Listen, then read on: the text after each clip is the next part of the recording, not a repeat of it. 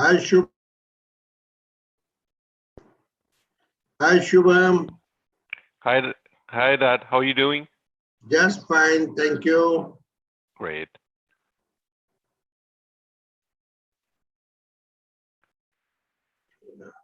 Good morning. Good morning, Dr. Garg. Good morning. Hello, Shubham. Hi, Aishwarya. How are you doing? Good. How are you? Great. Thank you. So, we're gonna start in. Aishwarya, your voice is not clear. Let me fix it, sir. Let me fix it. Give me a second. Just fix it.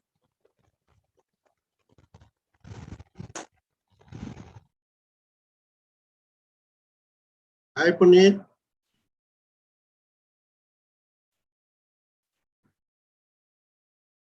Puneet.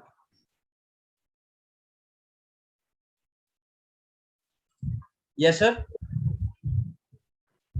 Puneet. Yes, sir. हाँ जी sir. तो राजदान साहब को वो भेज दिया ना? हाँ जी भेजा हुआ है. ठीक है. Good morning, Dr. Garg sir. Thank you, my dear. Morning. Yesterday was very informative and very brilliant. Superb. We really enjoyed it. Thank you very much, my dear. Thank you.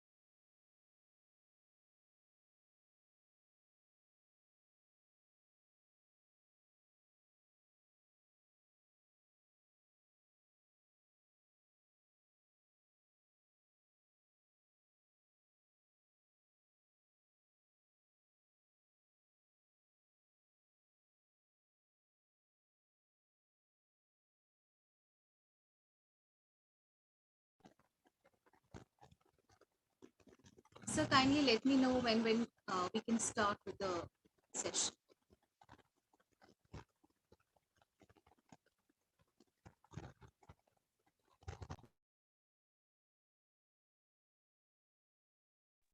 Good morning, sir. Razdan साहब नमस्कार.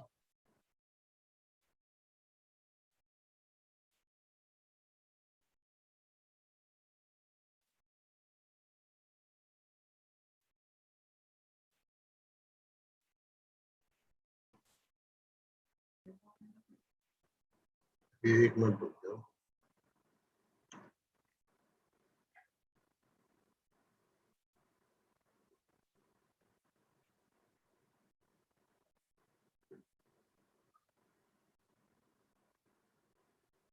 पुनीत.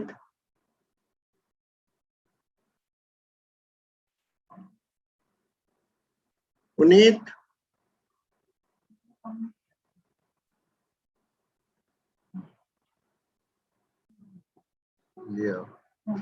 जरूरत नहीं है, हमारे पास है. Good morning, Dr. Garg. Good morning, sir. Good morning. Puneet. हाँ जी sir. ये राजदान साहब का सबसे ऊपर आना चाहिए ना वो फोटो. फोटो है भाई. उसे सेट करो. किसमें सर? फोटो तो है. जहाँ ऊपर वो लगा हुआ है वहां पे फोटो होना चाहिए ना हमारे ऊपर.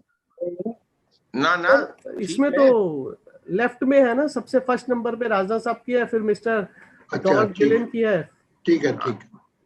ठीक लगा हुआ है, इसके साथ ही रहे तो इसकी पुनीत की भी होनी चाहिए। ठीक है कि मुझे तो इसका कुछ पता नहीं, इस वाले अवार्ड का कुछ। सही है sir.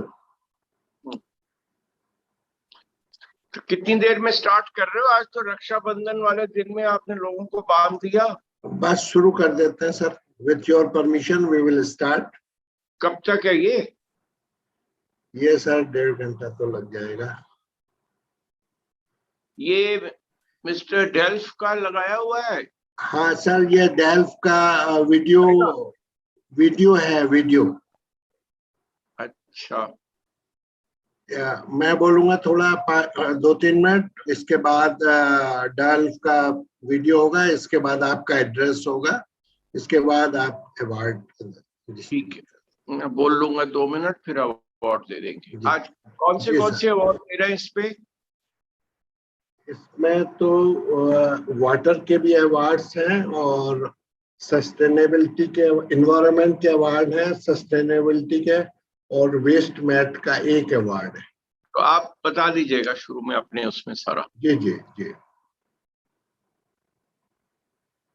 I have no clue. Aishwarya, you can start. Yes, sir. Okay, sir.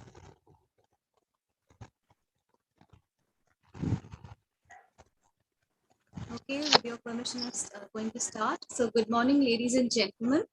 Welcome to day 2 of the 12th World Renewable Energy Technology Congress and Expo and 5th World Water Summit. So, day 1 was very productive, as we saw yesterday. Experts and stakeholders from both the energy and the water sector participating enthusiastically, and we witnessed thought-provoking sessions and discussions on crucial topics, including challenges in various sectors, pros and cons of various solutions being offered, and also the way ahead and what future holds for these sectors. And today also the plenary sessions will see crucial discussions on important topics. And it is also important to celebrate the achievers, the pole stars, the flag bearers being awarded for their perspiration, their genius. And that is why we'll be handing over the EEF Global Awards 2021. Because these awards not only acknowledge success, they also recognize many other qualities like ability, struggle, effort, and of course, excellence. But before we go ahead with the awards, I'll request Dr. Anil Garg, President, World Renewable Energy Technology Congress, to please start the session with his welcome address. Over to you, Dr. Garg. Yeah, thank you, Aishwarya. On behalf of Energy and Environment Foundation and World Renewable Energy Technology Congress, as well as World Water Summit, I welcome to all the dignitaries, Mr.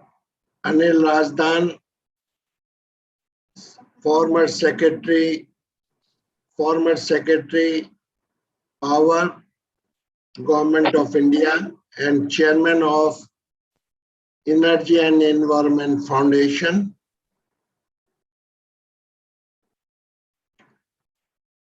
Today is the second day, and participants from world over, they are speaking and taking part in this conference.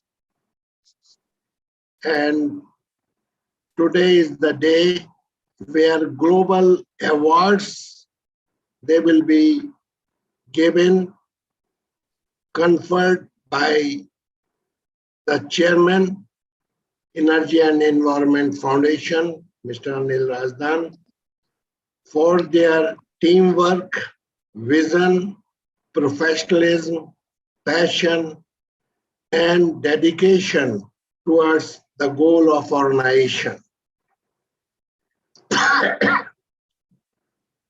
These awards are Global Water Awards in various categories, World Global Environment Award 2021, Global Sustainability Award 2021 and Global Waste Mat Award 2021. Some of the organizations, they are having these awards from last 2 years successively, and this is their third year. Only few organizations, but they are there. So they have done remarkably well in their profession, and their goal towards environment, sustainability, and management of waste. So with these words, I will request the second speaker to address. Aishwarya. Thank you so much, Dr. Garg. And I now invite Mr. Dolph Gillen, Director, Innovation and Technology Center, International Renewable Energy Agency, Germany, to please address the August gathering. Over to you, Mr. Gillen.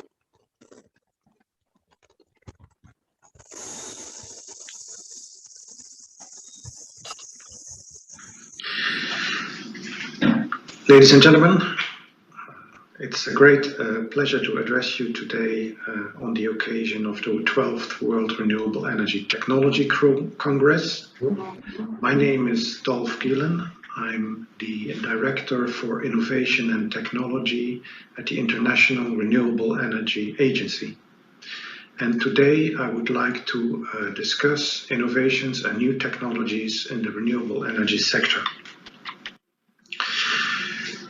Before moving into that, a few words about the International Renewable Energy Agency. So we are an intergovernmental body. We have currently 164 members, and our members are countries. And India is also a member of IRENA. IRENA advises its members on strategies how to accelerate energy transition by using renewables. And we do that through providing data about technologies, for example, and also about the cost of renewables. And we assist in the development of strategies and roadmaps for the deployment of more renewables. And in recent weeks, we have issued a number of important publications that may be of interest. So our annual update on renewable power generation costs was issued in June, and our World Energy Transitions Outlook, including the full socioeconomic impacts, was issued also end of June. We also track certain important innovations. So we did a report on offshore renewables for the G20 that was issued in July, and we looked also at offshore wind in the context of mission innovation, where India is also very active. So first, a few words about the trends we see for renewables technologies, especially cost trends, which are very positive. So we see continuous important cost reductions. Also in 2020, the cost of solar PV fell by around 7%, it's global average, and the cost of wind fell between 9 and 13% in 2020. And this is part of a trend we have seen now for a decade. So on the right, you see the global cost trends for offshore wind and for onshore wind. And you see that for onshore wind, global average costs have fallen to around 4 cents per kilowatt hour, and for offshore wind to around 8 cents per kilowatt hour. Of course, the best projects show even lower cost. And for solar PV, the trend has been even more pronounced, with around a 90% cost reduction during this period. And so as a consequence, solar PV and wind have become the cheapest form of power generation. And that's the reason why they dominate now the global renewable capacity additions, and their share in power generation is increasing rapidly. So globally, around 30% of all power generation is based on renewables, and this share continues to increase rapidly. But the energy transition we see today is not fast enough. We need a significant acceleration, and the reason is the impact of climate change. So there is an increasing recognition that we need to aim for a maximum of 1.5 degrees temperature change in this century, and to achieve that, we need net zero carbon emissions, CO2 emissions by 2050. And that is very challenging because it means that we not only need renewables in power generation to decarbonize the power sector, but we also need to think of new strategies how to decarbonize energy use in buildings, in industry, and in transport. We looked at emission mitigation strategies across energy supply and demand, and we found that around a quarter of the potential is based on renewables, especially renewable power generation. A quarter is energy efficiency. Around 20% is electrification with additional renewable power. That includes, for example, electromobility. We see an important role for clean hydrogen, notably green hydrogen produced from water electrolysis with additional renewable power. And finally, we also see a role for CO2 capture and storage, especially in combination with biomass, what is called BECCS, as an option to remove CO2 from the atmosphere. So the combination of these 6 components provides net zero by 2050. But this transition is urgent. We need to start now in order to make sufficient progress in the coming 10 years. And what is really the top priority till 2030 is to replace coal with renewable power in electricity generation. So renewable power and electrification are really critical for a successful energy transition. And we see that across the board in all countries, in all scenarios. In our 1.5 degree pathway, global electricity generation increases more than 3-fold between 2018 and 2050 to a level of 70,000 terawatt hours. And if you look at how this electricity is being used, then you see significant growth in the transportation sector, also in the building sector, for example, the use of electricity for heat pumps, but also a completely new category of demand, that is the use of renewable electricity for the production of green hydrogen. And green hydrogen plays a critical role in decarbonizing notably industry and transport sector. So you see this growth on the demand side, but of course the supply needs to grow at the same rate. And this growth on the supply side has to be met with renewables. So the share of renewables in power generation would increase to around 90% by 2050, with a very significant role for a variable solar and wind generation that would account for around 63% of power generation. So these high shares of variable renewables means that the flexibility becomes a critical component. of a successful transition.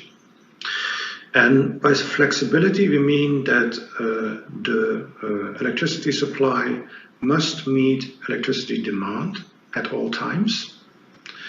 And we should try to minimize curtailment, so wastage of solar and wind electricity in times of excess availability. And that flexibility has to come from a number of solutions, and they are in four key areas. There is, of course, enabling technologies, such as electricity storage, for example, batteries, but also production of green hydrogen. There is market design and regulations. So we need electricity prices that reflect scarcity. We need to look at the system operation practices. So, for example, that we can better utilize existing transmission capacities. And there is a need to allow also new business models that can activate the potential of distributed energy resources. So, for example, aggregators that sell services from distributed solar PV systems or distributed batteries. So this is something we looked at in great detail. We have identified 30 key innovations, and we have identified a set of solutions that combine such innovations into flexibility strategies, and we're currently in a process of discussing with countries how this flexibility toolkit can be deployed in their national context. So you always have to look at this in the context of the specifics of the national energy systems. Then another important innovation I wanted to address is the technical progress, in this case in wind power generation. So I showed you earlier the important cost reduction for wind, and one important reason for that cost reduction has been economies of scale. So today's wind turbines are much larger than the wind turbines 10 years ago. That is the case for onshore and for offshore turbines. And these larger turbines have larger rotor diameters, which means that a single turbine is much more powerful, which means that there's more megawatts per turbine. And at the same time, because these turbines are much higher, they tap into a better wind, and therefore the capacity factors of these wind turbines are much higher. So, and the combination of these factors and better siting has resulted in much more wind yield per turbine and in lower cost of the wind electricity that is generated. And you see that this is a global trend. We see this in all countries around the world. Now, looking at offshore wind, so this is a relatively new development. Today, around 5% of all wind generation capacity worldwide is offshore wind. But we expect that this use of offshore wind will grow rapidly, and it can also be relevant in an Indian context, because it allows to tap into offshore potentials. And we see a trend towards even larger offshore wind turbines. So soon we'll see turbines of 15 megawatt capacity for single turbines. We see also a trend to floating offshore wind. So that allows deployment of offshore wind also in locations where the water depth increases rapidly. We see integration of hydrogen production, green hydrogen production, with offshore wind generation as a way also to bring that renewable energy to the consumers in locations where there are grid constraints. Again, that could also be relevant in an Indian context. And we see a lot of efforts also now to integrate offshore wind with other types of uses, so that you get a better utilization of space, also offshore, and that through this type of combined uses that you can also create synergies and reduce cost further. So this is clearly an area where there's a lot of innovation going on right now, and we expect by 2050 that the use of offshore wind will grow from 35 gigawatts to 2,000 gigawatts. So this is very important for the global energy systems going forward. Another innovation I wanted to address is electromobility. I think you're quite aware of the rapid progress in electric cars, but more recently there's also much more attention now for electric trucks. And the development in this area is very much driven by the progress that car batteries are making. So the efficiency of battery electric trucks is very high overall, much higher than, for example, hydrogen trucks. So that is an important reason why there is attention to move in this direction. The challenge was always driving ranges, especially for heavy-duty trucks, and the weight of batteries. But so the discourse around this is changing. First of all, because of the recognition that there's a lot of freight transportation which does not have that long distances. And second, that there is continued rapid progress in batteries. So the performance of batteries is rapidly increasing. We are today at around 200 watt-hour per kilo, but expectation is that with a new generation of batteries that may go to 400 watt-hour per kilo. And if you go to these type of energy densities, then the weight of the battery is not such a big issue anymore for the trucks. And at the same time, the cost of batteries continues to fall rapidly. And that makes that there comes now an economic case also to transition to electric batteries. So we expect that this will add significantly to the overall electrification of the transportation sector. So we also see an important role of green hydrogen produced from water electrolysis with renewable power going forward. We see that the cost of this option are decreasing rapidly. On one hand, because the cost of renewable power are decreasing. On the other hand, because electrolyzer costs are decreasing. And we expect this trend to continue. And we think that hydrogen, especially for the production of industrial commodities, but also, for example, ammonia for shipping fuel, can play an important role. And you see also in an Indian context that this can become important, also national production, but perhaps also import of green ammonia with some developments, for example, in Oman at the moment. So this is an area where we do a lot of work. And you can find all these reports about green hydrogen and how it fits into the national energy context on our website.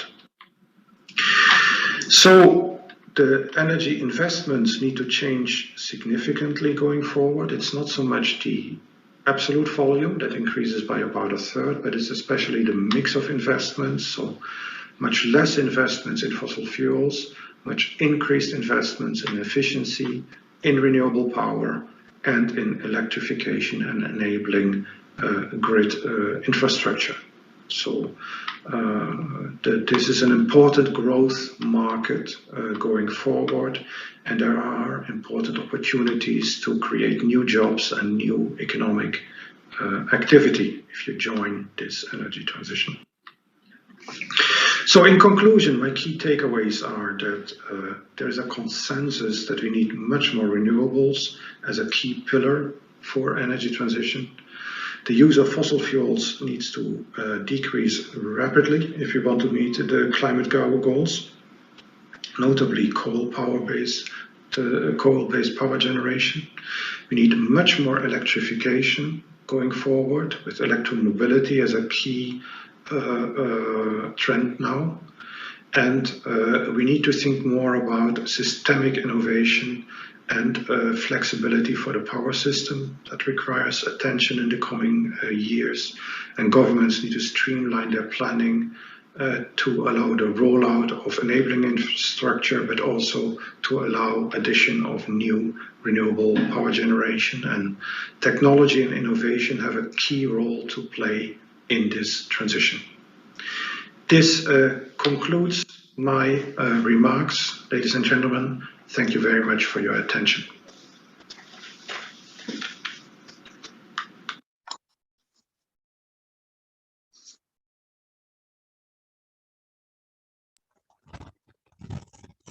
Thank you.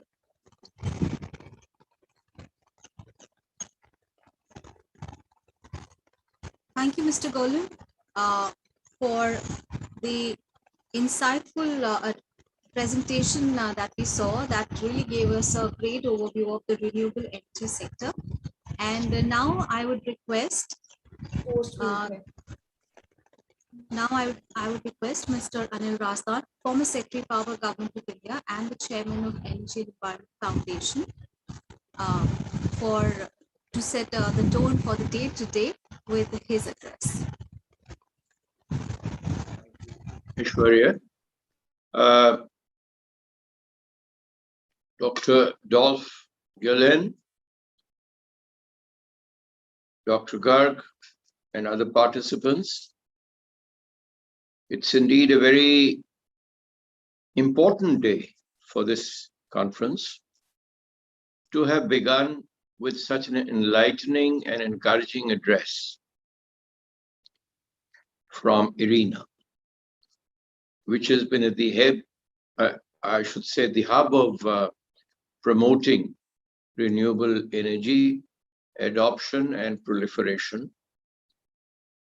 It has been putting in very useful reports for almost 2 decades now, indicating significant advances in renewable energy. The address that you just heard was very comprehensive. The most encouraging aspect seems to be that the costs of batteries, the capacity of wind power seems to be on the encouraging trend and is likely to be adopted by developing countries. The adoption of all these technologies will depend on availability of easy credit, affordable credit for the developing world, which needs to bring up the standards of living of its population. It is one of the UN sustainability goals to provide clean energy. And I think a lot of work in this direction needs to be done. Technology is good news, but what we need is financing also. And the international multilateral agencies would do well to provide the funding for these green technologies, enhancements in, I should say, efficiency.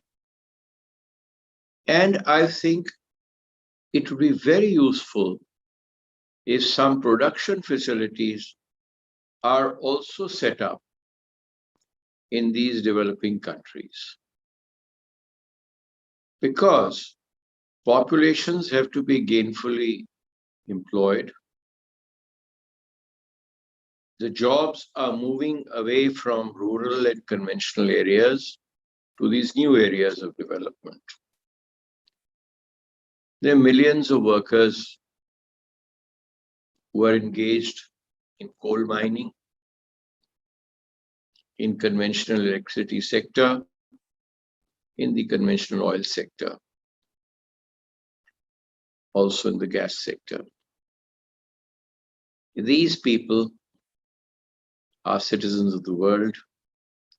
They have to be relocated to new jobs, jobs which are related to green energy. The international agencies will be failing in their task if they do not visualize not only the shift in technology, but also the need to set up production centers and find gainful employment avenues for the existing populations and the future populations. Also, extensive courses in revising the university and school curricula to include renewable energy and the new forms of energy in all learning processes and institutions. This, in my opinion, is the need of the hour. And unless we move in a coordinated fashion towards the right technology, the right financing, affordable financing, and also the right kind of shift in educational curricula and also in the technical institutions, which will ultimately lead to the more desirable kind of employment, we will be following an incomplete path, a path which may lead to greater economic disparity and upheaval in the times to come. May not be in our generation, but certainly in the next generation. These are very encouraging aspects. They're bright sparks in the future. But one aspect I think we also have to keep in mind, that what will be the base load power. Globally, there is talk of nuclear power being base load power in the new scenario for low carbon energies. Now, these are aspects which we have to look into in a comprehensive manner. I'm so grateful to Irina for having put forth a very comprehensive presentation today. The awards that are to follow today, as Dr. Garg announced, are for encouraging various aspects of this renewable energy and technology.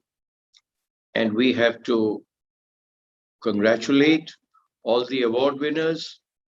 I must confess that I have absolutely no clue of what criteria has gone into the selection of the award winners. I think it is a matter between Dr. Anil Garg and his team, and what has been the basis of selection. So in a way, I am the right person only to be present here and probably bless the award winners. I am sure that the criteria and the methodology that they have adopted is rational and encouraging technology. and the right kind of technology. I only wish that the award winners will be encouraged to go from this platform to even greater heights of performance. And this award, which they received today, will encourage them to inspire others also to come forward in the right direction, in the direction in which we can attain net zero emissions in the future. May not be the very near future, but at least a foreseeable future. I congratulate once again all the award winners and wish them many more laurels in the times to come. Thank you very much for having participated. Thank you so much, Razdan sir, for those encouraging words and also setting the tone for the day today. And as Razdan sir announced that it is time to give away the EEF Global Awards 2021. Now, these Energy and Environment Foundation Global Awards 2021 are being awarded to organizations by the eminent jury. These include the Global Water Awards 2021, Global Environment Awards 2021, Global Sustainability Awards 2021, Global Waste Met Award 2021, and they are being awarded to selected organizations by the eminent jury. I'd request Razdan sir to please virtually give away these awards. So let me first announce the winner of the Global Water Young Professional of the Year 2021. And I'm very pleased to announce that Mr. Tarun Gupta, Jamnagar Manufacturing Division, Reliance Industries Limited, is being bestowed upon this award. Very many congratulations, Mr. Gupta.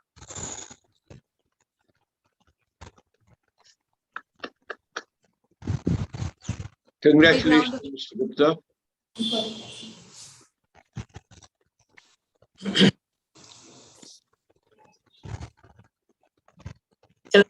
Good morning, everyone, and honorable guest Anil sir. Thank you. Thank you to the jury members for this honor and selecting me for this award.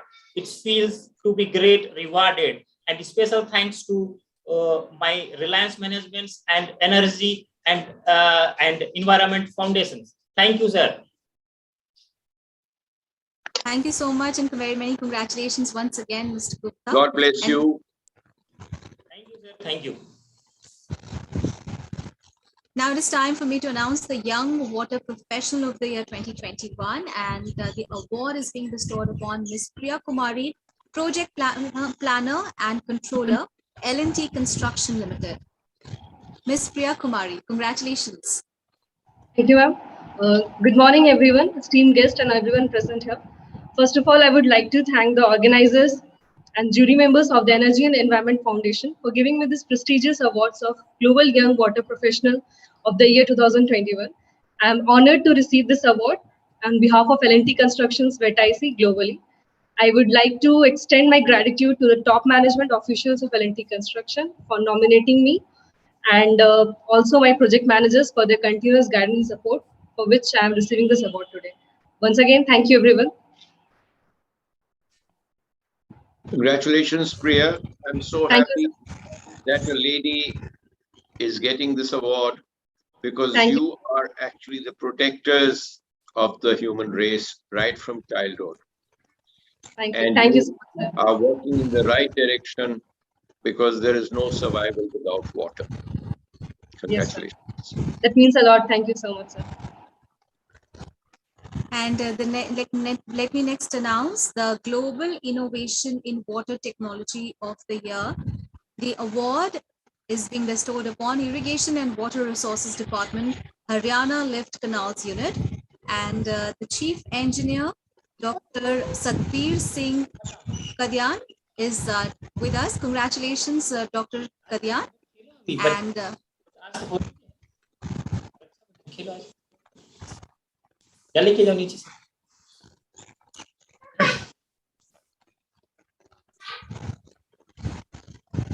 on the behalf of the Irrigation and Water Resources Department, Kadian, Dr.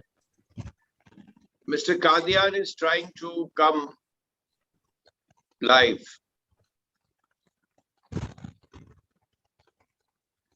Sure. So, of course, hard work and dedication are the bedrock of every great achievement.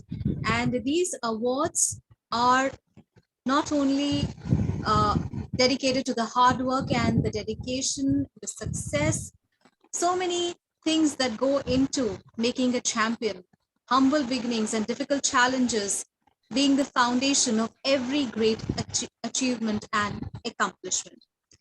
All right. I hope we'll have Dr. Kadian, and as soon as we have him, then we can talk to him. Dr. Kadian, have you been able to come on board? Well, I can hear a German Shepherd. Is that at your end, Aishwarya, or Dr. Kadian's end? No, at my end. I'm sorry. I apologize. Okay. So congratulations, Dr. Kadian, having headed your department for a few years. I'm so happy that you're moving in that direction. I would have liked to hear from you what particular water saving technology you have done, maybe in the distribution sector, in the lift systems, because you are handling an arid zone of Haryana, sandy soils, which are highly porous and absorb a lot of water. I'm so glad that you have won this award. Congratulations to you and your team. Please carry on, Ashwin. Right. Thank you so much. I'm sure we'll be joined in by Dr. Kadian soon. Now let me next announce the Global Innovation in Water Technology of the Year Award. And the award is being bestowed upon Suzalchem Technologies Private Limited. And we have with us Mr. I.C. Gorewara for receiving the award. Congratulations, sir. Thank you. Namaskar. I'm Ishwar Chand, Vice President, Suzalchem Technologies Private Limited.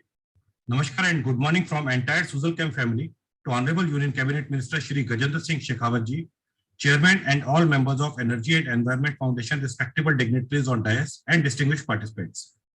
First of all, we are thankful and feeling very much honored for this kind-hearted recognition by EEF, which further strengthens our values and belief for Atmanirbhar Bharat, laid down by our visionary Prime Minister Shri Narendra Modi ji.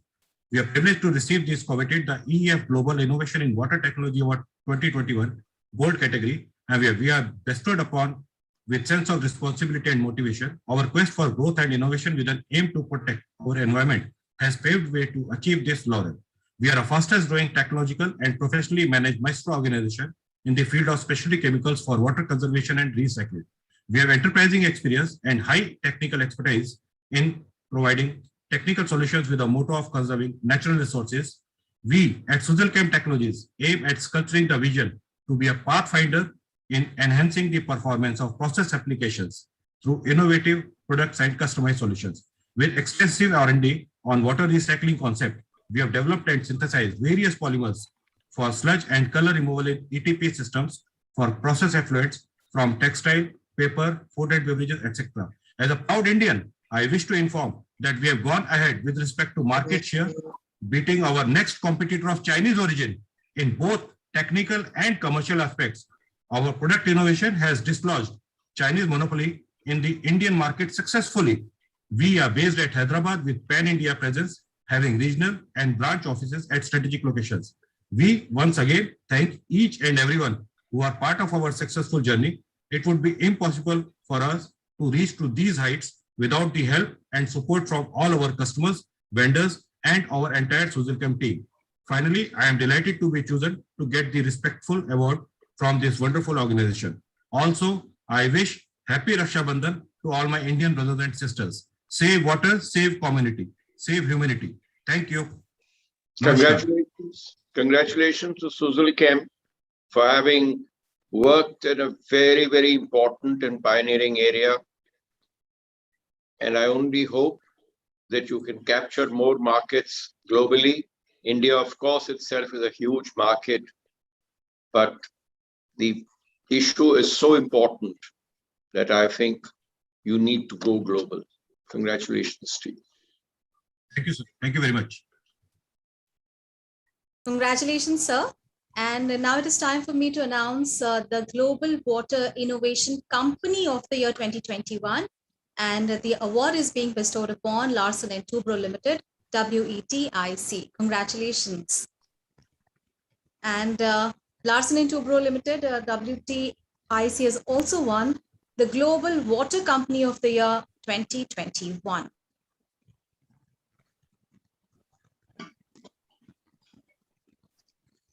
Let's move on to the Global Water Conservation Award 2021. But just a minute, Aishwarya. Sure, sir.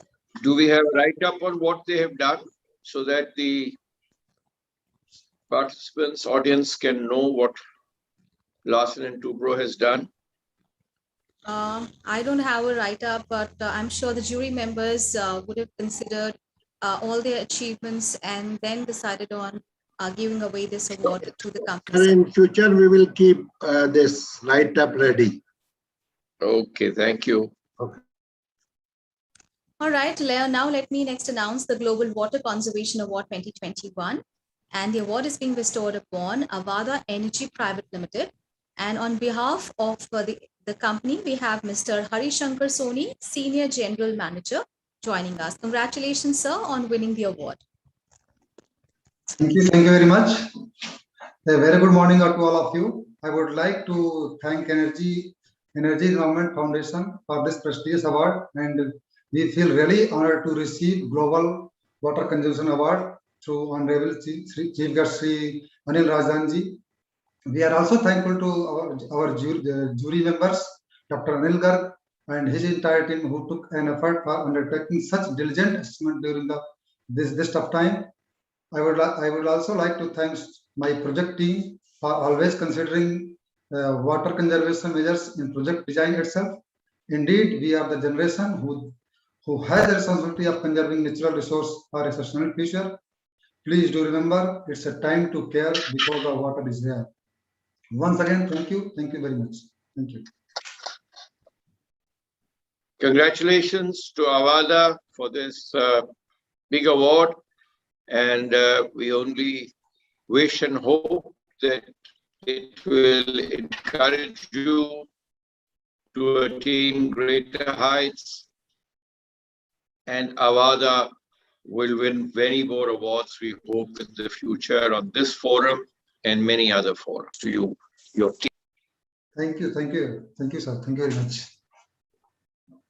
Thank you, sir. And the next award is the Global Water Conservation Company of the year 2021.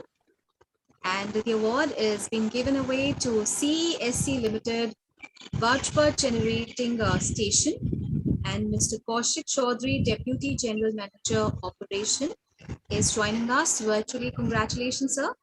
And wishing you all more laurels in the time to come. Congratulations. Good morning. I, on behalf of my organization, thank you for selecting us for this prestigious award. CSC Limited is a century-old organization illuminating the city of Kolkata and two of its adjoining districts. Bajwa Generating Station is a 750 megawatt coal-based thermal power plant under CESC, which is located at the fringe of the city of Kolkata, and it is delivering the bulk amount of power to the city of Kolkata for the last 24 years. Bajwa Generating Station is one of the most water efficient and zero liquid discharge power plant in India, with a very low specific water consumption. This has been achieved through a number of innovative water saving projects carried out over the years. Our journey has not stopped here, and we are still giving all our efforts to improve further in this front for an overall environmentally sustainable development. I once again thank the jury and the organizers for bestowing the awards to us. Thank you. Namaste. Congratulations. to CSC, and to the Bajbaj power generation plant. Thank you, sir. Water consumption in thermal power stations has been an area of great concern, because that is an area where coal-based generation stations, particularly in India, need to do a lot of improvement. And I'm so glad that you have shown the way, and the Central Lake City Authority will also appreciate and publicize your efforts. What is more remarkable and laudable is that you are conserving water and have won an award in an area which is full of water, which is not scarce on water. And if people who are working in area of abundance of water are still trying to conserve water, I think it's a tremendous achievement, which only shows your right value system. My congratulations to all your team, Mr. Gautam Ray, and your chairman, and to your team particularly. Thank you. Thank you, sir.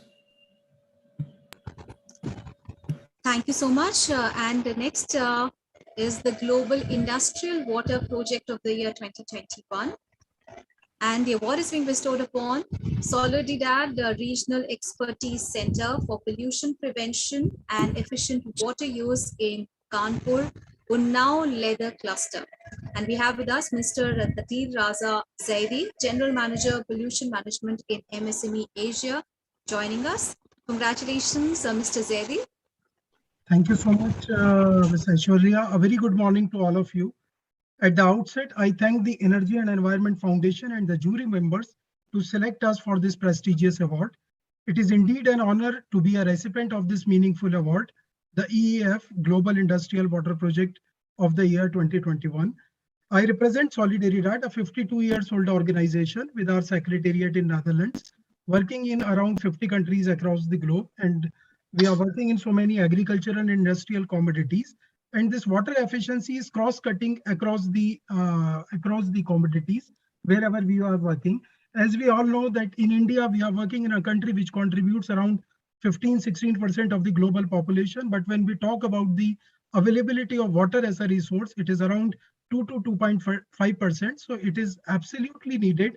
How can we conserve water from our industrial processes and all these things? On the similar lines, Solidaridad is trying his best. And as rightly indicated by Honorable Chairman Sir and the Chief Guest for today, Mr. Anil Razdan Sir, the technology has to be techno-economically viable. So I would like to update that this particular intervention, for which we are getting this prestigious award, created a potential to reduce 82,500 liters of the fresh water withdrawal each day only from this Kanpur Unnao leather cluster, which was actually considered one of the key reasons for the pollution as well. And this particular project received number of awards from Government of India, from Government of Netherlands, and the cost involved in this particular intervention is only INR 10,000 rupees, euros 150 only. So we started this particular intervention from 5 industries. Now it is scaled up to around 200 industries in different parts of our countries.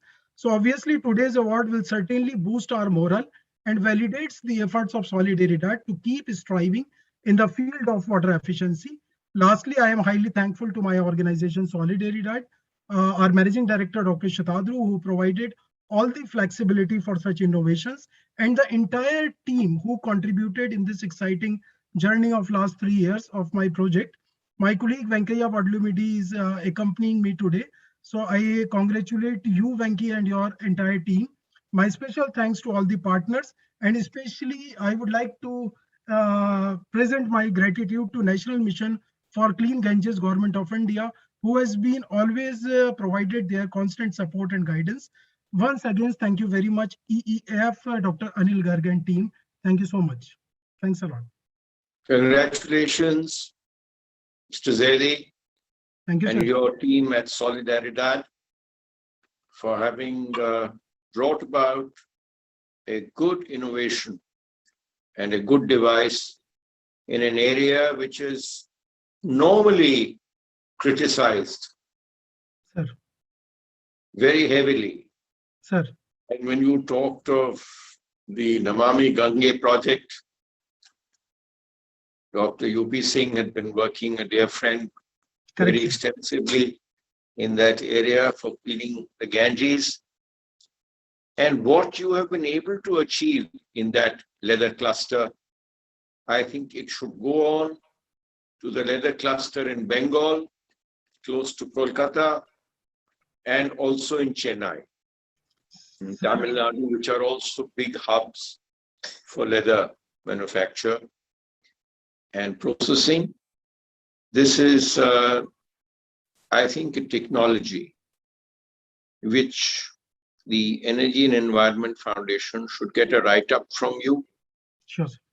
And through the Ministry of Industries in the Government of India, as well as the Central Pollution Control Board, try and proliferate the adoption of such useful technologies. Sir, because you have to be the torch bearers. You have actually implemented the project. And I would say that the best method of technology proliferation is when the practitioners of the technology themselves talk and talk of statistics and actual work on ground.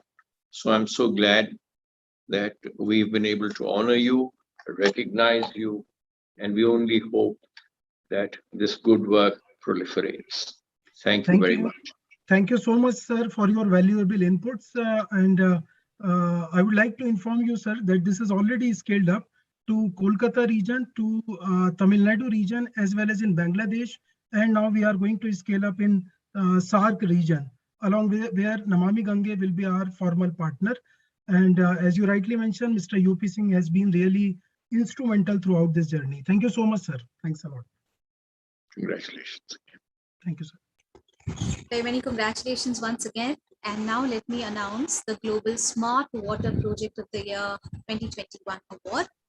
And the award is being bestowed upon Banswara Pratapgarh Water Supply Project, L&T Rajasthan.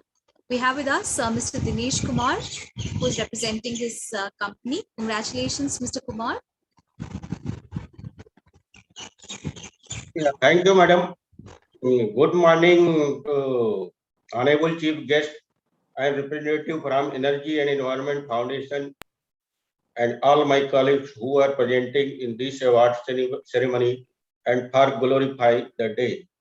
It gives me immense presence to a part of this event. I want to thank our top management for their valuable guidelines from the beginning of our Banswara Pratapgarh water supply project till the successful completion. I would also like to extend my sincere thanks to each one of my team members who had put their extreme effort to mitigate the various hurdles and to complete the water infrastructure across 334 villages of Banswara district located at Rajasthan. As per WHO recent survey, 785 million people around the world does not have access to basic drinking water. Let us come together to strengthen the water infrastructure to provide potable water to each and every individual. And L&T shall be a major contributor in the same. Thank you, sir. Thank you to selecting.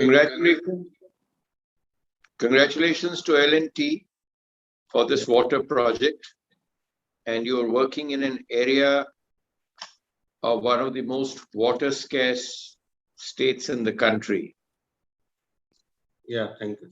So glad that you've been able to achieve success there. But one success should mean abundant replication. We want to see many more Banswaras. The name Banswara suggests that a lot of bamboo was either grown there or sold there. Yes. I do not know which one of the two is true. I've not been to Banswara.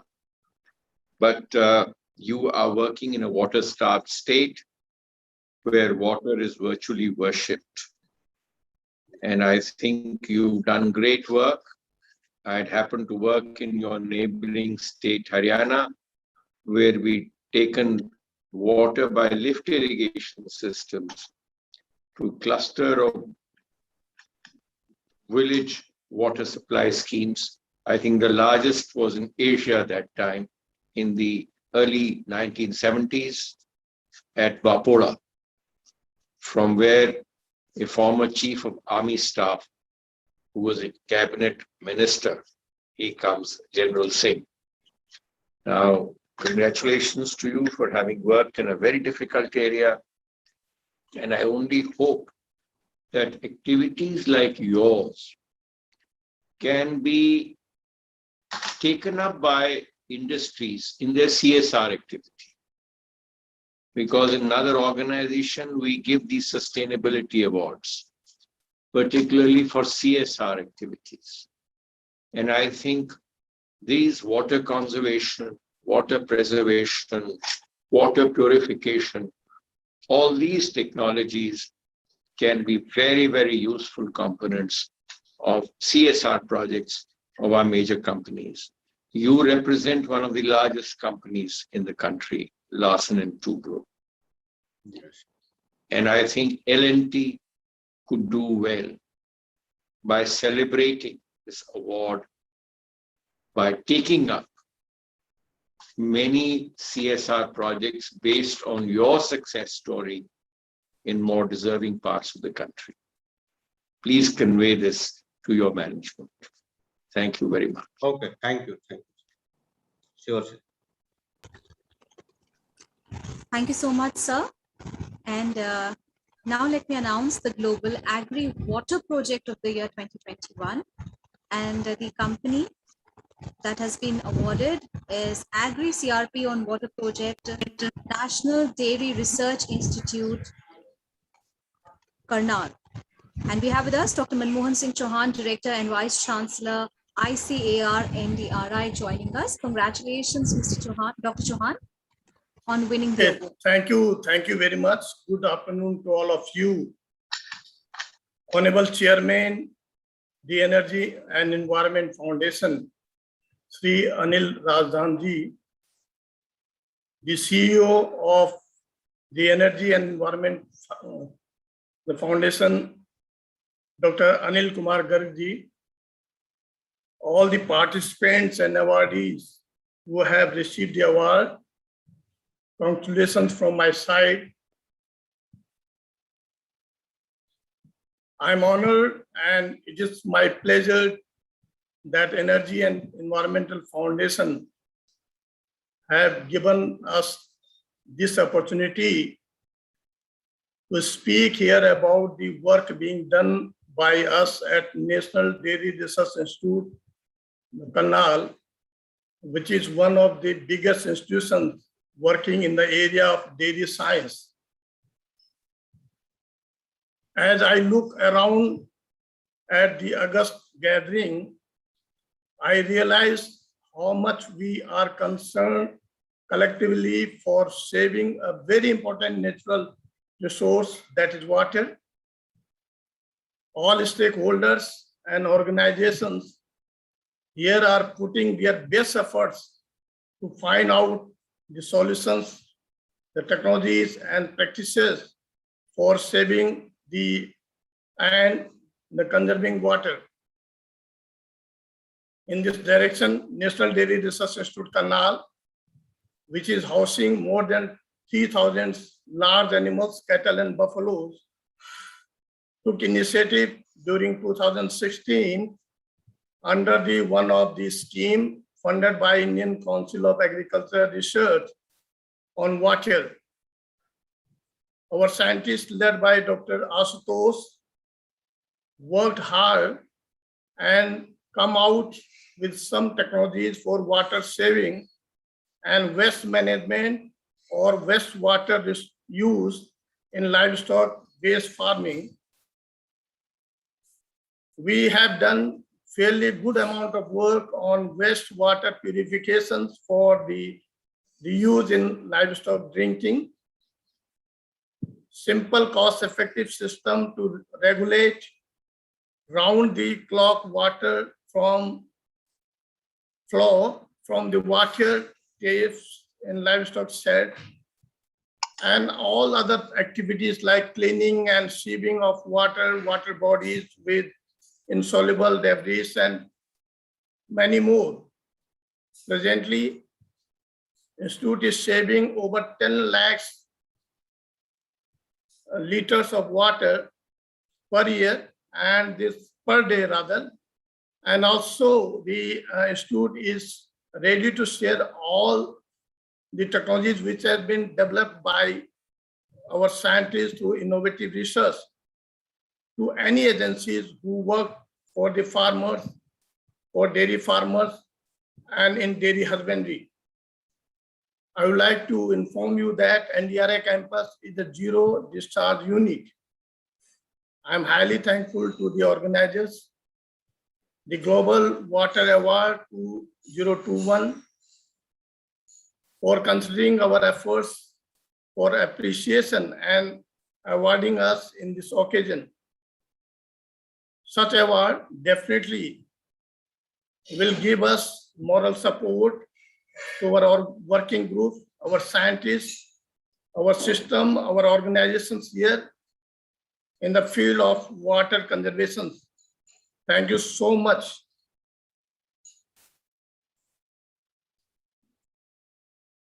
Thank you very much for giving us this. Thank you, sir. Thank you. Background. NDRI is one of the foremost institutes of its kind. I had been savoring your cheese, milk, ice cream. I'm so glad that you have put across this thing. In fact, I had cleared the land for your NABR located there, close to your campus. And I think what you need to do is to publicize. You have got a very prominent location on the national highway. Kindly publicize this award. Ask your management to allow you to put up a hoarding there. So the millions of people who cross the National Highway 1 are able to learn of your achievement. Because Punjab, Haryana, Rajasthan, UP, who cross that highway, they are the hub of livestock in North India. And I think if you are conserving water, and this water will have a lot of useful nutrients. It's not wastewater in that sense. When you have livestock living there, it gives nutrients of its own kind, its own fertilizers. I think you need to propagate this, and NDRI would be doing a great service for livestock centers all over the country, and particularly in the region in which you are working. If you're able to publicize your award, and this is only a beginning, I hope, and you're able to even show that what nutrients you can extract or supply to farmers near about from your project. Congratulations once again, and to your entire team. But Thank we you, want sir. to Thank you so much. see much more of you. If it Thank had you. not been for this ceremony today, I may have been driving past your sector today. Please come down sometime, have a cup of tea with me. Most certainly, I'll drop in sometime. Sure, sir. Thank you. Thank you so much. Thank you. Thank you so much. And now let me announce the Global Water Project of the year 2021. The award is being bestowed upon Erode Water Supply Scheme L&T Tamil Nadu. We have with us Mr. Kumarisan D, who is joining us live. Congratulations, Mr. Kumarisan. Thank you, ma'am. Good morning, and good morning to all. And good morning to honorable delegates, all chief guests, colleagues. And I am very proud to be here on behalf of L&T. We are into this water division since 20 years. We are also doing good and favorable job. Apart from the professional business development, we are also doing this water project as a divine job. That's what I am very proud to be a part of this team, the divine job of this water supply project. And ours is 120 MLD capacity major project, which is ideal project. That means we are treating the water from the river and we are reaching up to each and every houses of all our Erode city, which is around 9 lakh people are staying there. And we are giving water supply on 24/7 basis. And thanks to all, and our special thanks to our senior people, top managements of our IC heads, SVG heads, BU heads, segment heads, and cluster heads, who are all given us an opportunity to perform, and we are also doing well. And I want to say one thing, and safety and quality is both eyes of our project. That is our theme as per our top management. We are doing that. So by doing the quality job, we are also saving the water. Of course, around 3% water wastage is allowed as per the clients, whereas now it is only 0.5%. I can say very proudly, we are doing best. And once again, thanks to all, and thanks to our top management. Thanks. Congratulations to you, sir, and to L&T once again for this Erode water supply scheme. And I think you are again working in a water-starved state. Yes.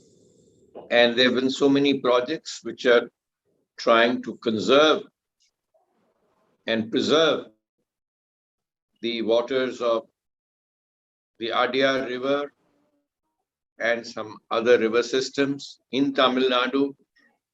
People think all over the country that it is a water-rich state. Yes, it's a coastal state, but I think it is a state which has one of the largest number of water tanks traditionally. And temples were just an excuse because they were the centers of civilization. And I think water conservation is part of that civilization. And you need to propagate your technologies, and it would be extremely appreciated in a water-starved state particularly, and also in your neighboring states, Telangana and Andhra, I think, which again are not very rich in internal water resources. So you have a task cut out for you to try and publicize the good work you've done, the benefits, and how to proliferate.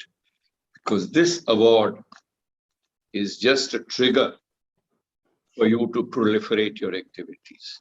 Congratulations once again. Thanks, sir, definitely. And it is increasing our enthusiasm level. Definitely, we will be doing a good job. And we are also giving potable and quality water to all the public. Such a way, we are very happy. Thanks, sir. I think there's the river Combe also, if I recollect, that has some projects also for water conservation. Yes, it's happening. This is our project from Kaveri. Yes. So we are doing it best. Thanks. Very good. Thank you. We also received 5 million safe man hours of our clients. So far, so nothing, no incident has happened. We have done it in a safest manner, in a quality manner. We also received many appreciations. And this is our fourth award for our Erode projects. Already we received 50 award, and the CAA Southern Region 2 awards we received for the excellence 5-star rating, and this is our fourth. But why doesn't L&T propagate your technology and your success in CSR projects across the country? Yes, sir. We are doing. I will communicate to our management also. Definitely, we will do the best. Please do so. India Cements is there. There's so many other companies which are operating in your neighborhood. Let them propagate this technology through CSR activities. Congratulations. Yes, sir. We are doing. We'll continue. Okay. Thank you. Thanks. Thank you so much. Let me now announce the Global Wastewater Project of the year 2021. And the award is being bestowed upon Bhatpara STP, Water and Wastewater Strategic Business Group, L&T West Bengal. We have with us Mr. K. Hariharan and Mr. Amit Kar joining us. Congratulations, both of you. Yeah, good afternoon, jury and top dignitaries of function. Good afternoon to all, and warm greetings to the Honorable Chief Guest, Mr. Anil Razdan. We are wastewater business management unit of wastewater SBG and WET IC of L&T. I am privileged and humbled to be part of this epopea And first and foremost, I would like to thank the top management of K. Suresh, BU head, and EP Sajid of SBG head, and our IC head of Mr. K. Ashok Kumar for bestowing me the very conductive environment to the experiment and excel. The EEF is Global Water Awards has always been a dream to attain. The entire journey from application till results was highly rewarding. Bhatpara project bagging is a global wastewater project of the year is testament to us to strive being a technology-driven EPC contractor. This STP is one of the kind of coffee shop concept based STP in the country with state-of-the-art technology that allows for orderless operation, and one will never know that the STP is fully operational under their feet. Thanks to the Energy and Environment Foundation and esteemed jury members, honorable chief guests, and other dignitaries present today. And also, I would like to thanks to our project team for wonderful work at site and giving that management this award. Thanks a lot. Thanks to our team. Congratulations again to L&T for this Bhatpara STP.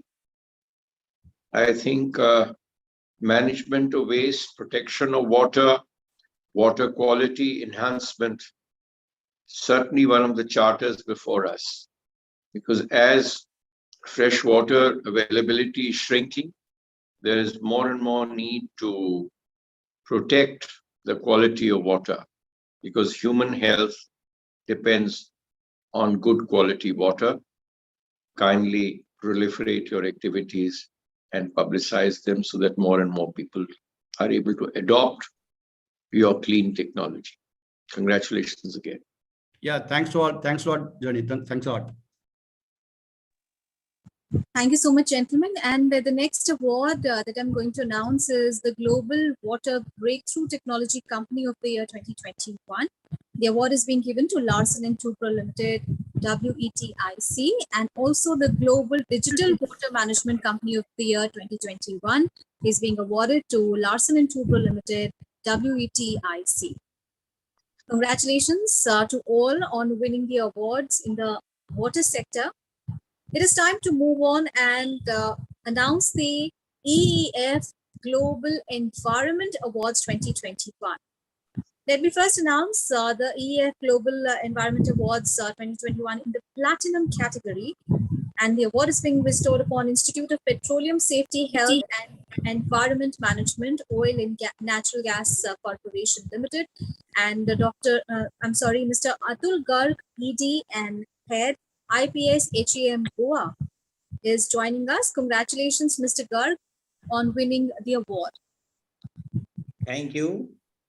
Am I audible? Yes, sir. We can hear you. We can hear you. Okay. The chief guest of the today's function, Honorable Minister of Jal Shakti, Shri Gadendra Singh Shekhawat ji, Shri Anil Rajjan ji, Chairman of the Forum, Dr. Anil Garg and his team, the distinguished participants and guests. A very good afternoon to one and all, and happy Raksha Bandhan to all my sisters. I, on behalf of ONGC, Goa, IPSHM, Institute of Petroleum Safety, Health and Environment Management, thanks the jury and organizers for bestowing IPSHM Goa ONGC with such prestigious award. My congratulations to all other organizations also who have won the award today at this prestigious ceremony. I thank my board of directors of ONGC to have a confidence in me and guiding me of IPSHM Institute to take it to such a height. IPSHM, Institute of Petroleum Safety, Health and Environment Management, is a pioneer institute in petroleum safety, health and environment. At IPSHM, we are doing offshore and onshore environment monitoring and guiding all the oil fields to protect the environment. We have a data bank of around 20 years, which is the strength today.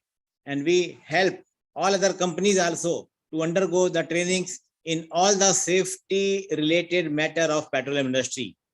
Cairn Energy, Rosneft, IOC, BPCL, GAIL are the few. We have also ventured into the fire safety trainings for the airports. Besides safety trainings, we are doing the environmental research also for the uranium research in the Ladakh region. ONGC has a ONGC Energy Center, OEC. We are collaborating with that also, and NIO, National Institute of Oceanography also. With this, I thank the jury again for bestowing the prestigious award to ONGC IPSHM Goa unit. Thank you very much. Thank you. Congratulations, Mr. Garg, for your institute for this achievement. It gives me great pleasure in felicitating an offshoot of a corporation where I was a board member in the Ministry of Petroleum. I'm so glad that you're doing good work, because particularly in the petroleum industry, we are at the receiving end of a lot of pollution issues, and ONGC would do well in publicizing your activities and showing how much environment pollution control you are doing. I would say that kindly extend your operations to the environs of refineries in the country, so that people who are in the neighborhood of these refineries have greater confidence in their functioning. I used to receive a lot of complaints from Visakhapatnam, and I've also experienced myself in the Panipat refinery. There are environment management issues that we need to address. And I think a prestigious institute like you should step in and allay any public fears, or genuine or even otherwise, so that population has greater faith in your activities. And congratulations to you and your team. Thank you, sir. Thank you. I take this opportunity to invite you to go also and see yourself what we are doing, sir. Thank you. Thank you very much. Thank you. Congratulations once again, Mr. Garg. And the EF Global Environment Award 2021 in the Platinum category is also being bestowed upon Jindal Stainless Hisar Limited and Mr. Sandeep Agarwal, GM, Central Electrical, is now with us. Congratulations, Mr. Agarwal, on winning your award. Thank you, Aishwarya. Respected jury and dignitaries of event, ladies and gentlemen, good morning to everyone. I am on behalf of Jindal Stainless, Arvind, sincerely thank the Energy and Environment Foundation and jury to select the Jindal Stainless Hisar Limited for this prestigious award. Energy and Environment Foundation Global Environment Award 2021 in Platinum category.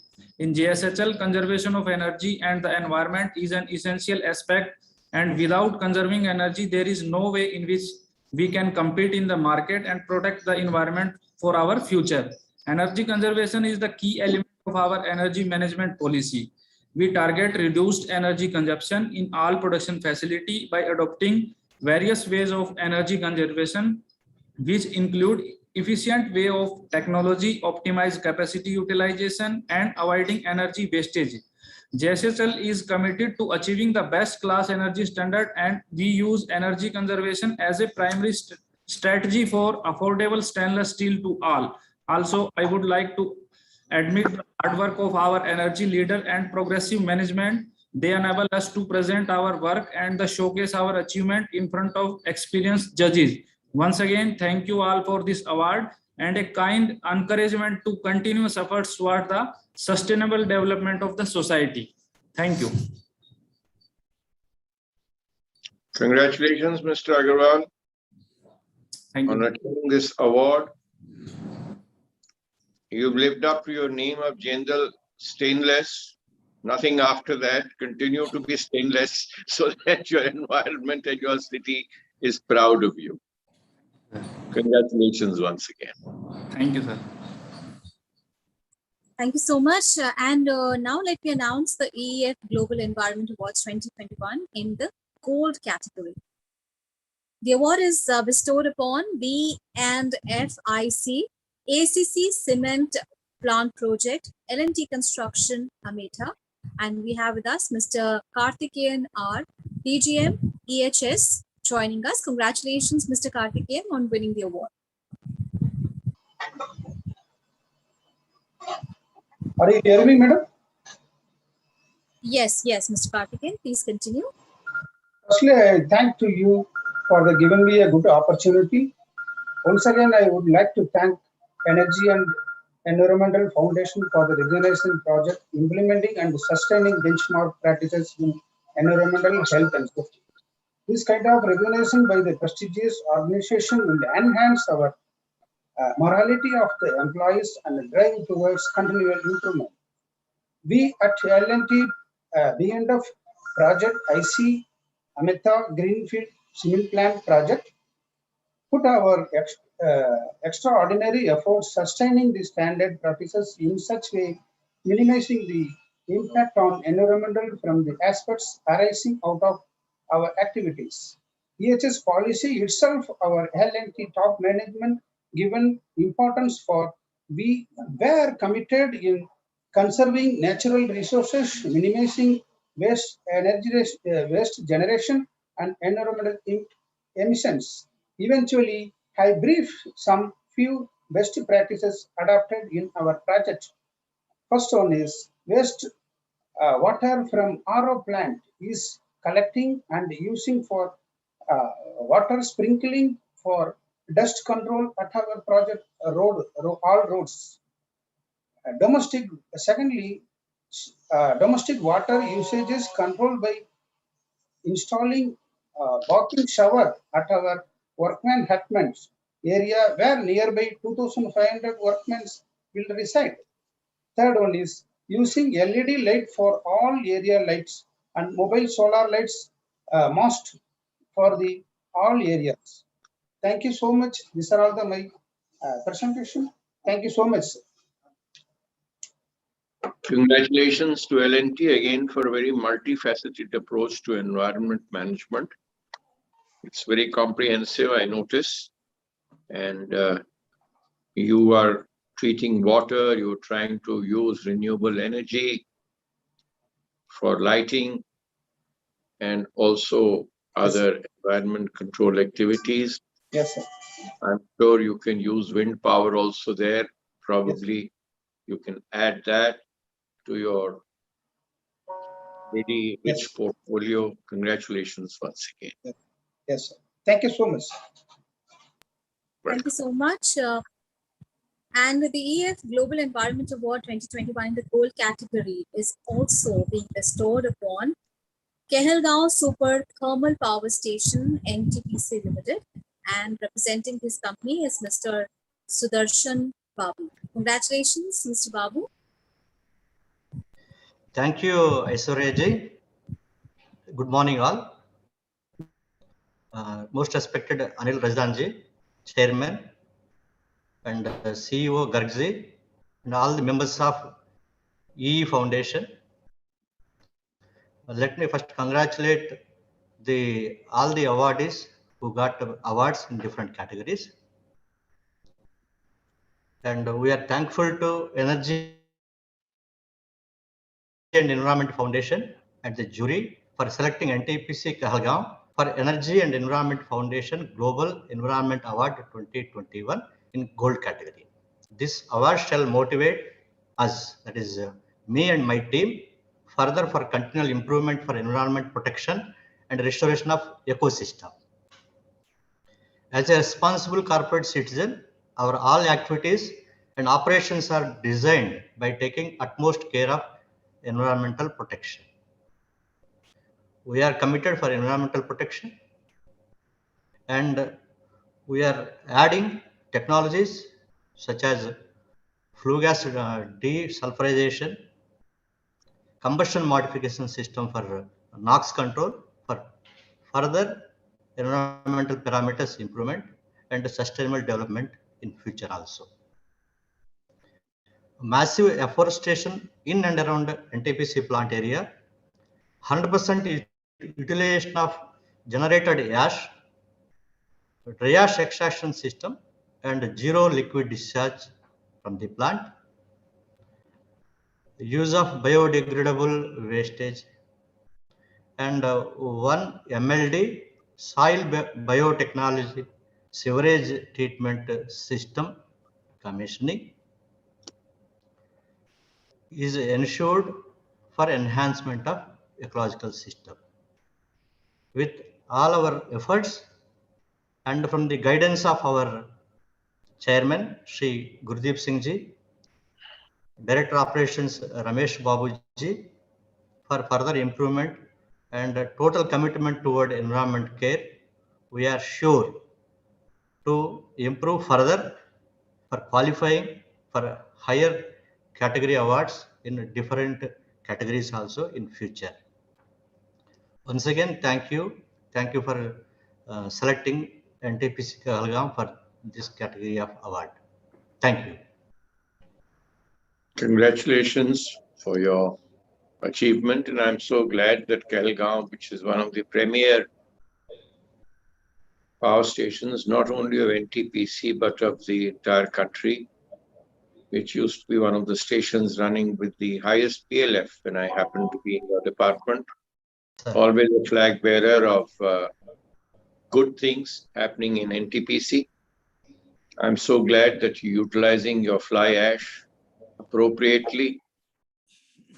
And I only hope that you will be importing and exporting not only coal but fly ash products on the river navigation route rather than the other route, something which I tried very hard to implement. And I only hope that you people can do that so that you become a totally comprehensive environment caring station and are able to publicize your activities, because people normally associate coal-based power stations with only causing pollution and not with all the good benefits that they are bringing and the caring environment that you are creating around you. Congratulations once again. I hope that your good work is proliferated by other stations of NTPC. Congratulations. Thank you, sir. Thank you for your suggestion. We'll try to implement that also. Thank you. Congratulations, and let me next announce the Global Environment Awards. I'm sorry, the Global Sustainability Awards 2021 in the Platinum category. And the award is being bestowed upon Indian Oil Corporation Limited. We have with us Sri Harish Kumar Manchanda, Executive Director. Congratulations, Mr. Manchanda. Good morning to all respected dignitaries, Honorable Minister, Mr. Anil Razdan, Chairman, Dr. Anil Garg, CEO of Energy and Environment Foundation, and the award winners present here. I, on behalf of Indian Oil Corporation Limited, express my sincere gratitude to the organizers for conferring the Energy and Environment Foundation Global Sustainability Award 2021 in Platinum category to Indian Oil. This year has been a challenging year in view of the global pandemic. However, Indian Oil, being the energy of India, was driven by its brand philosophy, Pehle Indian, Fir Oil. Indian Oil, being a Maharatna PSU, is a diversified, integrated energy major with a presence in almost all the segments of oil, gas, petrochemicals, and alternative energy sources. We at Indian Oil are playing a major role in India's vision of Atmanirbhar Bharat by providing sustainable energy resources. Indian Oil's vision, the energy of India, aligns with the vision of Honorable Prime Minister vision by becoming energy independent by 2047 in 100th year of India's independence.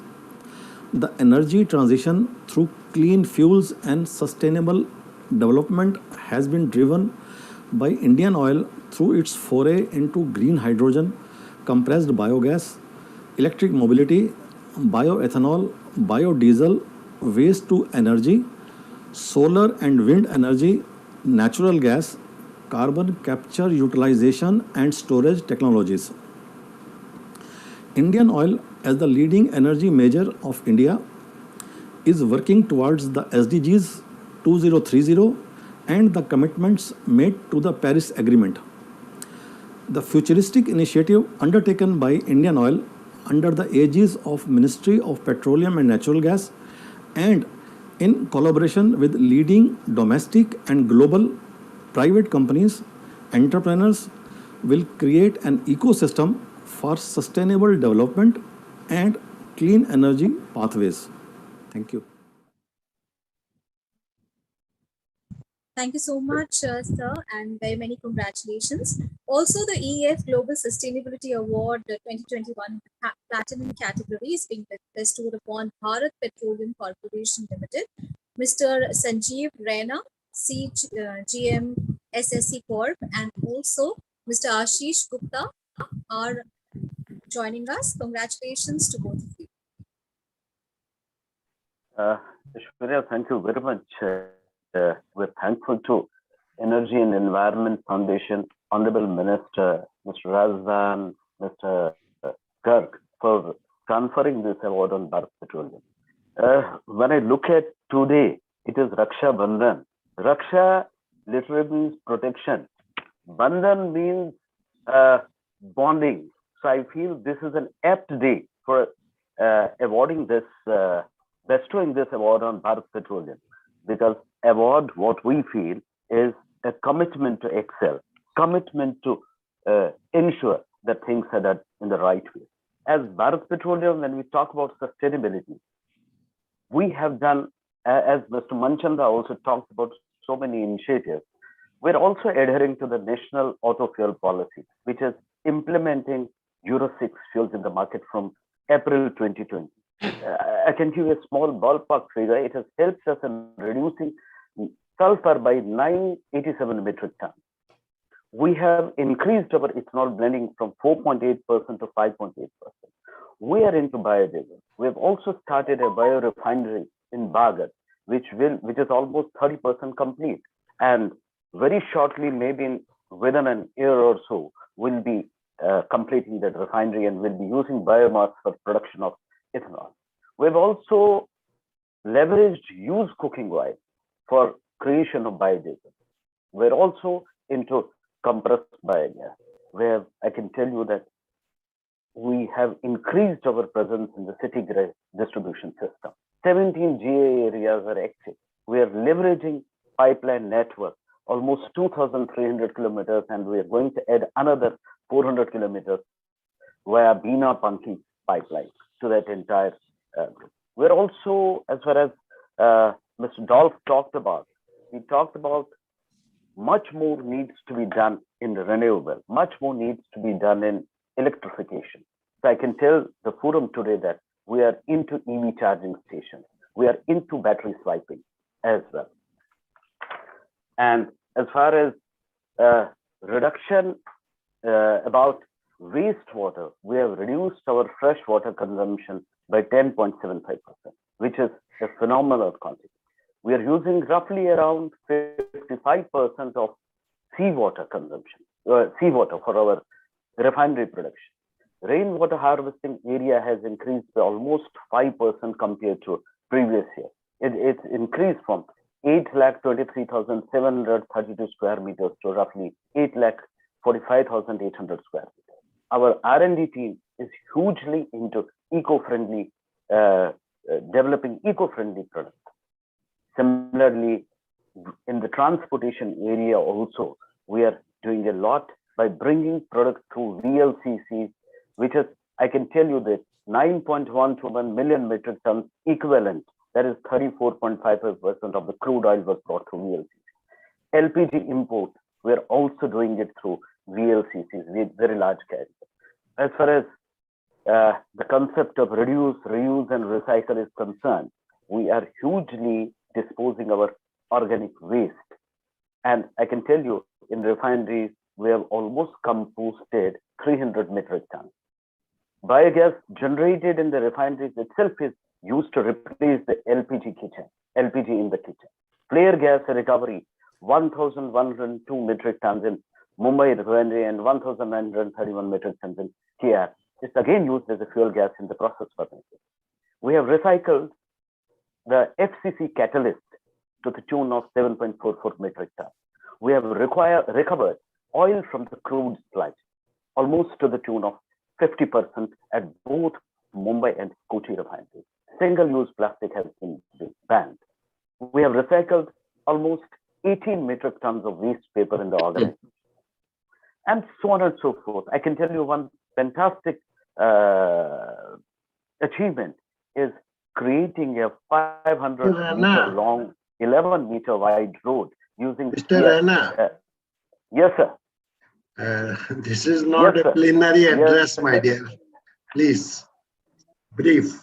Yeah, I'll be closing it, sir. I'll be closing it. So in fact, I can tell you 2 that 2 minutes is too much time. Please. Okay, sir. Okay, sir. So thank you very much for conferring this award on us. And we're thankful, and definitely we as an organization will be always moving towards the sustainable development. Thank you very much, sir. Thank you. Congratulations, BPCL and Indian Oil for their stellar achievements in overall environment management.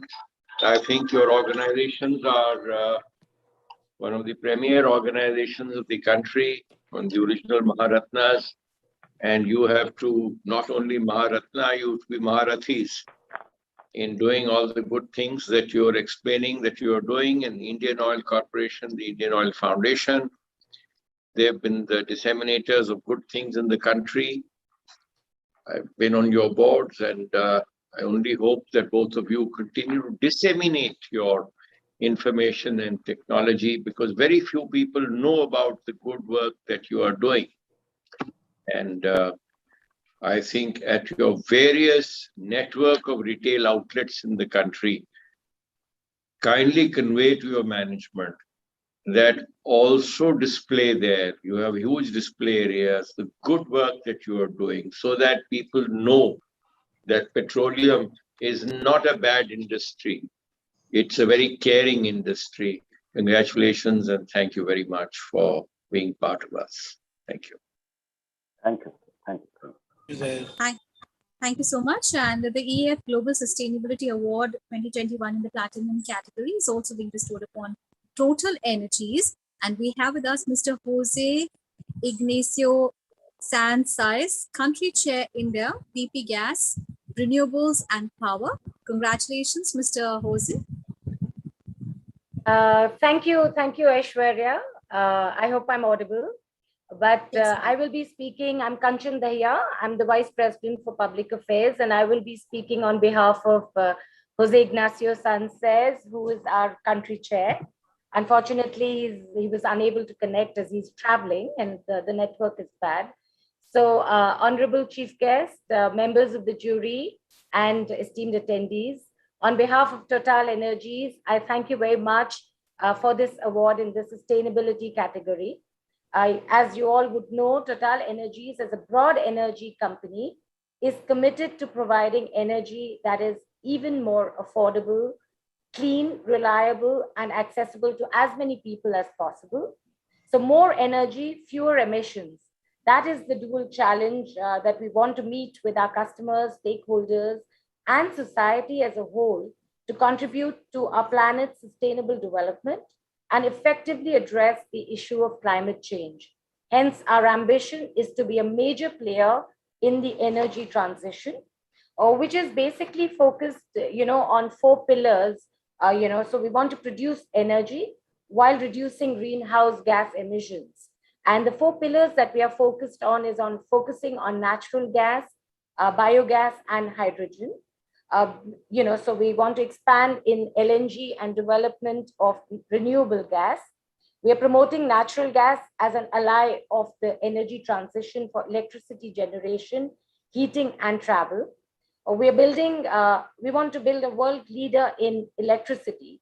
So we're increasing our investment in low carbon electricity, mainly from renewables, developing an integrated model for electricity from production to sale.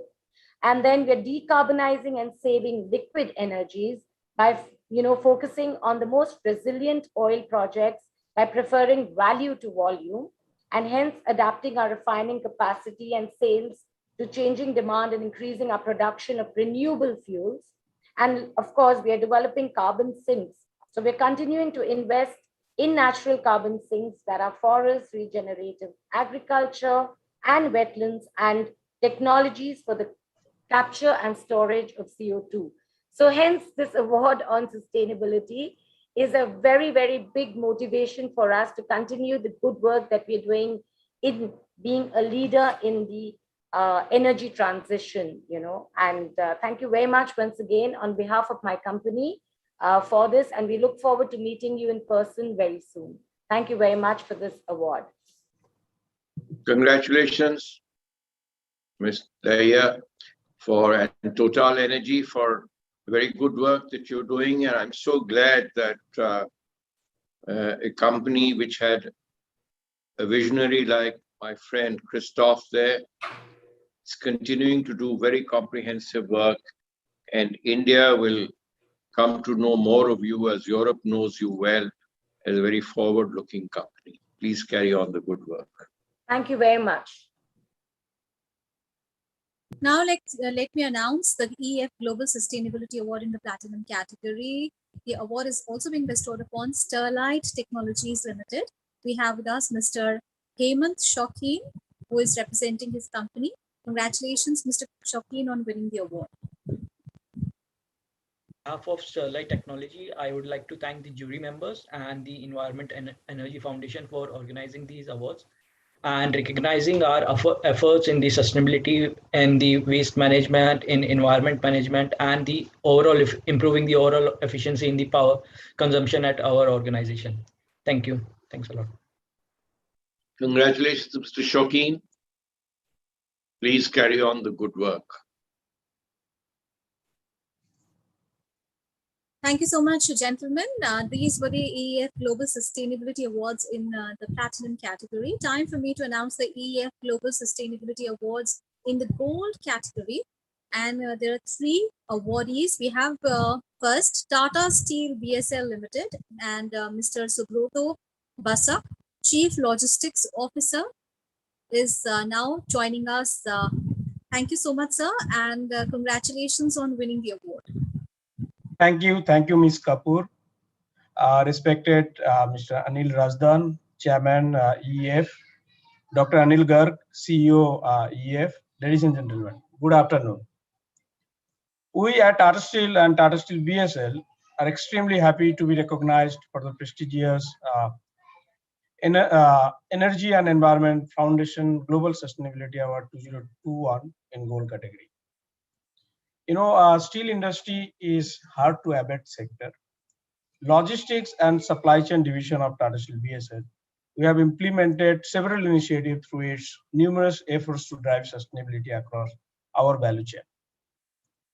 In order to reduce specifically scope 3 greenhouse gas emission. One such recent example is introduction of electric vehicle for steel transportation in and around NCR.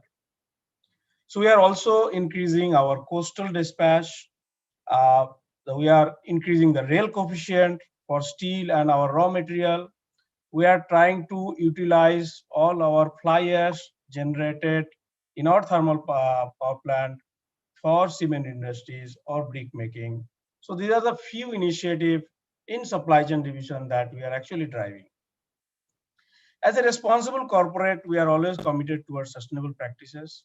And any of the new initiative we plan, we always assess its impact on environment and go for the best alternatives available. Even if little higher cost, we are okay, but the environment is the prime factor to decide whatever we do.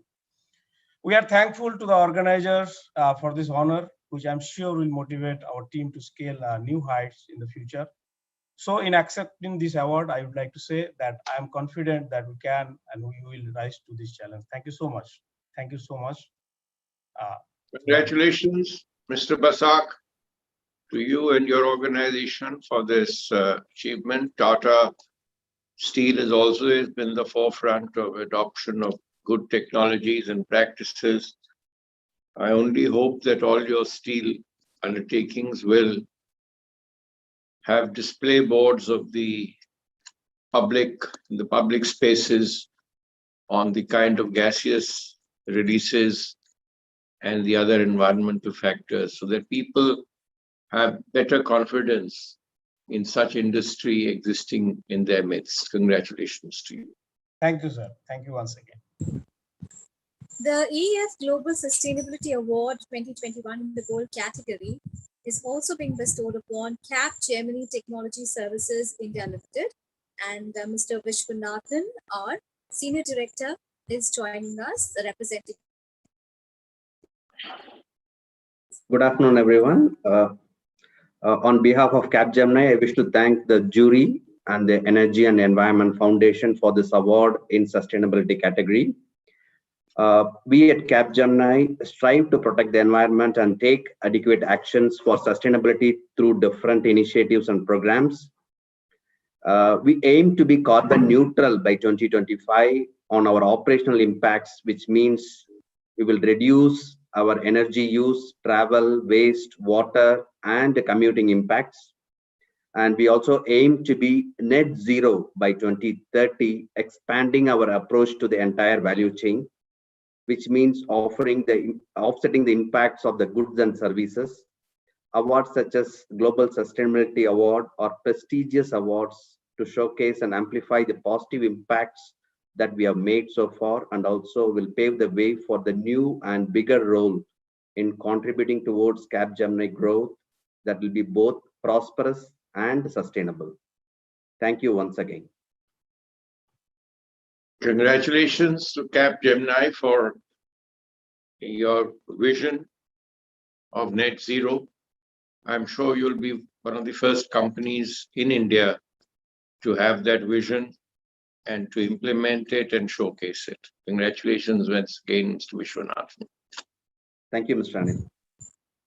And the EF Global Sustainability Award 2021 in the gold category is also being bestowed upon Sterlite Power Transmission Limited, and Ms. Mona Lisa Sahu, Chief Marketing Officer, is now joining us. Congratulations, ma'am, on winning the award. Thank you. Good afternoon to distinguished guests, Sri Rajda and Dr. Anil Garg. Thank you again to the esteemed jury and the Energy and Environment Foundation for bestowing this prestigious award on us. This is the second time we are getting this award, and we absolutely value this recognition of our consistent efforts. We at Sterlite Power are driven by our core purpose to bring reliable access to power for humanity, but doing it in a way that is kinder for the planet and kinder for the environment. Just one or two examples. We use innovative technologies such as drones for stringing or helicrane for construction of operations in far-flung areas which are dense forests, so that we don't have to cut trees and pave way for construction. And our stakeholder engagement process is very comprehensive, so that we do all the developmental work while caring for the community and the culture.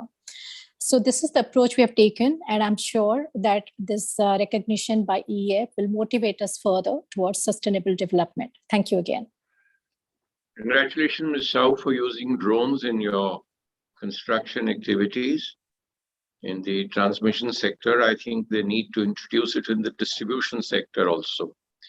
And I only hope that a company like you is able to introduce this drone-based maintenance in mountainous areas where it's extremely hazardous to approach those areas. And when you approach those areas, you are actually consuming so much of petroleum products that I think it's not good for the environment.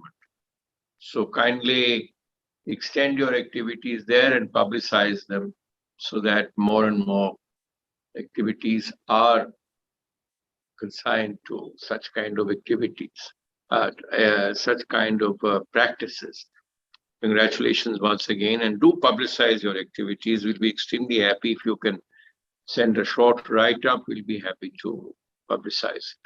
Thank you, sir. We will do that. Congratulations, ma'am. And now it's time for me to announce the EEF Global Safety Award 2021, the Platinum category. And the winner is Avada Energy Private Limited, and Mr. Harishankar Soni, Senior General Manager, is present virtually with us. Congratulations, sir, on winning the award. Thank you, Sarya. Good afternoon to all of you. Once again, I would like to thank Energy Environment Foundation for this recognition. We are really honored to receive Global Safety Awards through Honorable Chief Guest Sri Anil Rajdanji. And this award not only demonstrates our commitment towards safety of employees across organization, but also motivates us to continue talking safety seriously. This has only been possible due to our team efforts in maintaining safety cultures, especially due to our top management prioritizing safety in all the activities we do. At last, I would like to quote the safety quotes. Safety is not expensive, safety is priceless. Once again, thank you so much. Thank you very much. Congratulations to Avada. I'm so glad that you're giving such importance to safety, because you value human life. That is the best value you can give to anybody. Congratulations once again. Thank you, sir. Thank you very much, sir. Congratulations. And the EF Global Waste Met Award 2021 in the gold category is being bestowed upon Sterlite Technologies Limited and Mr. Hemant. I request Mr. Hemant Shokeen to please deliver the acceptance speech. Sir. Good afternoon, everyone. Thank you for recognizing our efforts in the waste management. Here, with the help of innovation in our process, we are able to reduce our waste generation, and with the help of industry partnership, we are able to divert the waste generated from the landfill. And we are the first company which is now optic fiber. All the plants in our India are now zero waste to landfill certified, which means that none of our waste generated is now going to the landfill or is being reused or recycled with the help of industry partnerships. Thank you for recognizing our efforts. Thank you. Congratulations, Mr. Shokeen, once again for your very innovative technologies and good practices. Do publicize it so that more and more people can get to use your thing. Okay? Congratulations again.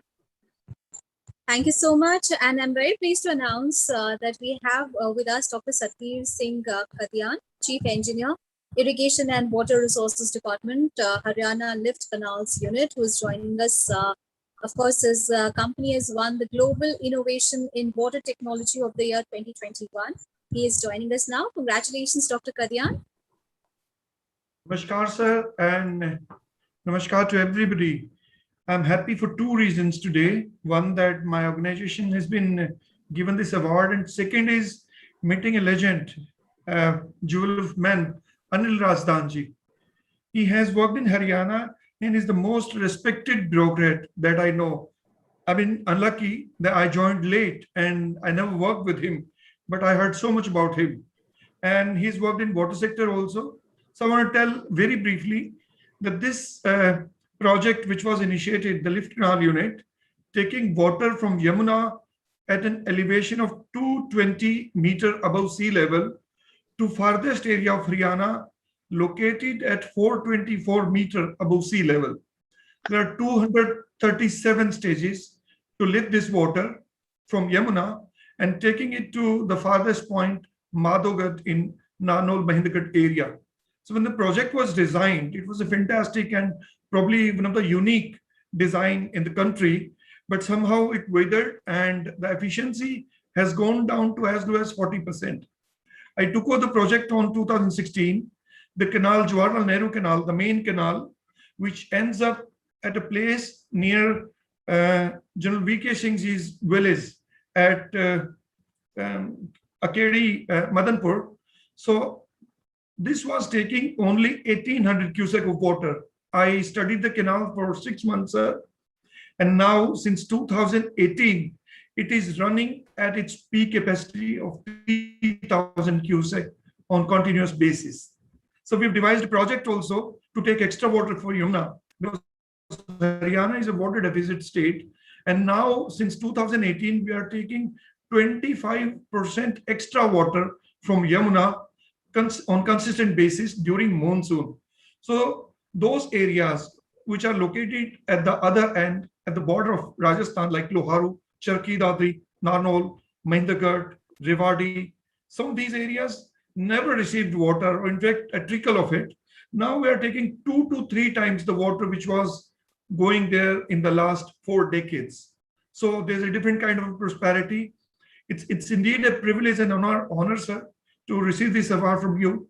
And I want to thank you, and I expect you to be in Chandigarh sometime soon, or I'd request that someday when I come to Delhi, I get the opportunity to see you in person, sir. Thank you so much, sir. It's such an honor, sir. Thank you. Congratulations, Dr. Kadian. I've not met you, I only met a minister by your name. But yes, I'm very familiar with what you're talking about. My first posting in Haryana was in Bhiwani, and I did attend the inauguration of the first pump house on the Jawaharlal Nehru Canal. And very good memories. But yes, we were a very energy intensive and water wasting kind of system. We only hope that the good work that you have done is replicated and you're able to publicize it. I don't read about it anywhere.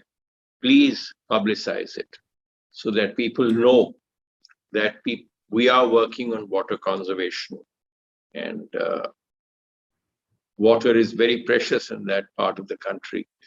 Because you talk to General V.K. Singh's area, it was based on canal water, lift canal irrigation system. The Papoda water supply scheme was the largest drinking water supply scheme in Asia at that point of time, and that too in a desert area. When people do not know that they used to drink water stored through the rainy season in wells called kunds through the year. Congratulations. Thank you so much. Thank you, Mr. Razdan, our chairman of Energy and Environment Foundation, for sparing so much time and encouraging all the awardees. Sir, we will have a short write-up in future, and I have to congratulate on behalf of Energy and Environment Foundation to all the winners for this excellence in their respective areas, and particularly applying for this award and sending their good details in pandemic time, which is very, very, very important. Thank you very much. Thank you, sir. Thank you so much, everyone, for having joined us, and our congratulations to all the winners. Of course, success is never an accident. It is always a result of high intention, sincere effort, intelligent direction, and skillful execution. And the EF Global Awards are here to really look at the brilliant glow of your achievement. But I hope that this glow lights the way to your further success as well. Our thanks to Anil sir and also Razdan sir for having spared the time, and congratulations to all the winners. Of course, we're going to continue with the plenary sessions in about an hour's time now, and we are going to take a very short break here. We'll be back where we'll be discussing important topics related to both the energy and the water sectors. Congratulations to all the winners. We'll see you in about an hour. Thank you so much for having joined us. Thank you. Thank you. Thank you so much. Thank you. Thank you so much.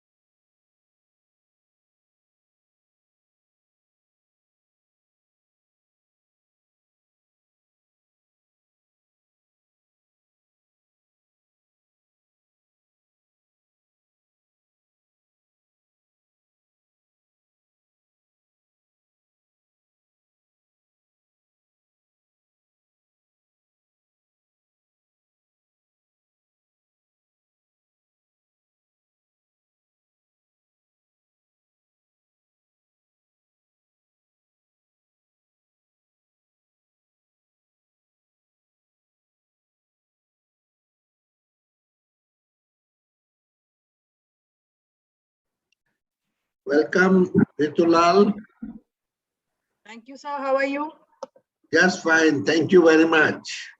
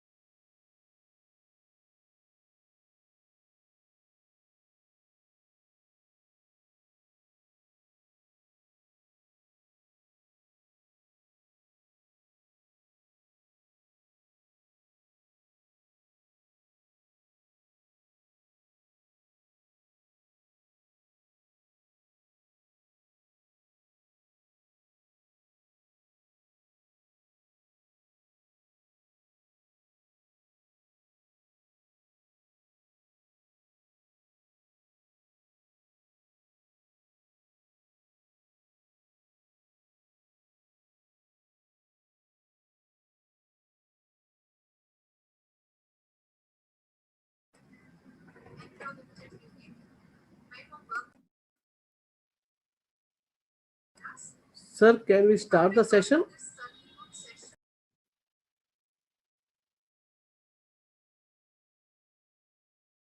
Can start.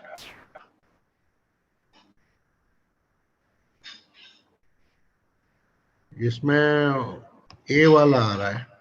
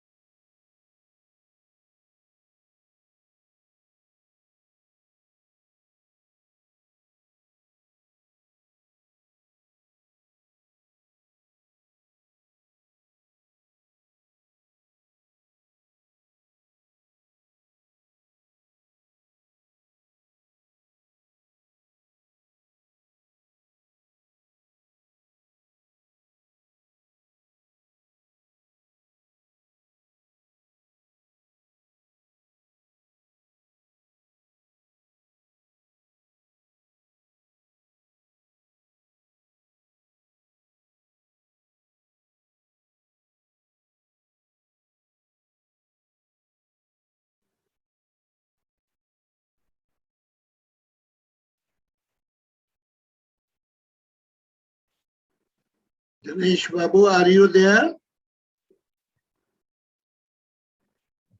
I'm here, sir. Good afternoon, sir.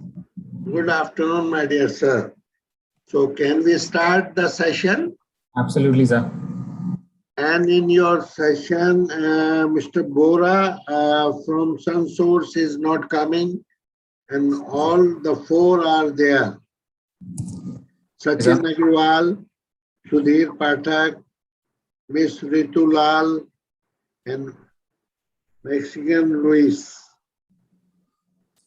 Maxon has logged in, sir. I couldn't see him. I hope he's there. Okay. So, welcome to this session on rooftop solar and floating solar. And chair is Mr. Dinesh Babu. You are familiar with him. And now we pass on to Mr. Dinesh Babu, please, to chair the session. Thank you so much, sir. It has been always a privilege to be a part of WRETC. Recently in December, we had the 2020 event also. Thank you so much once again for inviting me to be the chair and the moderator of the session. And also happy to see familiar faces. Hi Ritu, hi Sachin, Mr. Sudhir. Hi. Hi. I believe Maxon also just joined, so good to see everybody. Yeah, it's of course Randeep would have been a good partner also for this panel, but nevertheless, I think we can make the best use of this session. So the topic, as Sir was saying, is a coverage about rooftop solar and the floating solar. You have heard a lot about these too, in terms of the expertise which we have already. We hear about this day in, day out. But I think today is also a bit special. Just to say that I think everybody is in the festive mood because of the Raksha Bandhan. It's not just the relationship between the brothers and sisters, but also between us and the nature. So I thought the meaning of Raksha Bandhan applies to us also, that we play a key role in trying to spread that meaning day in, day out. So every day is a festive mood for us, where we try to do this, where we try to carry this clean energy mission as much as we could, and then try to change as many lives as we can as we move forward. So I saw a lot of merit in having this event today, and as such in terms of the efforts that we have. So, but it's a great sacrifice to each and everyone who has joined this panel, as well as the audience, to spare their valuable Sunday, and that too on a festive day. But thanks once again to everyone for joining this session.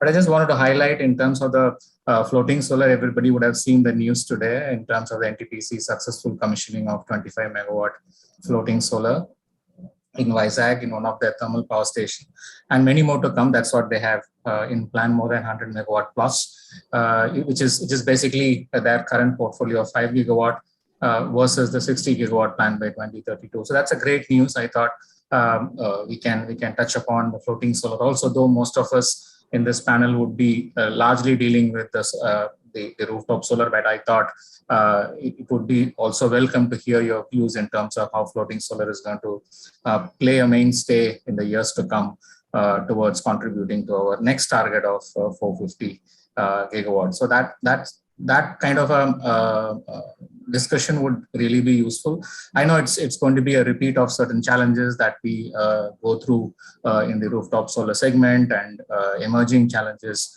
in the rooftops, in the floating solar as well. But I think a lot of changes, the developments, the costing aspect, everything has given us room to innovate continuously, and also try to have an embracing outlook in terms of how these challenges could be addressed and resolved, and then we move forward. Quality is one of the main aspect as well. So I believe Sudhir would touch on the quality assurance aspect as well. I picked it from your designation, Sudhir, but I know it's more than your designation. It is your own passion to look into it. I have seen the journey you have been through, all the infra so far where you have served. So a lot of learnings in the panel today, I would say. All put together, more than 150 years of experience in this panel, and great to see the kind of electric mobility aspect also coming in terms of the greening the mobility, there is always an argument whether the mobility aspect should be green or it should be left to the grid players. But there is no doubt everybody would like to solarize the e-mobility aspect, or at least use the renewable energy as much as possible to charge the EV as we move forward. So a lot of exciting topics as we speak.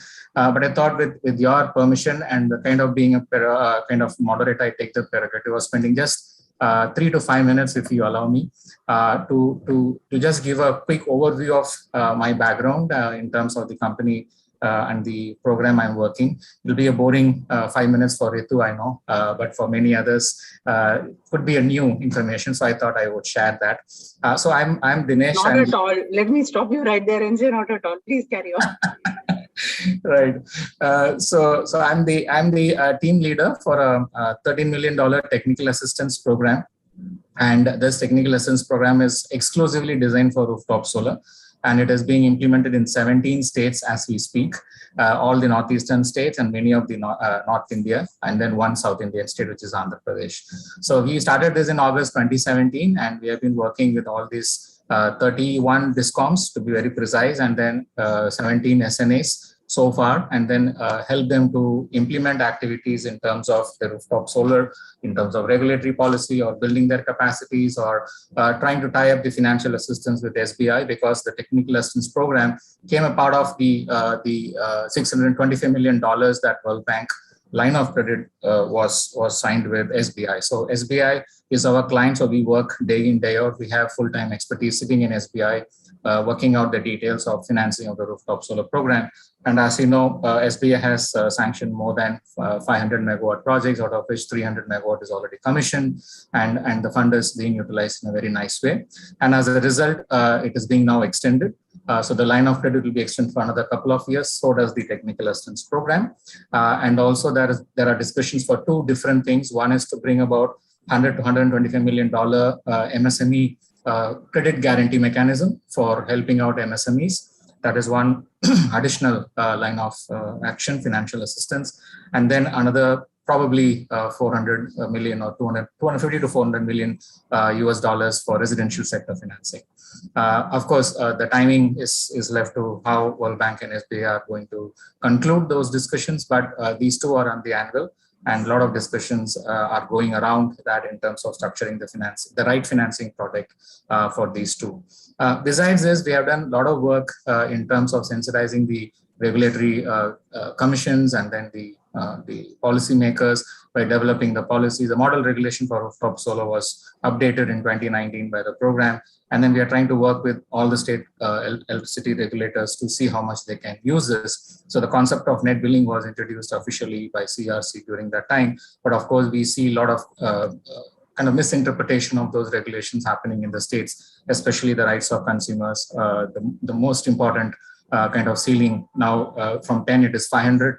So it's mere number, but it is in terms of interpretation, different discoms are trying to moot that topic. So even if the state is having 1 megawatt or 2 megawatt, the 500 is being now becoming a norm without understanding the real impact in the state. So we are trying to assist the MNRE as well as the various states on those aspects. And on the last part, which I would like to highlight, is in terms of the key legacy projects which we are now working on. One is, of course, to do the digital support to the entire 31 discoms. So we have helped them to establish the unified web portal. So as we speak, hardly 2 states have not implemented, but 15 states have implemented the unified web portal. And we are trying to enhance their functional modules beyond just giving the permission for interconnection in terms of monitoring the aspects, the grievance redressal, and all other aspects we are trying to introduce in that portal. And then moving forward, we also have the projects where we try to create the solarization as a principle. For example, solarization of government sector was always being practiced by SECI. Now we are again trying to reintroduce the same concept within SECI for 150 megawatt projects across the country through SECI. It will be a solarization of all the CPSUs, and followed by which we'll be embarking upon solarization of the entire health sector across the country. This is being supported by NITI Aayog as we speak, and also solarization of the educational institutions across the country. So these are the recent kind of aspects of solarization of the key sectors. And also we are embarking upon a pan-India solarization of the MSMEs program. A pilot is being launched in Indore in a couple of weeks' time. So these are the kind of activities we are trying to demonstrate under the technical assistance program, but without the support of the market, like the developers and consultants and expertise, the training entities, we couldn't have reached such a very nice place where we can try to expand and kind of spread the message, the positivity in terms of how things are happening in the rooftop solar and how we can further enhance that aspect and spread across the country. We very closely work with MNRE. In fact, we meet every Monday with MNRE and try to discuss the issues, address those issues. And then we bring the DISCOMs every day in alternate kind of weeks to discuss with MNRE to resolve the current issues, the progress review, the monitoring of the key aspects, etc. So I would definitely say the kind of indication by the ministry is quite keen for the rooftop solar. But of course, the challenges are overwhelming many times, and therefore we are trying to see how best we could behave differently and then try to implement key areas that would help us to address these challenges as best as possible. So that's a kind of a quick background in terms of what we are doing. I belong to Ernst & Young, but I'm exclusively tied up to work for this technical assistance program. So that's a background. So with that, I think we can dive deep into the session. What I would like to have is to just go definitely panelist by panelist, and then ask them to give their initial views, of course, introduce themselves, but also a key kind of a question, if you allow me to ask you to add to that introduction as well, and then we can come for the second round based on the time availability and address the questions if they are in the chat box. So I would like to first pick the obvious, Mr. Tulal from Amplus. So thank you so much for joining on a Sunday again. So we meet quite often only through these webinars. That's a very bad signal. We should meet otherwise as well. Let's try that very soon. Yes, yeah, and thanks for the support yesterday. I got some good response from your team as well for tomorrow's celebration as well. What I would like to ask you, of course, you have your views very, very strong and straightforward, but I would like you to add in terms of how the rooftop solar plus storage kind of a business model is going to pick up given the cost and the technology access and the financing options being made available. We are also currently working on developing a battery storage platform under the World Bank. So how do you think this model will become a talk of the town very soon, or we still have to wait and watch? Ritu, over to you. Okay, thank you for that excellent introduction, Dinesh, because that also puts the session into perspective, right? Thank you, Dr. Garg. I have seen how painstakingly over the years, every year you have been organizing such very successful and important events, and it's a hopefully this is the last one where we'll have to use this format. And one hopes that the next one, we will all be face to face, and fingers crossed for that. Thank you to all the other panelists and everyone for joining. Obviously, when we committed, the Sunday was there, but I did not connect that it was the festival. But as Dinesh very beautifully articulated, this is not just a day between siblings, but it's a day between, if you consider humanity and nature to be siblings, then this is a day of bond between humanity and siblings. So we can look at it from that perspective. Very quickly about my organization, I belong to a company called Amplus Solar, and we are largely a dedicated distributed energy and distributed solar company. So we began our operations. The first rooftop plant that we set up was over 7 years ago. And we are now probably the leading among the largest dedicated distributed developers in the country. We have over 400 installations. We have a lot of on-site plants. Most of the on-site plants tend to be on the rooftops. There are clients like the cement industry, etc., where the premises are very large. On those premises, we have also on-site ground mount plants. In addition to that, we have open access projects, again, for the C&I segment. We have recently forayed into the residential solar segment with very dedicated products that cater to the specific requirements of homeowners. ensuring that the products are, aesthetic and not very industrial looking. So something which will fit into the aesthetics and the beauty of your home, and not to look like, you have made a little industrial solar plant with the kind that you see in factories. So these products are also doing very well. And well, we just entered, and I think we would have started construction in 2020. This segment is also growing very fast for us. And we hope to have a greater presence over here. Of course, one of the topics that we're talking about is floating solar. Most of the work that has happened so far in floating solar has been government or government-owned entities like NTPC. We have signed up with a private, so a C&I client who have a requirement for floating solar. So even among the C&I and the private sector, floating solar is picking up. So the opportunities are obviously enormous. Rooftop plus storage, yes, I will touch upon. Again, great opportunities. But what bothers me a lot is, year after year, we sit in conferences and every stakeholder, whether it is, thought leaders and experts like Dr. Garg and that fraternity, whether it is, Dinesh and, the consulting fraternity, whether it is the multilateral agencies like the World Bank, ADB, whether it's the government, MNRE, the Prime Minister and that office, there is the users themselves, there are developers and EPC companies. Everybody agrees that rooftop solar is a winning idea. Despite that, we are not really growing anywhere close to what our potential is. So we are, yes, we are adding probably this year itself, we will in this calendar year, we'll probably add at least another gigawatt of rooftop solar, hopefully, or maybe even more. But it's nowhere close to what we can do. And it is nowhere near what we had targeted also to do. So I think it's important to address those issues, because until we find solutions for the core issues, the offshoots will not really develop as well. And one of the important offshoots I'm talking about is floating solar.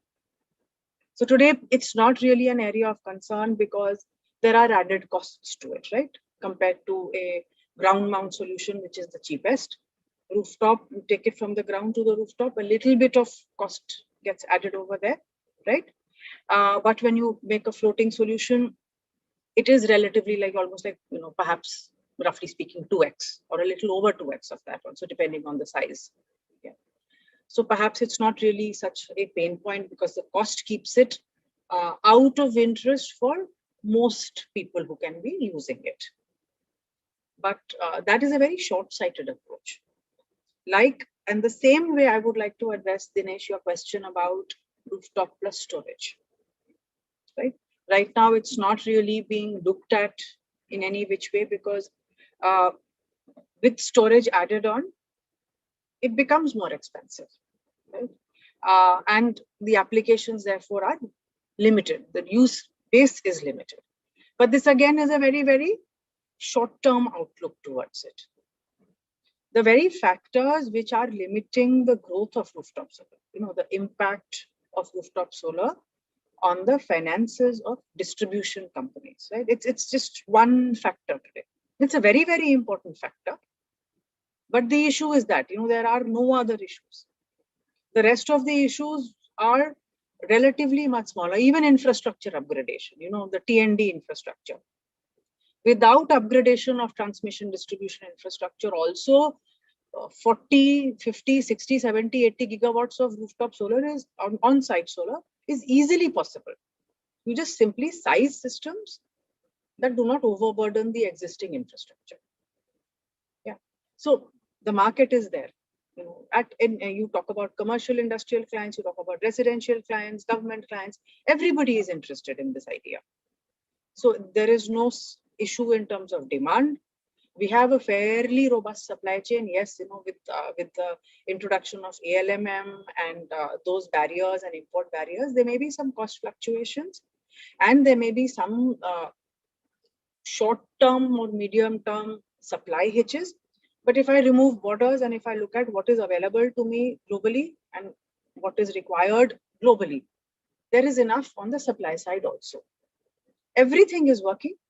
What is the challenge over here is how do we remove this anomaly that rooftop solar is in its current format hitting distribution companies. Distribution companies are a very, very important entity in this whole chain. Dinesh, we have offered lots of solutions and they look to be very, very viable solutions, right?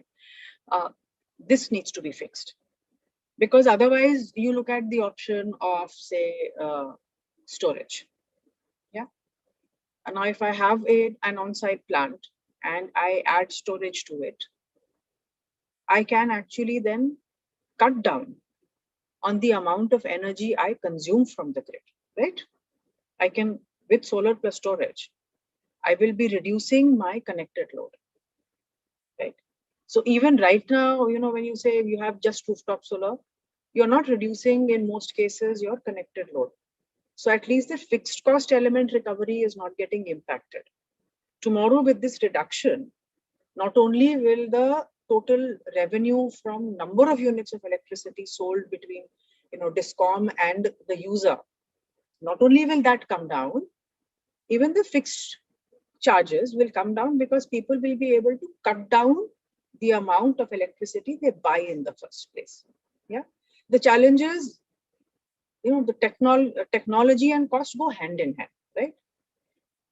The way the storage costs are coming down, and if the experts are right in saying they will follow a similar-ish trajectory to what we saw in modules, that day is not too far in the future when at least for C&I clients and at least for those, we have clients who are very heavily reliant on diesel generation, who already are moving away and adopting, various aspects of storage much more than they had earlier.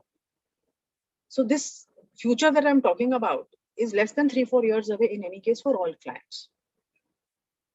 Then will there again be a reaction from the regulators because DISCOMs will start to get impacted? I cannot predict that. So the challenges I see are not cost, are not technology, and are not financing. Yes, today there is of course a basic issue that rooftop solar financing is not happening to the extent it needs to happen, right? No Indian bank is funding it. I mean, technically I'm not correct, but the state bank funding is coming from a multilateral agency, right? It is the World Bank line. Unfortunately, even after signing up with the ADB line, various issues happened, and there were topical issues happened with the bank that was involved at that time, and that disbursement did not happen. But Indian banks are not funding. Indian NBFCs are funding, right? The cost of capital is higher. But so far the penetration of rooftop solar is so small that look at that World Bank line. Obviously we are extending the period that it is going to be used for, because the deployment has been slower than what would ideally have been the best case scenario. Yes, there has been offtake, and yes, there is demand, but it could have been much speedier. That is a reality. But at the end of the day, to me, the biggest challenge is not even finance. It is the second thing I would talk about is finance, but the first challenge simply is regulatory. And as long as we are all going to be wearing different hats and sitting here, these challenges will remain. And I look at the latest IPCC report with tremendous alarm. The climate emergency is where we are. The time to act was several years ago. This is probably the last chance. We cannot seriously be sitting here and passing the buck to different places. Yes, maybe the developing world was let down by the developed world. What now? This blame game will kill us all.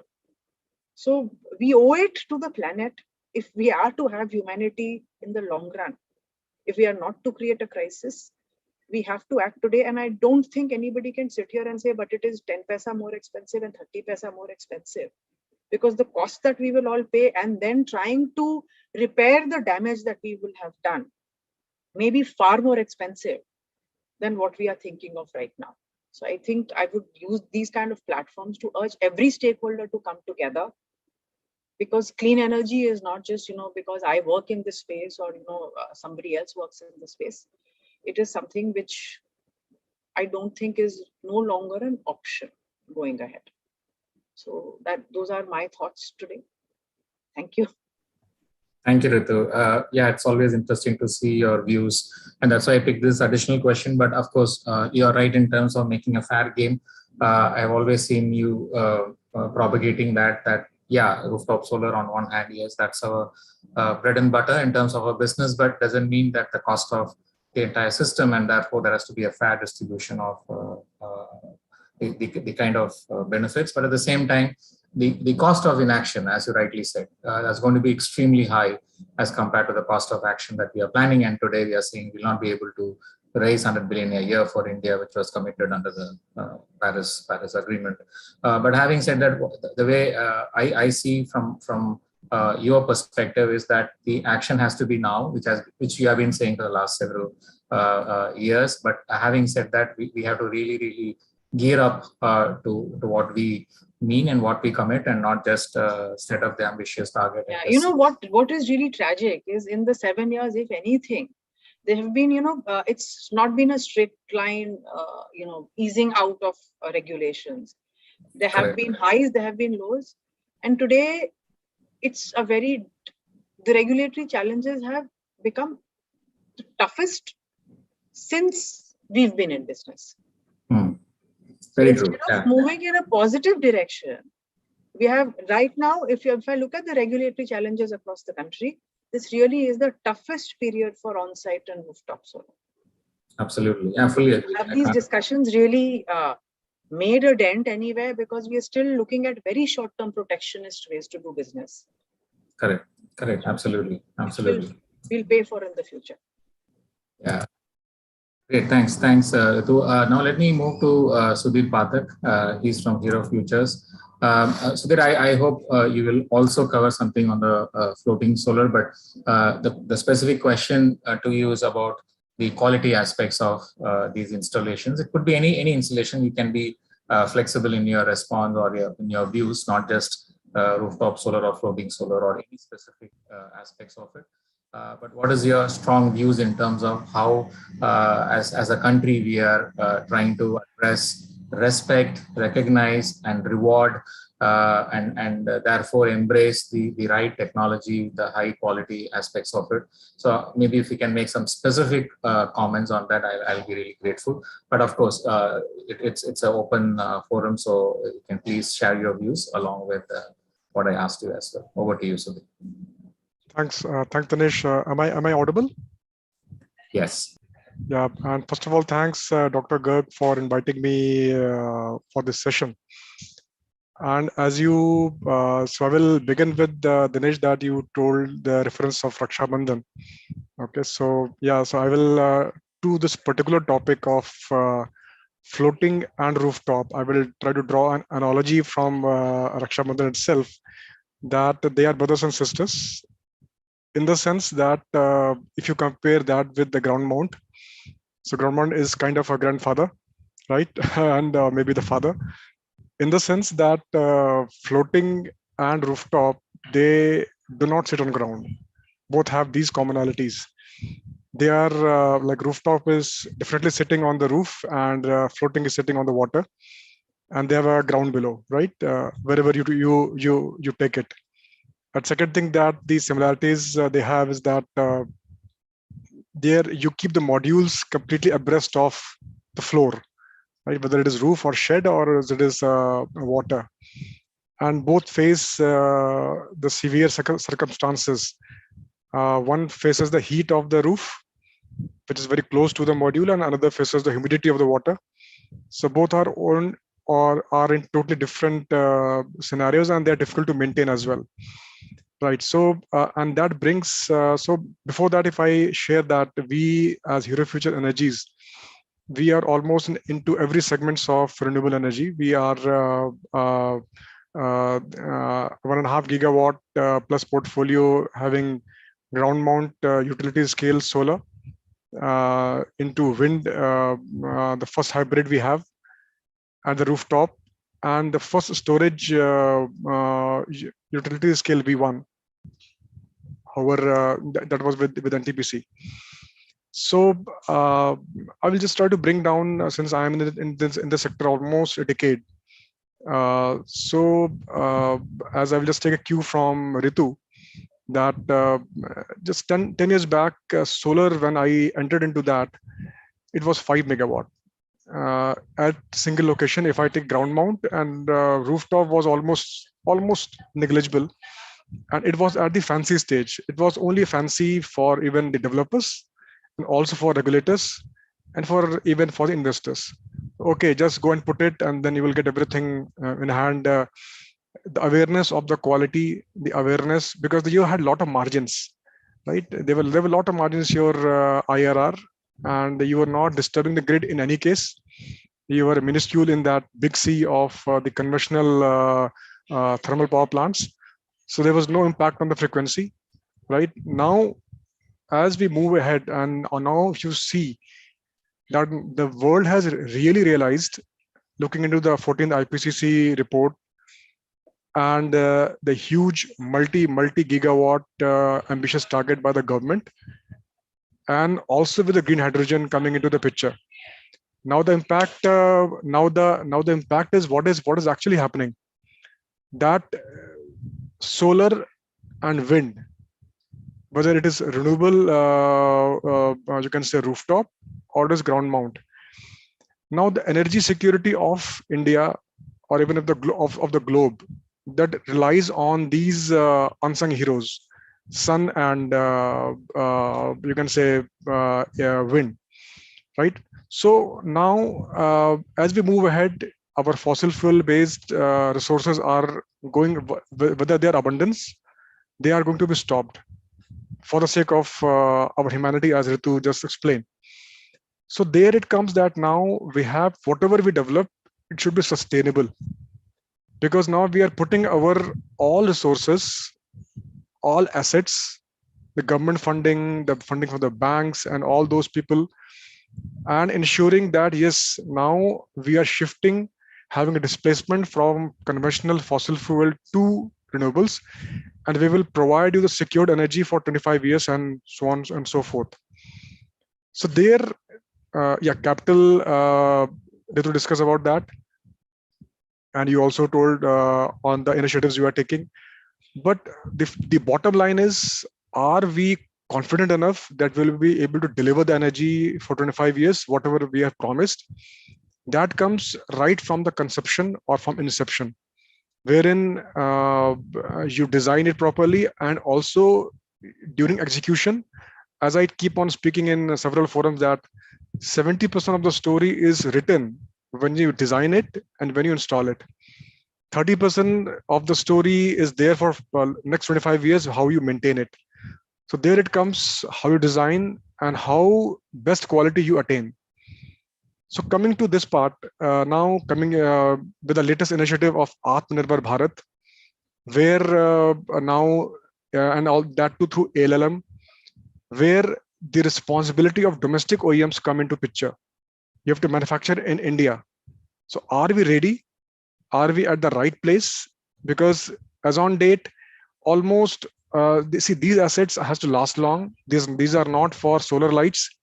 These are not for just domestic inverters where you can put and light your home, where a general person will not at all think about that, why I'm not getting the power, what's happened to my panel. Now, most of the domestic OEMs who used to manufacture the solar panels, now they're thinking really big, the gigawatt scale. They're trying to ramp up their module manufacturing, and even the inverters also. So believing that they will sustain for long. Till date, the solar industry, especially rooftop industry, was relying only on domestic OEMs. And however, the ground mount, even if I say CDI customers, right, we used to rely on the Chinese model manufacturers, where we used to have strict norms of quality assurance. So let me highlight a few numbers to you, right? So for example, if you take the tier 1 Chinese OEMs for model manufacturing, so there are terms in quality assurance called the inspection levels. And there are terms called IQC, IPQC, and PDIs. So if I give a full form, that IL is inspection levels, okay, wherein you define that for the lot which is being ready, how many samples you are going to pick up for testing. And if I come to IPQC and IQC, IQC is incoming raw material inspection. IPQC is inline process inspection, and PDI is post-dispatch or pre-dispatch inspections, where we define the AQLs or acceptable quality levels. How much will be critical, how much will be major and minor. So whenever we discuss and sign off with the Chinese OEMs, good ones, definitely good ones, so they go up to inspection level of 2, right? Which is one of the best norms. It is, for example, if I give you the numbers, so for a 5 megawatt lot of modules, you have approximately 150 number of modules which you will test. And if I say about the inspection or the AQLs were used to be critical, okay, something very this thing. And if I say major, it should be 1.5, right? 1.5 is a norm as per ISO. What is happening? Because we had been dealing with these and why I'm focusing on modules, because there are 2 or 3 things. That is the paradigm shift which is happening now. Although the people say that now the solar industry has reached to a maturity level, wherein now we know it's completely a commodity. It was a commodity when it was the modules which we used to take from China. Now again we are trying to start a new learning curve, where either many developers, they are putting their own lines, and many of the OEMs which are gung-ho in ramping their module manufacturing facilities. They were at 300 megawatt, now they're trying to go at 2 gigawatt, right? So do we have the real skill sets? Do we have the real people who can, because just putting a line is nothing. You have to ensure that you run these lines, you procure, and still we are nowhere as far as cells are concerned. Even in the bombs, in many things we're dependent on China. So how do we procure those cells? How do we put them? How do we put into lamination? Whether my complete premises is air conditioned? Do we have air washer units? Are my people are wearing gloves and the kind of hats while they are doing the work? And aren't they cutting the corners? Because till date, I had visited several OEM manufacturers in India and even in China. In India, it was again a profit center. It's not a quality center. They believe, okay, churn out and get the money, and then okay, because typically the awareness, the rooftop segment, if I say so, is not much on quality. They don't have that much bench strength to depute a third-party quality inspector to the OEMs, who goes there and ensures that the right quality material is being done. So the latest experience which I have with several OEMs is that they are extremely hesitant in accepting the same quality norms what we used to get it signed off with the Chinese ones. So there, what I'm trying to point out, that now in next one and 2 years, with this protective mechanism which government has brought on account of Atmanirbhar Bharat, wherein government is acting like a father, and domestic manufacturers, they are the newborn children in swaddling clothes, and they have to be nurtured. So this nurturing, so another 1 year, you can see now all the bids which are being won, they are thought to be through domestic manufacturers, because there is no Chinese as of now, nowhere in the coming forth into 1 or 2 years. Because however, you can see that a lot of Chinese OEMs, they will put their installations in India, right? So I think it's a no-brainer, and ultimately the survival of the fittest will happen. But in coming 1 and 2 years, where multi-gigawatt will be installed, we and you all will be here to see that how they perform. And it will be the consolidated or a comprehensive responsibility of all of us to see that our domestic OEMs plus lenders plus developers and plus all the stakeholders, they move hand in hand. They ensure that there is no cutting corners, we depute our third-party engineers or even ourselves in their premises to ensure that this learning curve is extremely fast. If the learning curve is deviated, then this energy security paradigm is nowhere. So I sincerely believe, and this is an August forum where I can highlight and request that let us all stakeholder be extremely cost conscious, whether it is rooftop or ground mount or even floating, because floating again, if I touch upon maybe for 2 or 3 minutes on floating part, that we know that in float, like in a ground mount, what we do, that we know that, okay, I am designing my MMS for 25 years, my transformers, they will last for 25 years. We have with some maintenance and all modules, definitely 25 years, cables and all those things, and we keep those things in our buffer.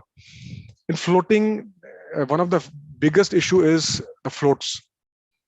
Floats are being warranted for only 10 years.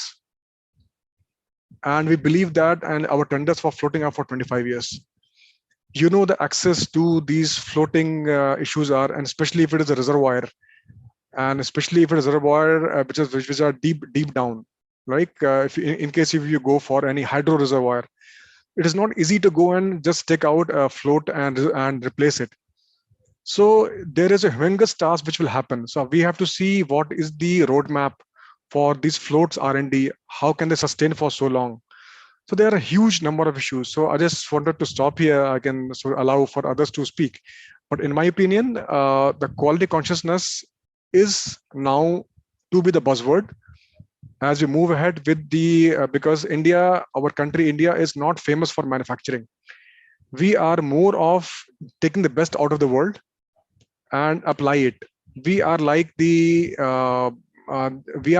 jack of all trades and master of none. So now with Atmanirbhar Bharat, it is asking two basically extreme aspects. You have to be jack of all trades and you have to be master of all. So how we combine these two paradigms and take it ahead, I think that is the biggest point, I think, in my opinion. Thank you. Great. So they're great remarks, I would say.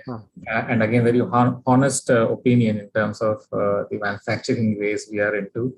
And of course, the additional question also comes on the manufacturing of the storage technologies. And now we talk about hydrogen. Yeah, we want to do everything. I know, I understand. We want to be part of everything. But the best one I like is that, okay, we are very good in taking the best of the worlds, whatever is available. I think nothing wrong in stating the obvious, actually, right? Instead of joining the race and being last, it's better to be first and then try to embrace everything as such. I'm not talking WTO right now, but in general, I'm talking about how we have to take the best and then move forward. But somewhere I feel, at least on the EV side, we are just, we are woken up at the right time. That's what I believe. I don't know how far I'm right. So that at least there will be some leadership in terms of not just manufacturing, but at least implementing what is right and what is essential. On the quality, yeah, thank you so much for explaining those processes. And then one small digression on the topic is that the one which you said, pre-dispatch inspection. I just want to quote how Gujarat is implementing that. I don't know how Amplus is also experiencing that as compared to other states. I believe we have one of the best PDI module, the online modules that have set up, where the Gujarat agency, state nodal agency, is carrying out the pre-dispatch inspection for all the rooftop solar panels as per the sampling, as you said, for the residential rooftop solar. They were so proud in explaining that, and other DISCOMs are also trying to understand how that could be incorporated. It's not nothing digital that is going to change, but it is more the engagement of the field level DISCOM officers who are trained properly for that, and then who know exactly what they are doing, and it doesn't lead to any delay or corruption when they go for such inspections. So all the standardization aspects are happening, and then how they immediately upload the photos and the reports and all that stuff. I believe Gujarat has done a lot on that. But I just want to pick up what you said, one of that, what you picked up, one what you covered, so that I can relate to what Gujarat is already doing on that. Great, thank you so much once again, Sir. Now let's move to Sachin Agarwal. He's from Hero. He's from. Hello. Can you hear me? Yeah. We can hear you. Dinesh, we can hear you. Yeah, he's from Godrej and Boy. Sorry, Sachin. And he's a DGM there, if I'm right. And then again, your journey, similar to Sudhir, has been so well crafted, I would say, in working with all the leading power companies and infra companies. And they have come a long way. And I recently also saw you posting that you have been speaking in conferences actually in physical mode, if I'm correct. Very recently, you moved to physical conference, which we don't have any courage yet to go to physical conferences. But in terms of your experience in both, again, I would like you to cover both rooftop and the floating solar. I would also like you to touch upon any aspects related to financing that you have come across, where you are also trying to help the consumers on those aspects, or do you have any strong views in terms of how the financing could be better, as Ritu also said, and how that could help in further penetration of the rooftop solar and other technologies as well. Over to you, Sashi. Yeah, thank you, Dinesh. And probably a lot of things has already been covered by my previous speakers. But just one thing, probably the photograph which is there on the flyer. So there is a mismatch in my actual what I am and the photograph that has been pasted there. So probably you had pasted some other Sachin Agrawal photograph. So that is just on a lighter note. But to start with, I'm going to start with some different perspective, which I think that it would be better that let everyone know that what as a Godrej and Bosch we are doing in the sustainable and in the RE space.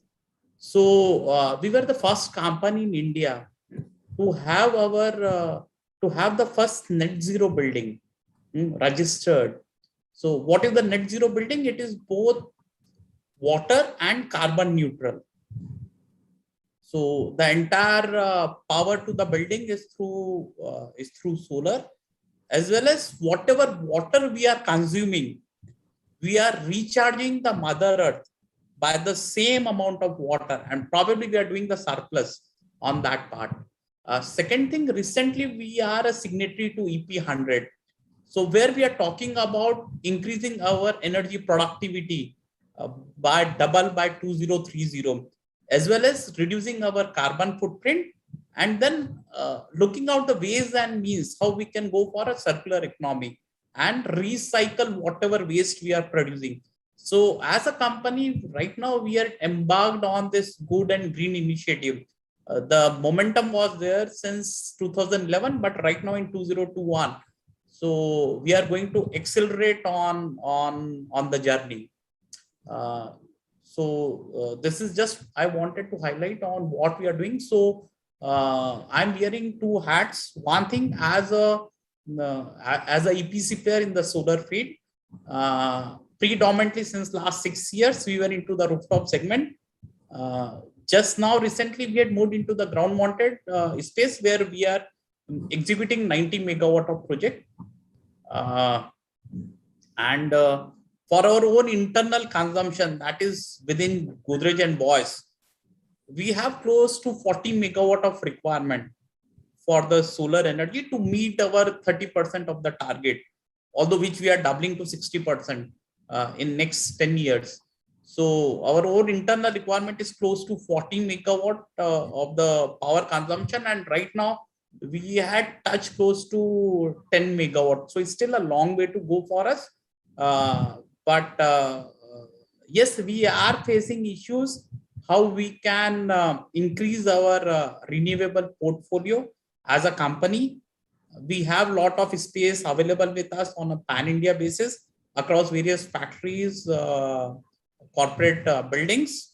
But because of the various regulatory hurdles, I should put in, not from the financing perspective, but yes, the regulatory hurdles that we are facing right now. So still we are figuring out how the things need to be planned out. So let's say we had signed a 4 megawatt of open access PPA in year 2016 with Kiran, erstwhile Kiran Energy, and right now it is a part of a Hinduja group. Still we are looking ways and means to procure additional 7 megawatt in the state of Maharashtra.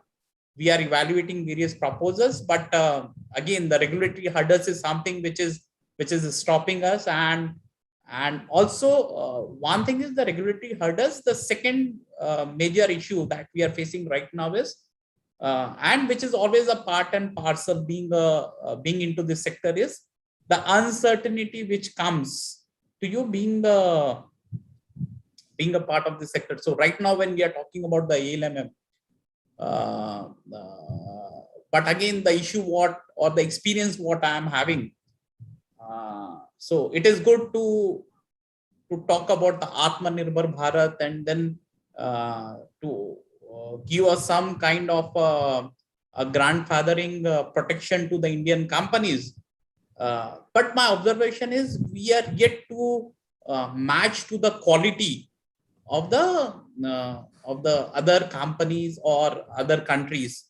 If you want to just speak on one parameter, you just look at the R&D spend what these companies are doing, and look at the counterpart in India, how much they are investing into the R&D. And you can make out very clearly that where the Indian companies are lagging in comparison to their counterparts. So this is one thing which I want to highlight, and there is a based on my experience. So I'm not saying that the Indian companies are not good; they are good, but then they have to achieve the excellence level, and they need to travel that journey, which may take 3 to 4 years of time. There is the issues of hotspot, there is the issues of degradation in the modules which are coming up, which is there for Chinese companies or probably the imported panels also. But the percentage, if you look at vis-a-vis, if you look at the Indian companies, so the tier 1 companies, although there is no companies called as a tier 1, but if you take a matrix and you want to map a top 5 companies and Indian top 5 companies, and if you map the quality, you can discern very, very clearly, and with probably there is no brainer involved here that yes, there is a catching up to do by the Indian companies. So if you look at the economies of scale at which they are operating, Longi 30 gigawatt, Jinko, Ja 29.5, 29 gigawatt, the individual company, the capacity what they are having. I'm just talking about the module at the module level. I'm not even going at the cell ingots wafers level, where we are minuscule or we are not there. And if you look at the aggregate capacity of all the companies put together, the nameplate capacity of the Indian module manufacturing industry, even it is not touching 15 gigawatt. Probably we are somewhere at 7 to 8 gigawatt. So we don't have to compare probably what they are doing and what as an Indian companies what we are doing, but the main thing that we need to look into is the kind of quality products that we can churn out from the Indian factories. That is going to be a very critical thing.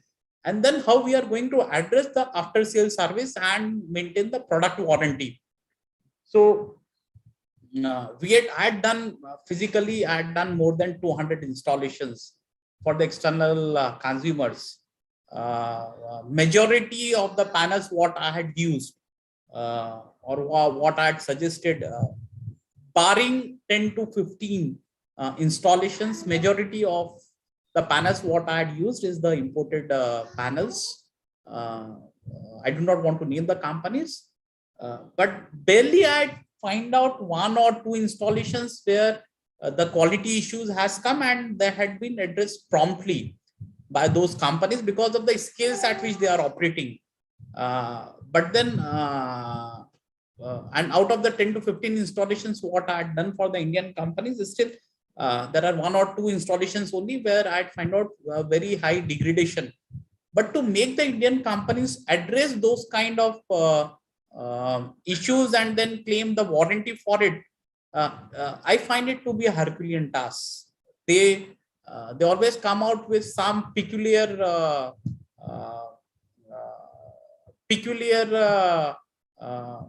probably LEB I should put in, that no, the cleaning of the panels has not been done properly, or there is some soot which is depositing if we look at. So the quality of the water that has been used is not proper. So this type of LEB which comes on, which keeps on coming. So this is just, I want to put it that we want to use the Indian modules in a big way. We have the big plans going ahead, but yes, the Indian companies needs to catch up. Now coming to the question that you had asked regarding the financing, whether the financing, I'm seeing that to be a hurdle. So my answer is, or what I had experienced, probably the financing comes at a much later stage, probably the third or fourth I should put in.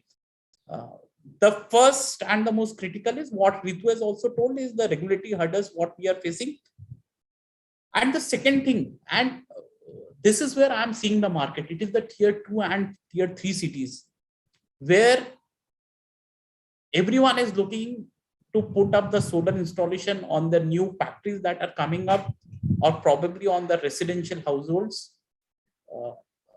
But the issue lies is, let's say if there are big companies, let's say you talk about M+, Tata, Godrej, Mahindra, and many more, Hero. But then how you are going to develop the ecosystem of after sales service? How you are going to maintain the plant for next 25 years? Because the small households, they are not trained to do the operation and maintenance services of those plants. You need to build an ecosystem where the service center should be de-linked with who is the EPC installer, who is the developer there. They should be trained to address all these issues. Probably when I'm buying a fridge or a car or a refrigerator, probably the person who is going to do the service of it is just a phone call away. But in case of a solar rooftop installation, still we are yet to develop that kind of ecosystem where a person just call a person who is going to be probably half a kilometer or a 1 kilometer away. He will just come, repair the things, and then probably a person who has put up the plant, he's going to have a nice sleep. So that is the thing which is missing, which needs to be taken care of. And yes, the third is the financing, which right now is issue for companies who don't have a strong balance sheet. But again, that is on a low priority list for me. Yeah. So over to you, Dinesh. So these are few points from my end. Thank you, Sachin. Once again, sorry for not attaching you to the right agency. I got confused with the Hero and you, and I just came to know that your photograph is something different on what you saw on the thing. And also, I confused you with Sudesh attending a conference. Yes, sir. Babu. Yes, sir. I want to just say a few words. Sure, sir. Sure, sir. Please. Yeah, sir. Please. Sachin, my apologies. No, sir. As an organizer, so best thing, you have to send your business card and your photograph for future reference. This is number one. Number two, I fully agree with your views on quality, transparency, and the service, the after-sale service that we have to provide. Yes, we are Indian company, so we have to see Indian company from different paradigm now, NOW now, because if we feel pride in Indian company, that we will definitely do quality service, and after good sales service, then we will match the world. We are not talking of our neighbors. we are talking of world class. So from your point of view, paradigm shift is required nowadays. Time has come for that. Up till this time, we are having that Indian companies. This means that we are not matching world-class quality. We are not providing after-sales service. From now onwards, we have to take care. And once we do that, and there is a shift in our thinking also, so other things of financing and other thing that will take our health to our health. Thank you, Sachin. Thank you, sir. Thank you. It's a very valid point that you covered. You summarized very nicely what Sachin said, actually. And one point I want to say, Sachin, is again the after-sales service is not again the laborers, as sir was saying. It is more the skill. Again, Sudhir also touched upon that aspect.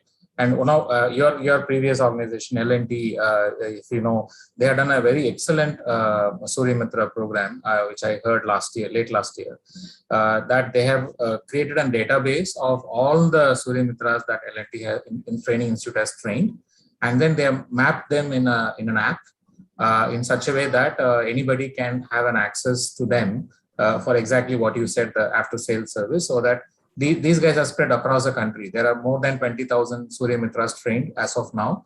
We don't know exactly how many of them are really providing the services, or few people have set up businesses also. But the idea of L&T app was to basically create that GIS mapping of all these Surya Mitras, at least trained by them. I believe they would have trained 2,000, 3,000 Surya Mitras in Maharashtra. And then they have made them given some unique numbers and some kind of a business opportunities also. I think that we need at the national level, so that end of the day, all the developers can get access to such kind of skilled workforce under such scheme. Any comments, Sachin, you have on this in terms of what you said, because you touched it right. Dinesh, this means I echo with what you had said, and if L&T is doing it and they have this kind of app and a portal, that is a great thing. The only thing is probably their quality head or somebody in their team needs to look is whether we would be able to continuously feed this Surya Mitra with the business and probably money to support in carrying out day-to-day operations. So probably not at a company level, but at the sector level, if we can able to bring up the Surya Mitras, it would be of a great help. In fact, I would like to share you one anecdote. So at my own cousin premises, at various factories and in at the residential bungalows also. So my cousins, they are coming up with the factories in Nagpur, in Ujjain, Indore. What I'm looking out right now is probably the panels and which components needs to buy. That is a very simple thing for me to design and take care of. But right now, what I'm looking at, which is the company who is locally placed there and who would be able to serve them, not for a 25 years, but at least for next 10 years. So in case if this kind of ecosystem we are able to develop, then it is very easy for me to say that you go ahead with this kind of installations and you will get all the local support. So that is what you had told me. This is a very good initiative, and as a ENY, you need to see how we can tie this thing at the government level and how we can spread it across to various small tier 2 and tier 3 cities who are going to drive this rooftop movement. Absolutely. Thank you. Thank you. Thank you, Sachin. I'm not sure whether the last speaker, I think he joined for a minute. Sir, Maxon is still there, sir? I'm not sure. I'm unable to see. I have not seen, my dear. I saw him for a few minutes and then I don't think he's there. Okay. So we can continue the discussion. So I just want to ask Sudhir if if you're okay on this. In terms of the R&D which you touched upon, and also the skilled workforce. According to you, what are the key areas where both the private and the government should focus on the key R&D activities? And of course, it's not a kind of what we are trying to see down 10 years or 20 years, but R&D which is more applied R&D based on what you're seeing right now in terms of the challenges. So can you pick some areas and then throw some light on the need for the R&D? Yeah. So if I first of all, thanks, Dinesh. So where actually we need R&D, right? If we ask about the fundamental question, the R&D where we need, where there is a gap, right, and where there is a roadmap of any improvement. So I find two low-hanging fruits.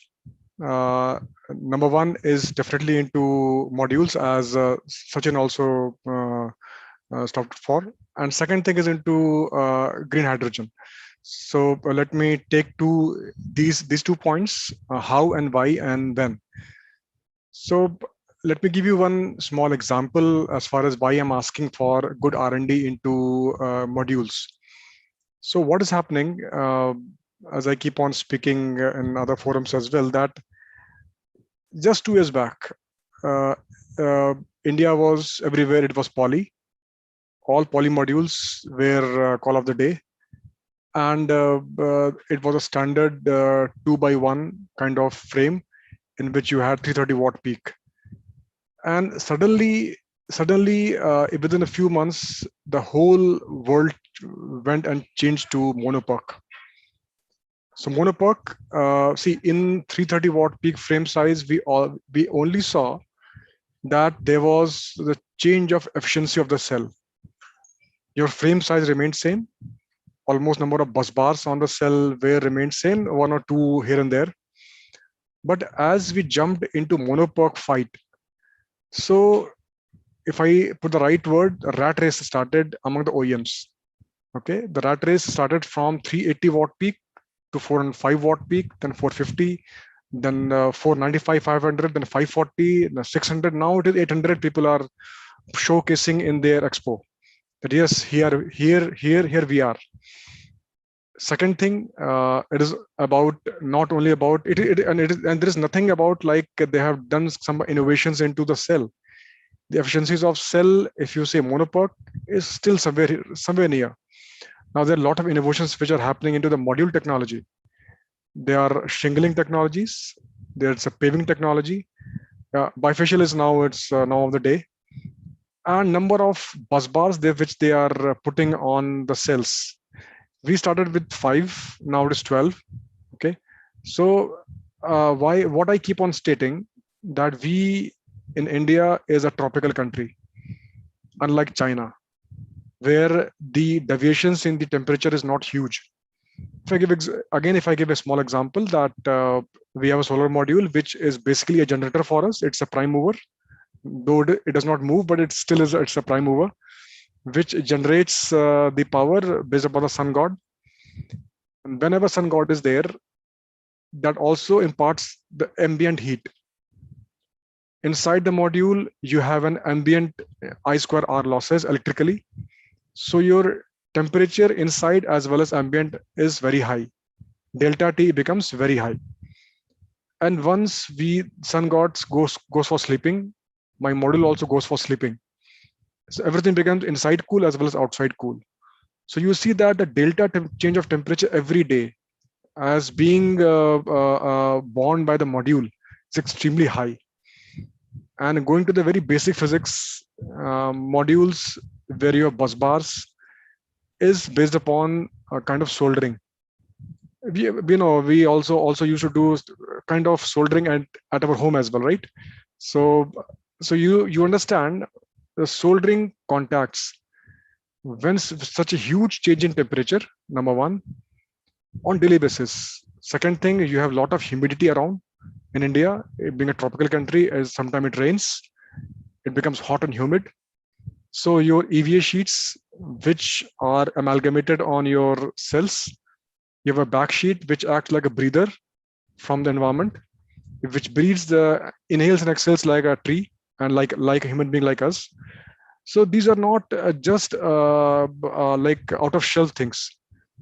These needs huge research and development, especially when you are putting them outside without any shade. You can't put models on shade, and then they have to sustain for 25 years.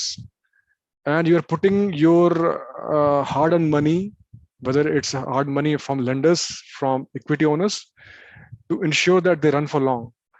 So I am finding huge gap there. It's a gap, so it needs research, right? It needs a lot of funding, as I think others also told, that a lot of funding into the real, if I take a name of the extended reliability test. Okay, there is a term in the solar industry called extended reliability test, because even I can open a factory in my house and make a IC certified module, right? There's nothing very big in it. But if I put it in the outside atmosphere, it will fail within few years. So an extended reliability test is like a real, you can say, military test, which ensures that my model will last long. And the lot of R&D is needed. Number one, to ensure that whatever we are making is sustainable. Number two, as we move ahead, because now we will not limit ourselves, because we know India is the most populated country. Land is scarce, when roofs are also scarce. So we need lot of R&D into the research for improving the efficiency of the cells. Like as we are going for heterojunction, the world is slightly moving. If you say China or even US, they are trying to buy heterojunction modules. So one thing means in this forum, I can request with the government, if it is possible, that like in China, what used to have, there used to be a different program where they agree on higher tariffs for high technology modules, high technology systems. So that gives fillip to R&D, because then they define a kind of different monetary scheme. If I put my heterojunction modules, I know I'm not able to get a tariff of 2.14 as it is happened in RUMS. So I will dissuade myself the same way my manufacturers. They will not put their fund. Why I put my fund into something which will not be saleable. So it comes as an onus of all of us, especially of the government, to incentivize these aspects. Put a small cachet of tenders, which only focuses on high technology things. Provide a special tariff, which will automatically create an ecosystem of going into a high technology system, put into R, then everything will automatically flow in. This is one thing. And second point on, if I say on green hydrogen, yeah, it is an extremely wonderful molecule and is going to play a huge role. And we know that there's no coming back. Fossil fuel is going to sleep below ground. Let it be for our Earth, humanity to survive. So as of now, we are doing a lot of research, myself, my company, and even many of the players into this field.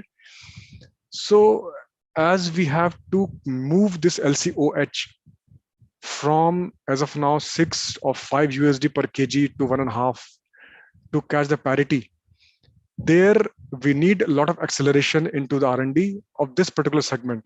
We have to make it in-house. We should not again become one of the things like we happened in solar, where again we have to import a lot of things and then ultimately burden over $1 billion on the government this thing. So from that perspective, I think a lot of R&D is needed, but government has to step in, provide incentives, and go into it. So I think for our overall energy security, these two aspects I feel where a lot of R&D is needed for quality, for as a roadmap moving ahead, and for making the things viable. Thanks. Thank you so much, Sudhir, for elaborate but very nice way of putting two different aspects. Ritu, to you actually, I'm picking your favorite subject in terms of the regulatory challenges. I just want to ask you, of course you can add any other points also. Even Sachin shared the same pain in terms of the uncertainty aspects, throwing a lot of things out of gear. And we're not talking about kind of 6 months or 1 year, but every week or every month we are seeing changes happening in the state level, if not at the center. So, but given the level of reforms, given the level of the kind of chest thumping we do in the reforms, the revolutionary aspect, in the power sector. Where do we stand now in terms of the rooftop solar or the decentralized energy regulations, and what are the key areas I think we should not only educate but also empower, because I think there's a lot of difference between educating and empowering is due to the level at which the stakeholders are not fully they're always challenged with the perception. They don't go beyond that and try to really see the field level aspects of it.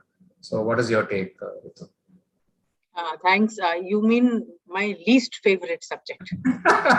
Yeah, that was small sarcasm there. Yes, that's one very important word missing over there.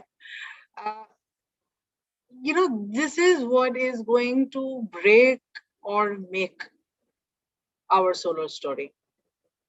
Because for some reason, we seem to have got very attracted towards adding, headline, in influencing way of going ahead in terms of talking big numbers, gigawatt at a time, almost 2 gigawatts at a time. So, and that seems to have become, it's very eyeball grabbing, right? When you make those kind of pronouncements.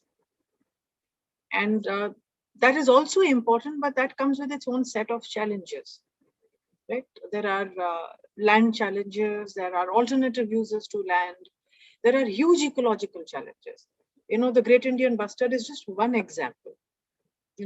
There was this very interesting that another, doyen of our industry, he had written on his LinkedIn page and perhaps elsewhere too, on the challenges and issues of, while the suitability is there from an irradiation point of view, the challenges and issues of doing large-scale solar in, say, someplace like Ladakh, right? So obviously we have a situation in India where it's imperative that we do both. We do distributed solar. The case for distributed solar, every large solarized country in the world has shown you the case. There are live examples. It's not just a belief system that has not been tested. The 4 countries that started, there is Australia and one, in the southern hemisphere. You talk of the United States and, within the United States areas like California. You look at Japan in Asia and the northern hemisphere, and you look at Germany in Europe. So these are very diverse, even geographically, locationally, every which way, very, very diverse countries, right, from each other.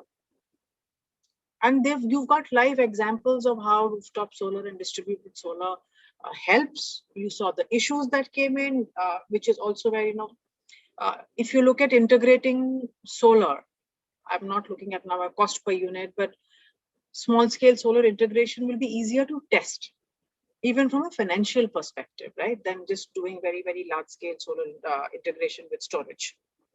Yeah. Everybody understands how important rooftop solar is, but in India, it looks like at a certain level, we seem to have abandoned this without actually stating it. And I don't know how to get past that.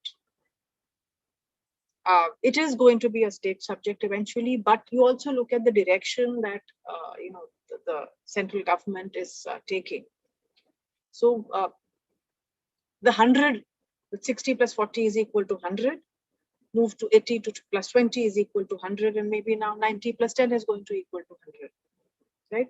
But I think at the end of the day, that A plus B and the percentage and the ratio of A plus B is very important. Even today, world over, what they say is the net delivered cost of distributed solar is lower than that of doing utility scale, right? It's speedier. Its ecological footprint is less. Its cost of cleaning and maintenance is less. Because you're using already existing systems, right? A building, a premise, right? Where you would already have, in all likelihood, water as well. So you do not even have to now look at whether unless it's a place which is very less polluted and you can just do a dry cleaning and get away with it, which is not true for most of India.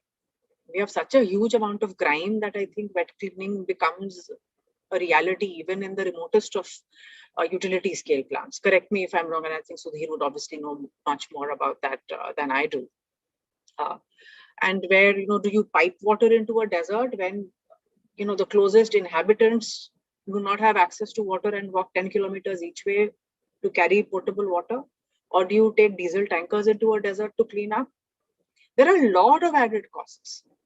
When you look at anything, I know Sudhir just mentioned about the cost of hydrogen.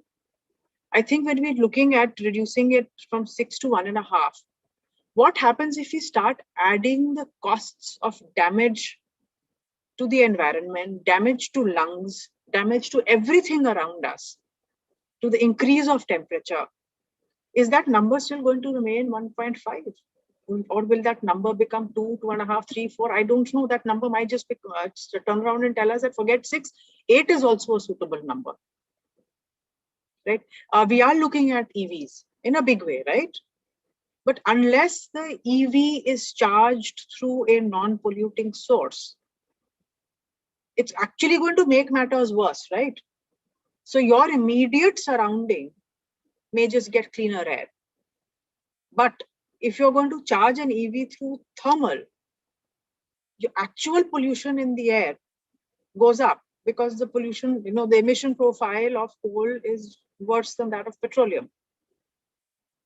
So I think this synchronization also becomes very important, not just on paper, because, yes, I'm sure on paper we have it all mapped out, but to actually see what is happening on the ground.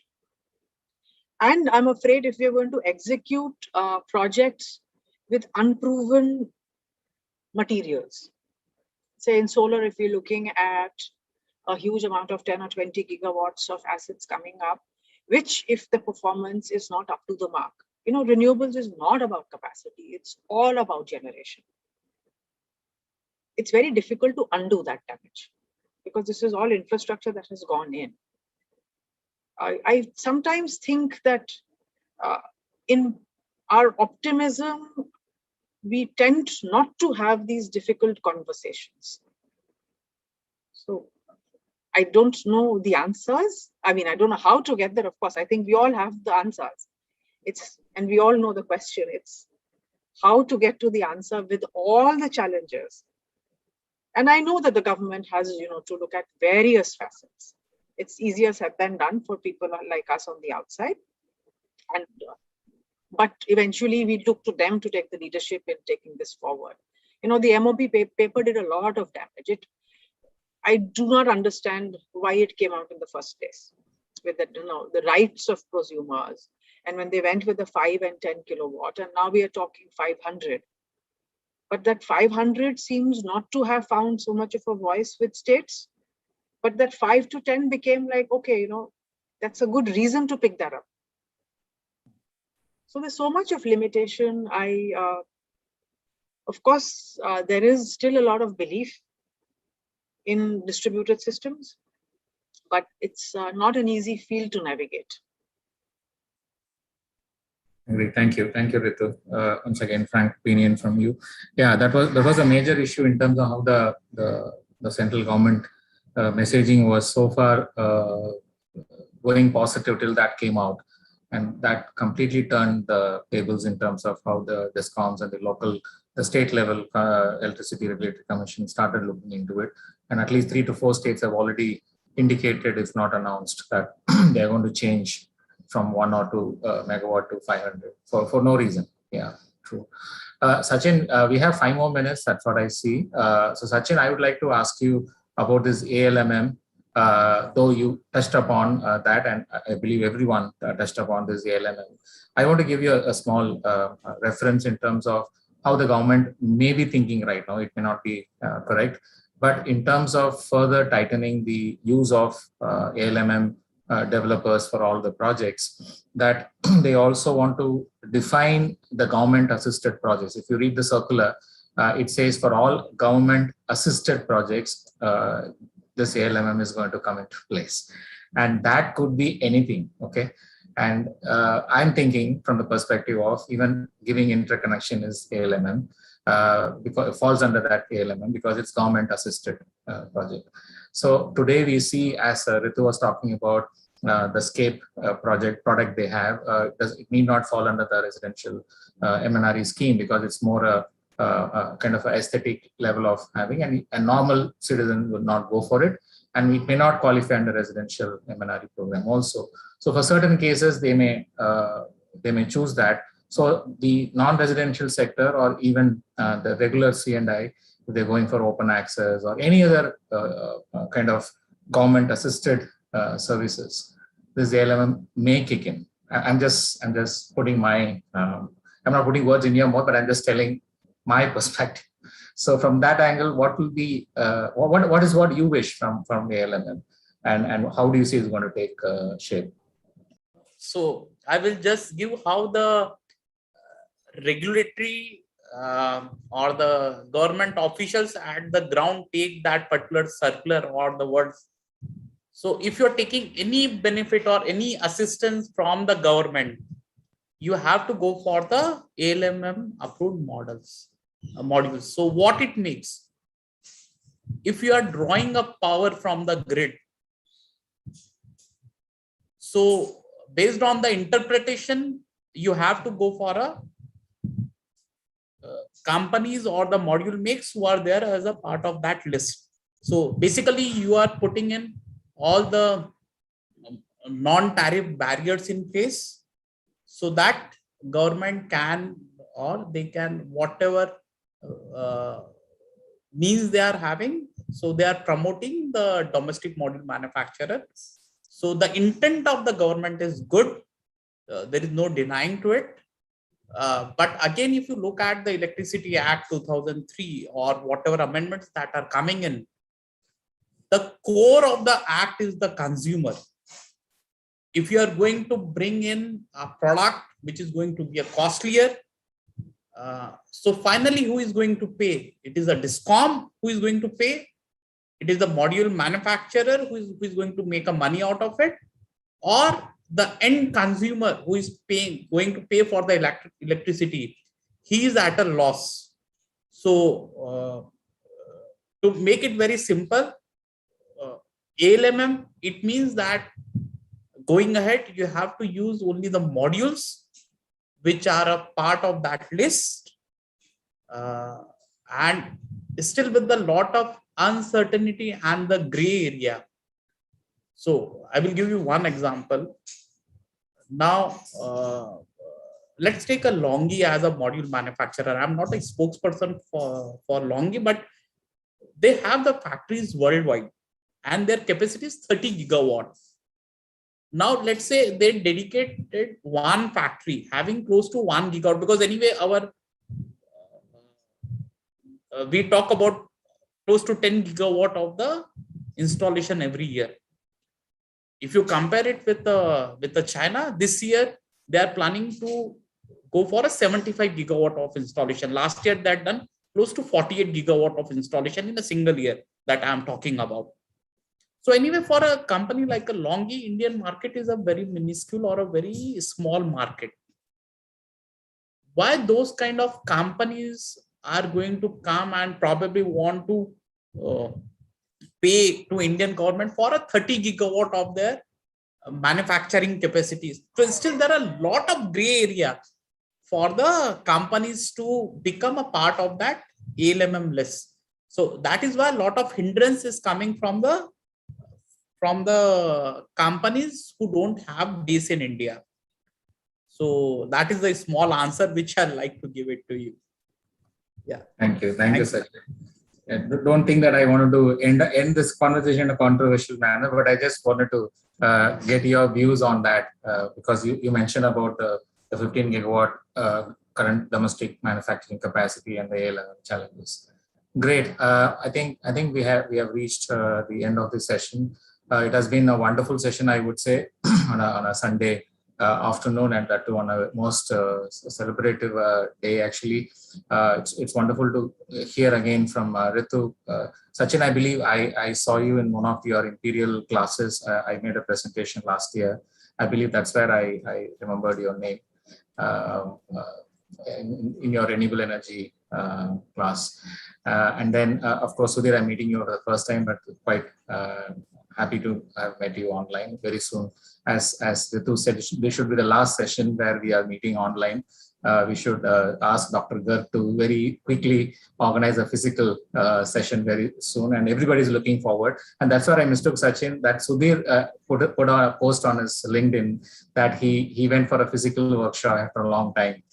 So I mistook it was you, Sachin. Sorry for that. So we are also looking forward to that. But if you ask me whether we'll go tomorrow, no, I declined that EQ webinar, that conference, because I was not strong enough to go out and attend the event there. And it was so surprising. None of them were wearing any mask actually on that event in the dais. So I was so happy to see that, but it's still, for me, it's a long way to go. So same here, Dinesh. Same here. Yeah. So just to draw an analogy, that I thought that now I am being IC certified for Corona, because I have 2 vaccines and I've also gone through Corona. So I thought that, so it's a temperaturized test which I have passed. So I thought I can go just on the lighter note. Thanks. Yeah, I know. No, that's good to notice. Actually, that gives a lot of confidence to us. So, so with that word, Dr. Garg, we would like you to have the next conference physically. So we promise that we will come to you and then we'll meet you and then have a wonderful session. But thank you, Dinesh. A lot of appreciation. Thank you, Dr. Garg. Thanks, Sudhir and Sachin. It was wonderful. Thank you, Dr. Garg. Thanks all. Thank you. Thanks, Garg. Thank you, Thanks so much. Dinesh Babu. Thank you, sir. I have to say 3 things. First, my apology for the photograph which has been changed during your conversation.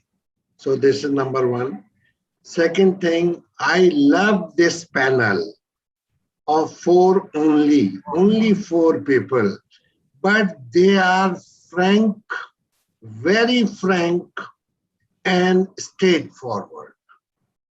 This is the thing which is required in India.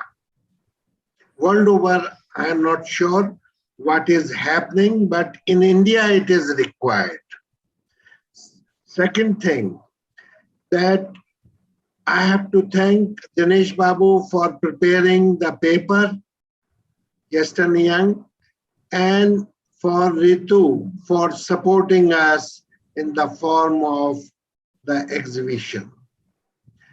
Third thing, that what our Sudhir Pathak has said, green hydrogen.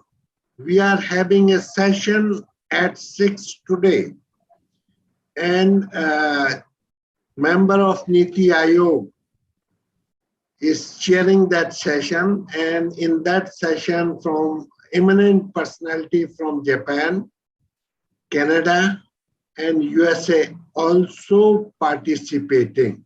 That panel is of 6 and 8 people. So that is interest, and we are having an international conference in November on green hydrogen. So we will love to invite and seek your support from Zero Honda.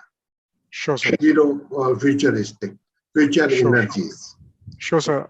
Thanks. So I have to thank you, Mr. Dinesh Babu, for very ably chairing this session. My request is that whatever you require from the government, you don't require anything, but what is your suggestion to the government? Put up in about 10 to 12 lines. Dinesh Babu, this is my request to you, talking to all 3 panelists, which is very straightforward, and put up in a positive note, because nobody wants, even you don't want any criticism. Government want no criticism. But what exactly they want, that what is the requirement, I will send to Honorable Prime Minister and the Minister. I'm not sure what will happen at minister level, but I'm sure it will happen at Prime Minister level. So just send me a crisp 10 to 12 line write-up, what is required for the benefit of industry in the R&D, in the quality aspect, and in long term, that will make India proud, and we will definitely send. And this is one of the biggest outcome of this panel. So I assure you that part. And Dinesh Babu, I will request you hold it and then kindly pass on this information in about 10 to 12 lines. Nobody reads much, but if it is crisp, then definitely it will have an impact. They know each and everything, but nobody talk like this, what you have talked at this moment. All the panelists are very, very frank, and I have to appreciate and commend them. Thank you very much for participating. Thank you so much, sir. Thanks to everyone. Thank you, sir. Thank you, everybody. Thank you, everyone. Hopefully, the next time we will be physical one. Meet in person. And seek your support. Thank you, Ritu. Thank you, sir. Have a great Sunday evening, all of you. Bye-bye. Yeah, bye.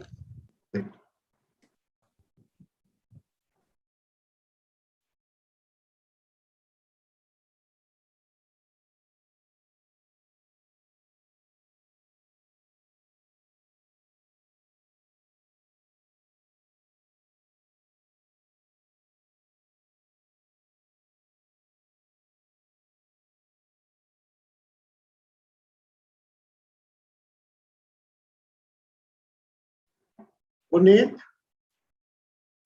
Yes sir, next session के लिए ठीक है? हाँ जी sir, doctor Bandyopadhyay जी से हो गया। हाँ, नहीं ठीक है, वो तो है ही यहाँ पे। हाँ जी। और मतलब रितु को और इनको ठीक से बोल दिया? हाँ जी, है ना? हाँ जी, ठीक है, ओके, हाँ जी। बढ़िया। Good afternoon, Dr. Garg. Good afternoon, Preeti Jain. Good afternoon, sir. How are you? Just fine, thank you. Thank you very much. Very interesting session, last one. And all the session, I must say. Yeah. Only thing we require that it should be frank and fair in all respect. There is nothing on stake. Yeah, true, very true. And Jennifer has also chaired very ably that session. She is a renowned person, and there is no doubt, but she is very humble, and she has presented this for the third time or second time in our conference. I know from Petrotech times where she used to come. Yeah, I attended her session, and her, as you rightly said, her presentations are amazing. Always. And one important aspect, she is always from down to earth. Yeah, true. Good afternoon, Dr. Bandyopadhyay.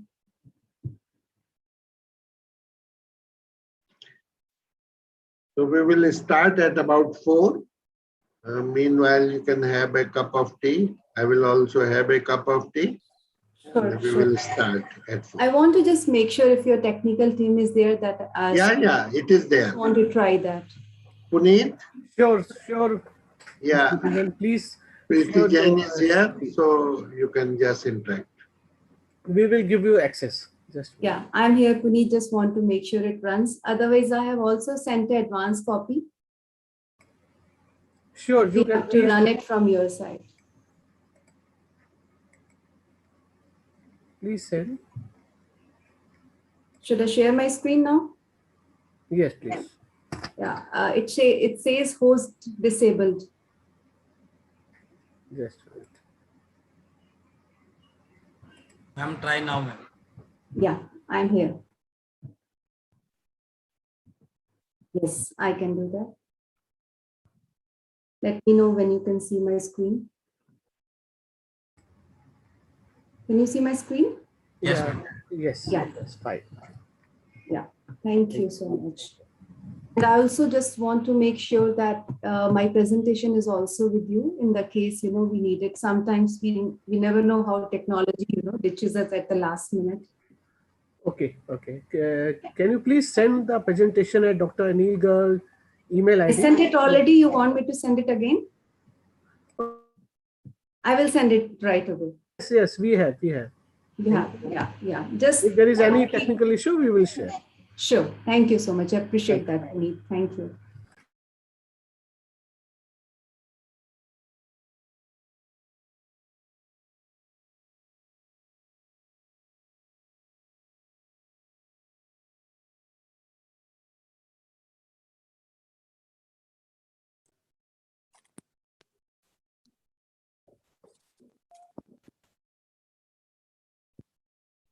Hi, good afternoon. This is Kanan here. Good afternoon, Dr. Kanan. Hi, good afternoon.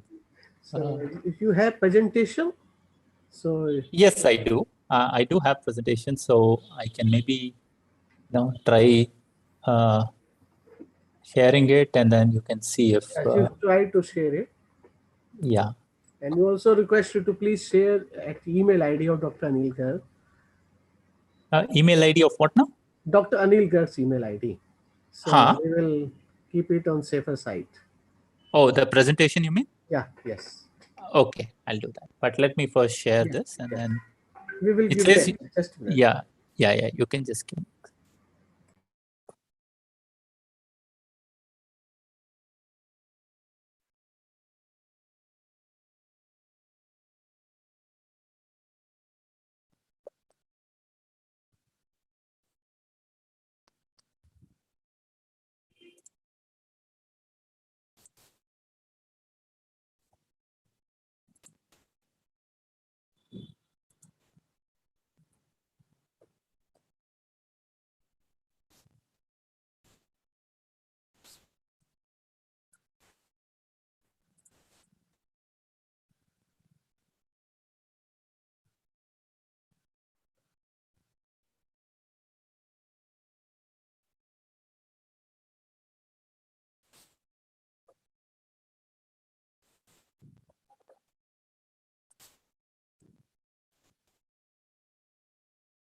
Yes, sir. Please try. Okay. Yeah, hold on 1 second. I'm just getting this document ready to be shared with Dr. Anil Garg. Just 1 second.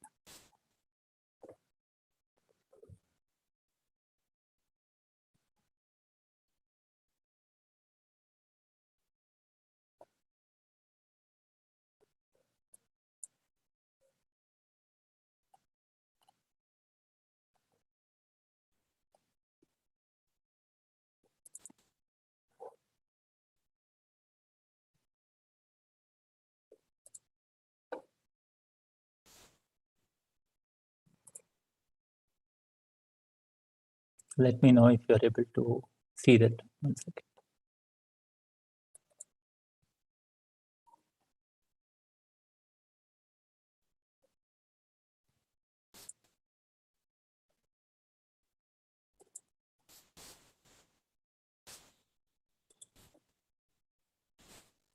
Are you able to see my screen? Yes, sir. Okay, Yeah, great. it's fine. Thank you. I think I'm the second speaker, right? Yes. Okay, so I'm going to stop sharing right now, and I will share when my turn comes. Yes, please. Okay, great. Thank you.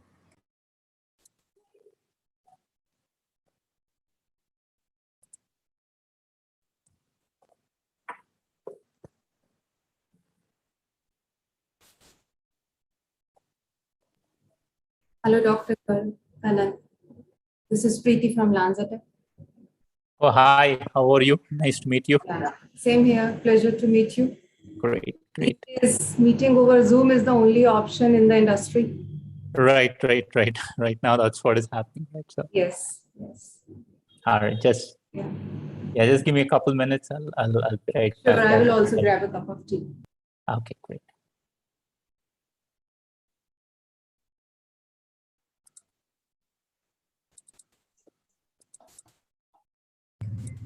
Hi. Good evening, everybody. Hi, Dr. Ther. Yes, Dr. Traber. Yeah, as you have presentations, so please try to share it. Yeah, give me a second.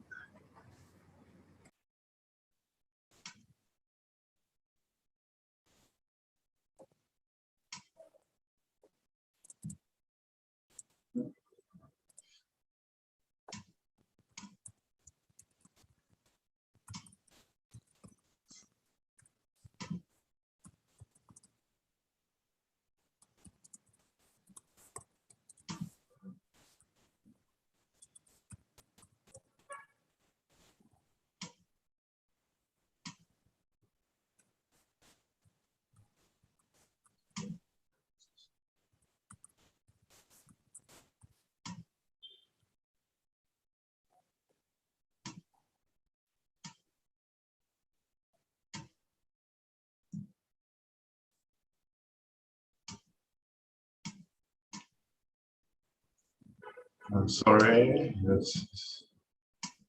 I have my presentation on the other computers.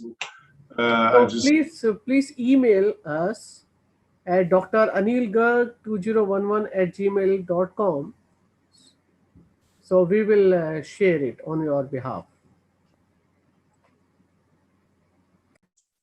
Okay. It is. Can you please repeat? Same email ID which we have communication earlier, Dr. Anil Garg. Yes. It's a D. I will text you on chat. I have it now here, your email, and then I just put in my PowerPoint presentation.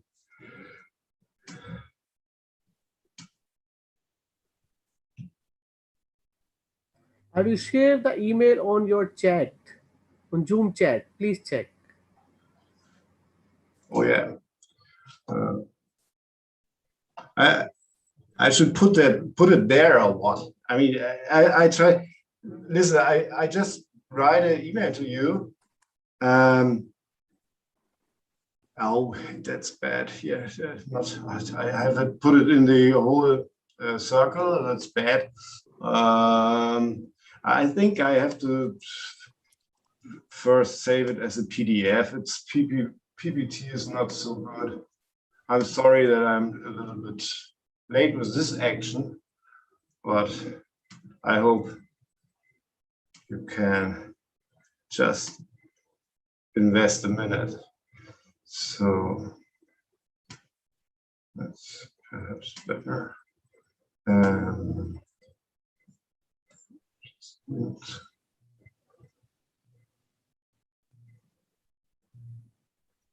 I mean, I put it in the wrong. Dr. Trevor, we are at your disposal to help you and have your wonderful I mean, I'm just presentation. sending it. Yeah, I'm sorry. I'm just sending it around to the whole group because I have so many people in my. But you should get it now, or you should have it already now. Sent by email, and then I can put it also on my desk. But do you want to show my slides, or would I open my desk?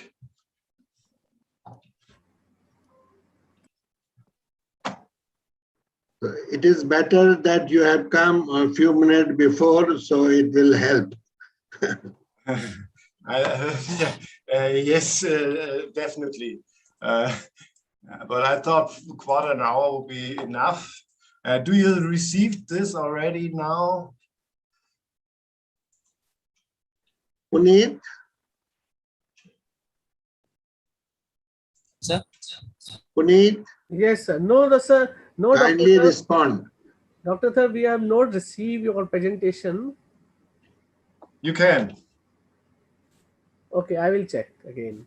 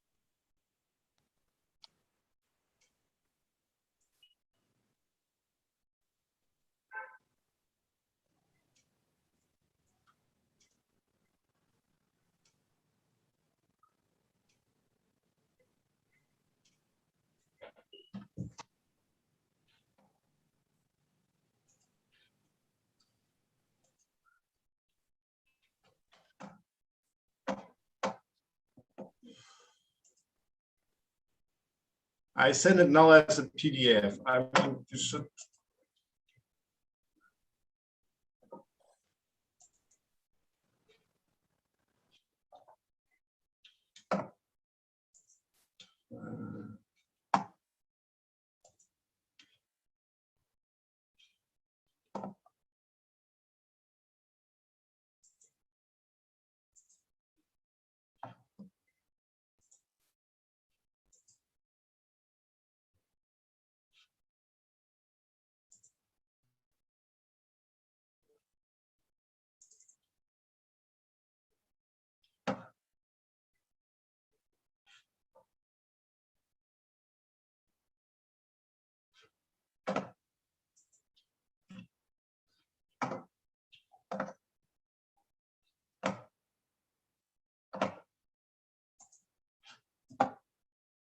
So I hope everything is fine now.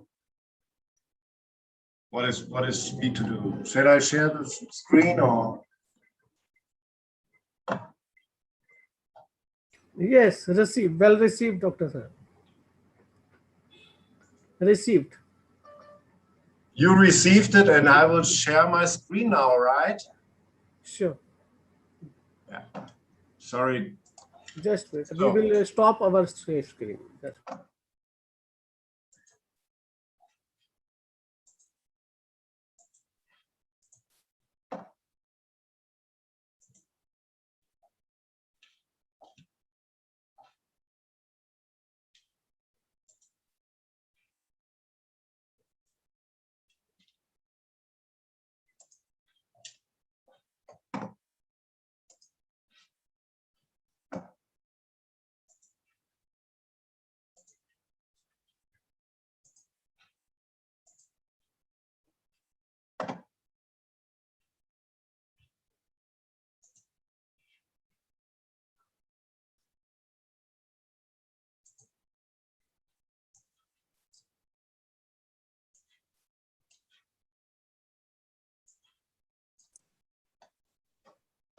Yeah, we can see the screen right now.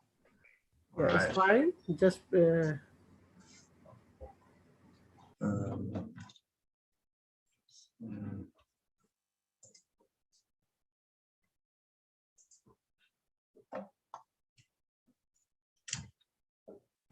nice. Thank you. Thank you. You're welcome. Can you move the screen? Change the screen. Can you speak up a bit?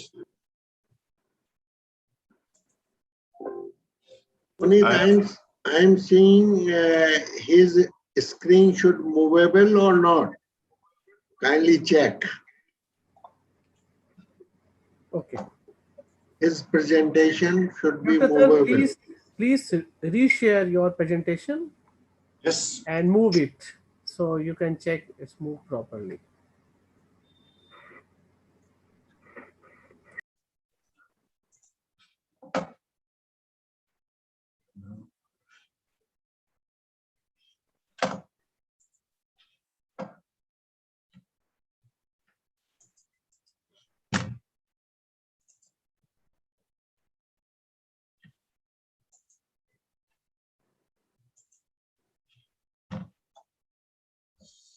Oh. Shall I keep it like it?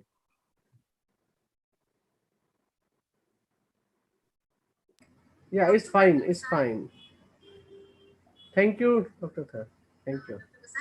Thank you very much for your patience.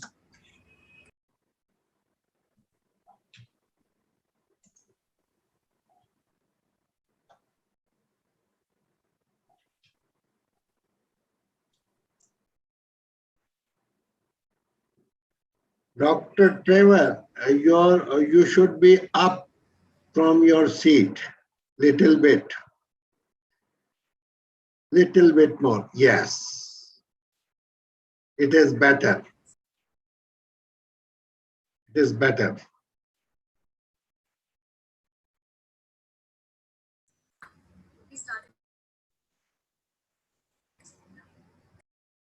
And Dr. Anil, am I perfectly okay? I mean, are you able to see my image and all that clearly?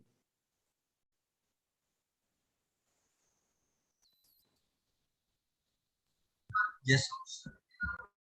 Okay, great. Thank you. You are always perfect. Oh, thank you. Yeah. But I think the digital world, right? I mean, sometimes, Yes. images get. Yeah. Thank you. We appreciate.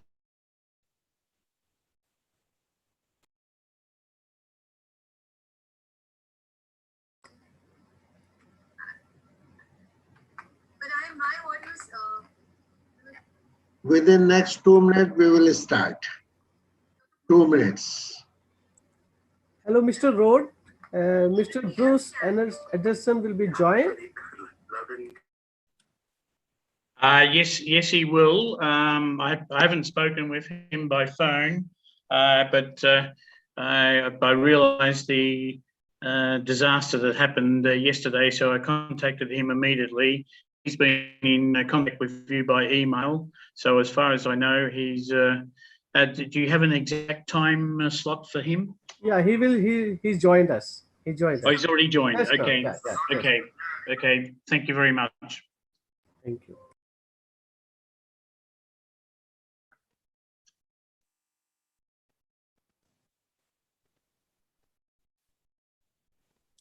Hello, Dr. Bibek.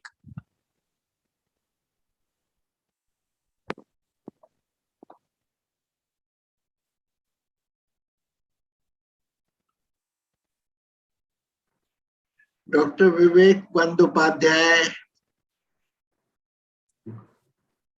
Sir, you are on mute. Yes. Good afternoon. Good afternoon. With your permission, we will start within a minute. Yes. Okay? Yes. I will just start within a minute.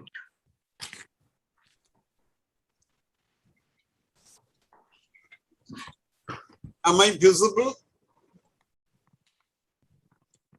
Yes, Dr. Bibek. Okay. Good evening, Dr. Bandyopadhyay.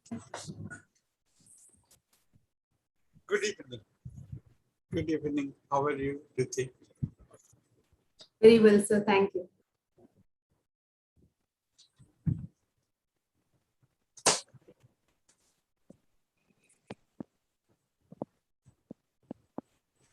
Dr. Bandyopadhyay, you have to shift little bit. Okay. Is it okay? I have to see. A little bit. I cannot see myself. Yeah, I'm seeing you. Is it okay? No. More. No. This side. Okay. Why I'm not seeing myself?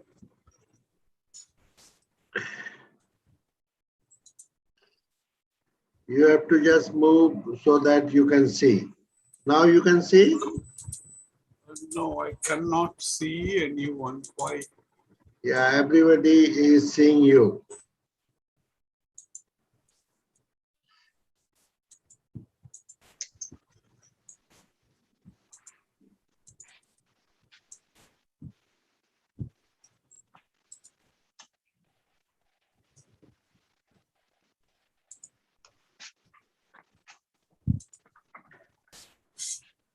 Mr. Anderson?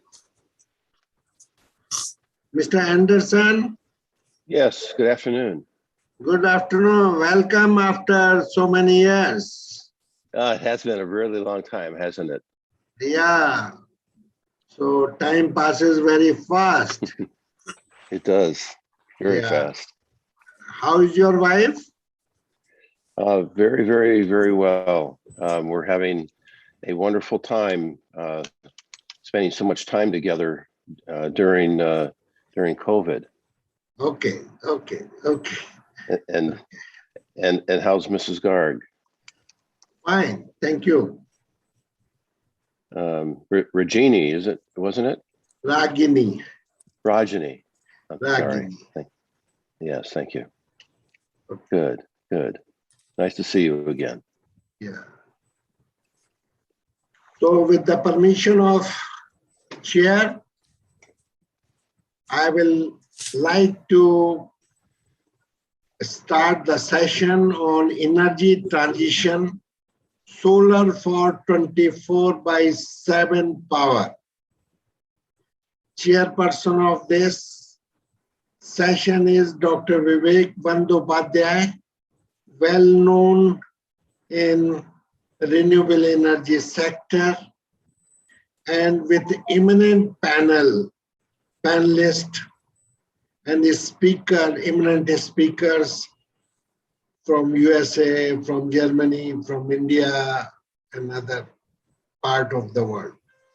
So without losing any time, I will just pass on this thing to Dr. Vivek Bandyopadhyay to chair the session. Dr. Upadhyay, please. Bandyopadhyay, please. Thank you, Dr. Garg. Good evening, everyone. It's a pleasure to be with you this evening. I welcome you all to this session on energy transition, solar for 24/7 power. And let us all extend a very hearty welcome to the distinguished speakers of this session who are from many countries of this world. We are going to deliberate on a very important milestone of energy transition that we are experiencing for the last few years. Solar has come up very well. Even in the last decade, we were struggling to bring grid parity for solar. And now we have achieved it in most of the cases. Rather, we are approaching towards God parity.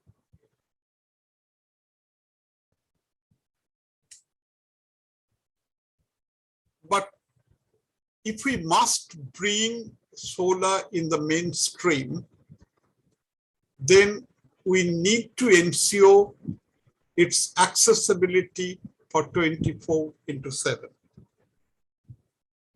You know that when a solar cell is exposed to the sun, it starts generating electricity instantaneously. And it will continue to do so as long as the sun shines. But we know that sun doesn't shine all the time, and it is also stochastic in nature. So in order to overcome this problem and to get solar for 24/7, various strategies are being worked out. Number one, that we can use a hybrid grid where it is solar, wind, hydro, and even fossil fuels. But the ultimate objective that we get seamlessly electricity supply 24/7. Number two, there may be batteries.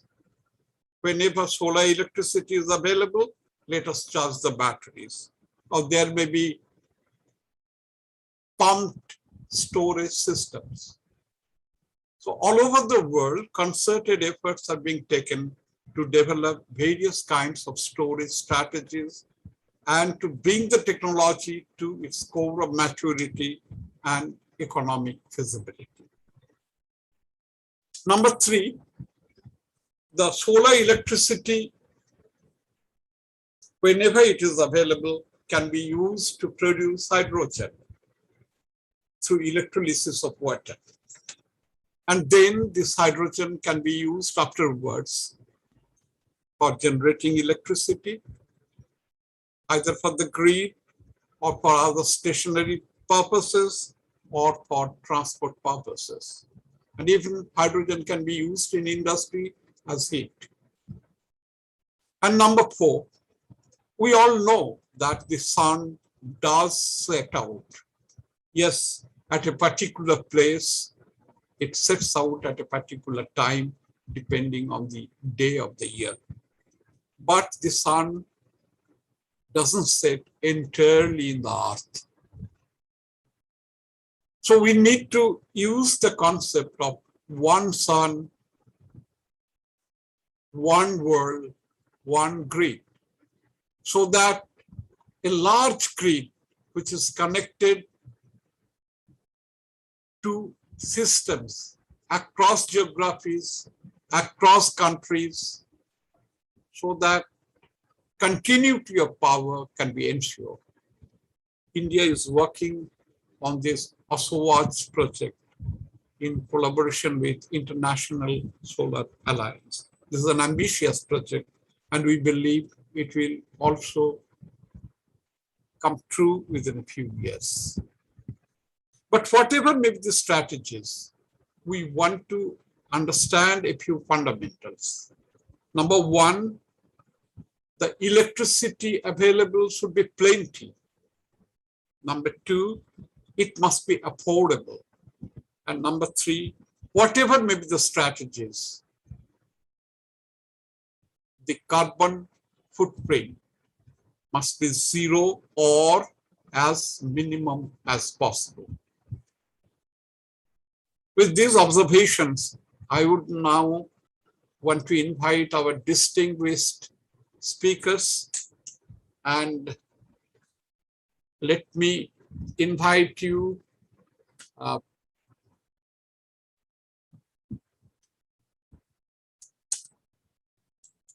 yes.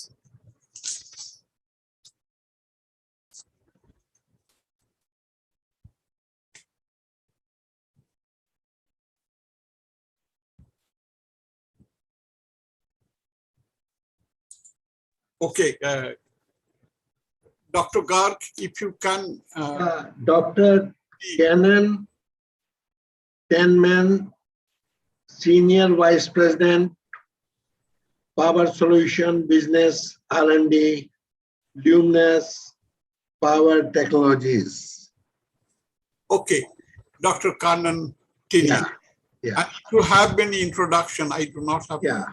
If you can introduce. You can Sure. Start, Yeah, please. I'll do that. I do have a short presentation, Dr. Garg and Dr. Bibek. So I would like to share that, and just let me know if you're able to see the screen. Right. It's okay. All right. Great. First of all, I would like to thank Dr. Garg and the organizers of WRETC for inviting me here to share some thoughts on this very excellent subject, and especially in this flagship conference. I'm Kannan. I head the R&D for the power solutions business of Luminous Power. Primarily responsible for technology and product development in the areas of inverters and solar solutions. Luminous as a company, we are into inverters and solar solutions.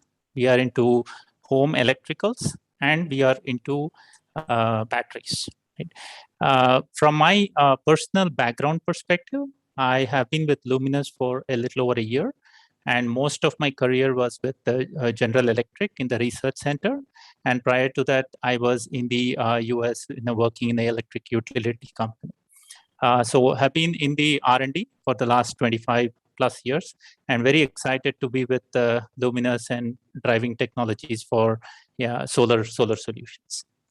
So what I'm going to talk about today is just to share some of the opportunities and technical considerations as we look at distributed solar, more focused on the homes and small commercial level of play here.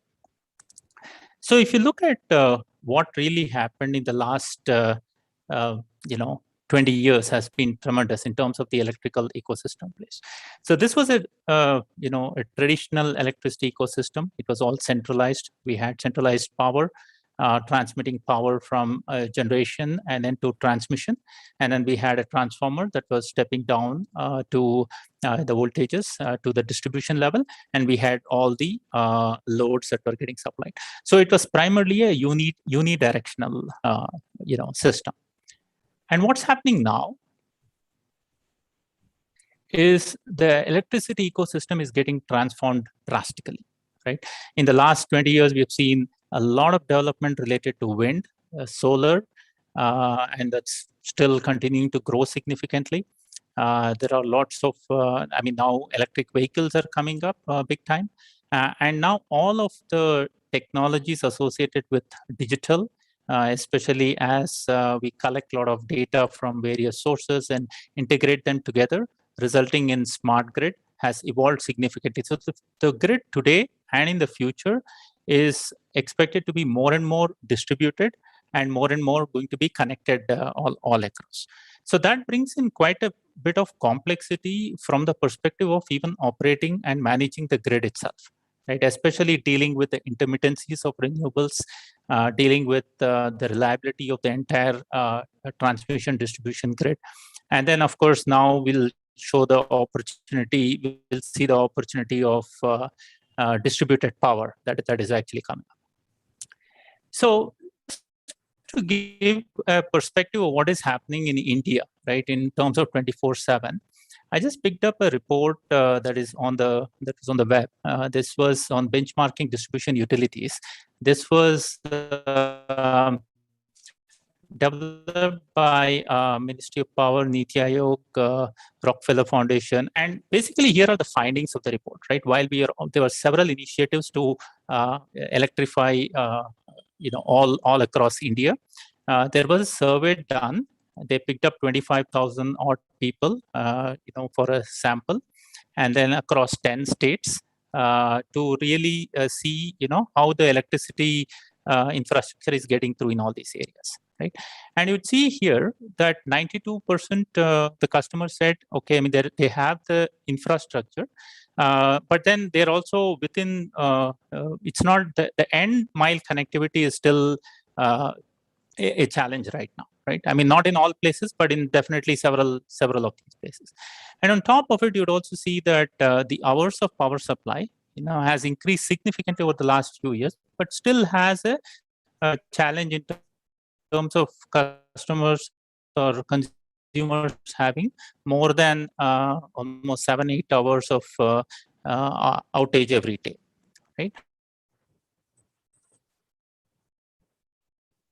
So there's a lot of room for satisfying the end consumer. So if you really look at from a consumer perspective. Now, on one hand, while this is happening, you can look at the concept of distributed solar power, right? First of all, from a definition perspective, right? Distribution solar power means basically it's electricity that's generated using solar systems, basically getting the generation closer to the load and being available when it's needed and giving the user all the flexibility and control, right? So the components of solar systems technically, right? One is the solar panels, right? Which basically develops a DC power output. Then you have an inverter that converts the DC power to an AC output. And you can also have a battery in this. The picture on the right does not show specifically, but because that's kind of an optional, depending on whether the consumers really want to have a battery or not. And if they want to have a battery, they will connect it right at the DC level. And then you have a meter that will basically connect, to your grid as well as to your loads in the homes. So basically, whenever there is more solar coming up, you can, if it's grid connected, you can directly pump it into the grid. Otherwise, if it's not grid connected, you can have all the energy supplying to your loads. And if there is more solar than the loads, you can store it in your batteries.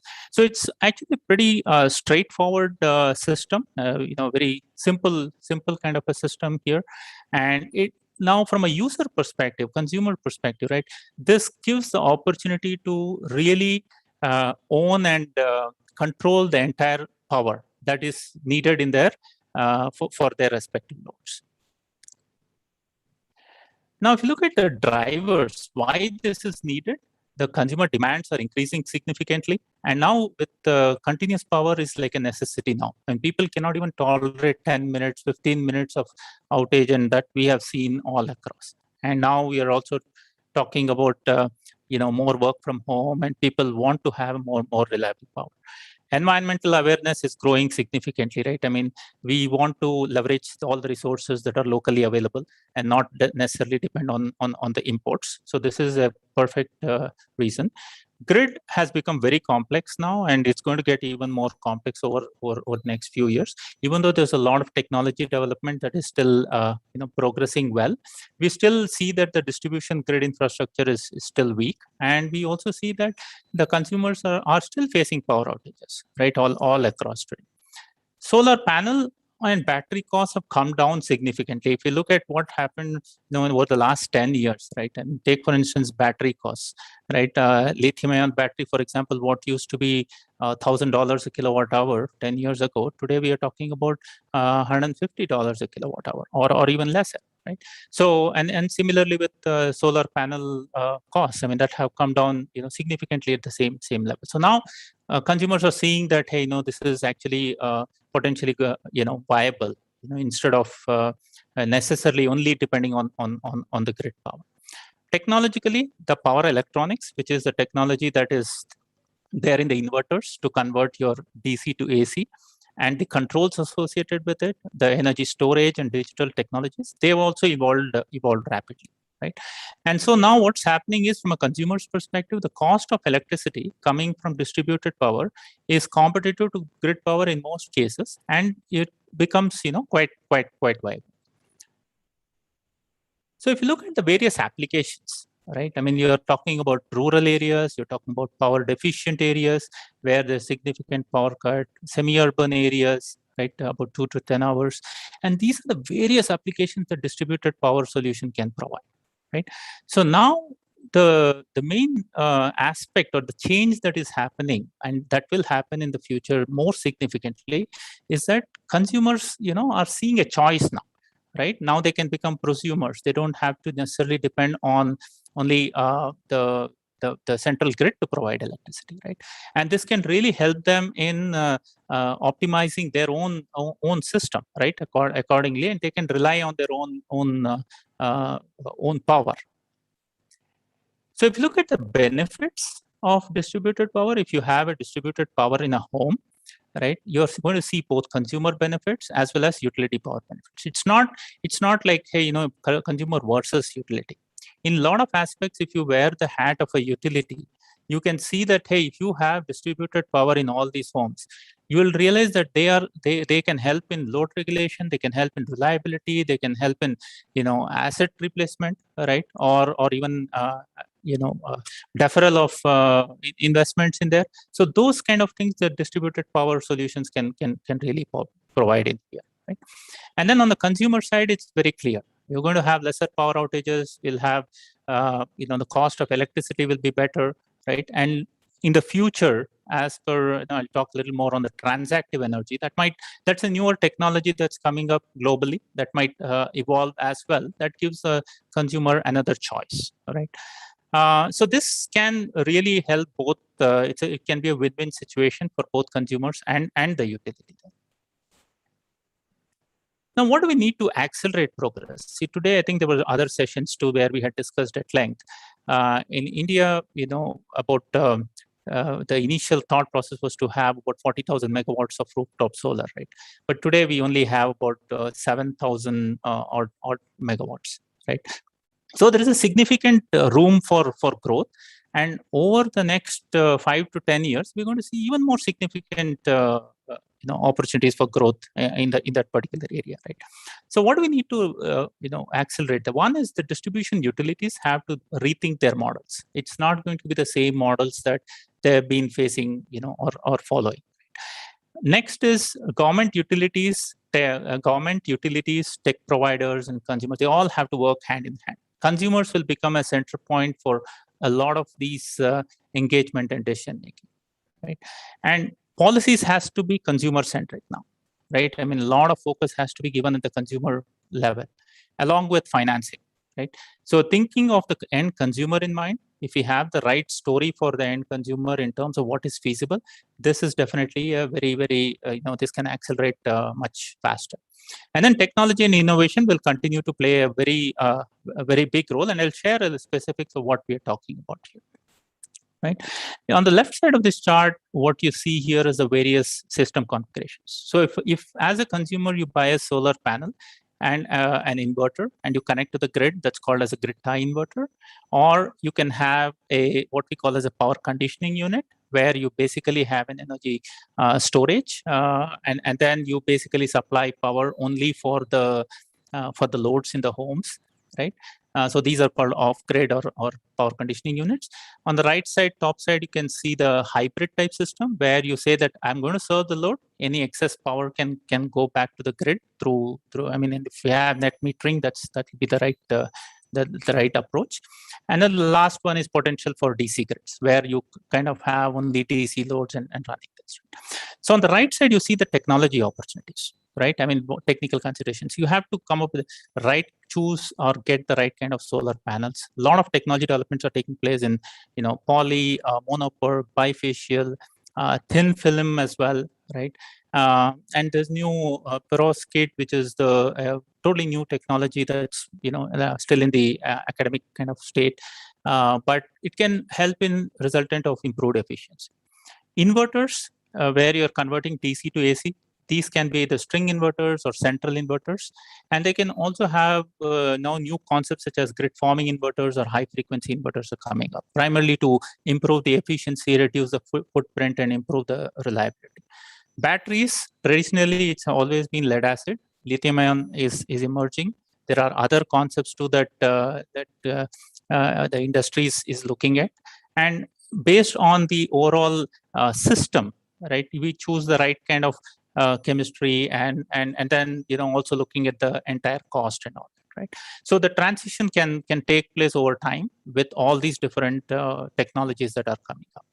Protection, of course, is important as in any system in there. And then one of the biggest areas of opportunities for technology development also is in the areas of integrated systems and controls, right? This is related to your, battery management system, especially if you're using lithium ion, or the entire system itself to make sure that it is resilient to the grid, right? And also working with various loads, engaging the or kind of playing with the various loads and doing like a local demand management as well.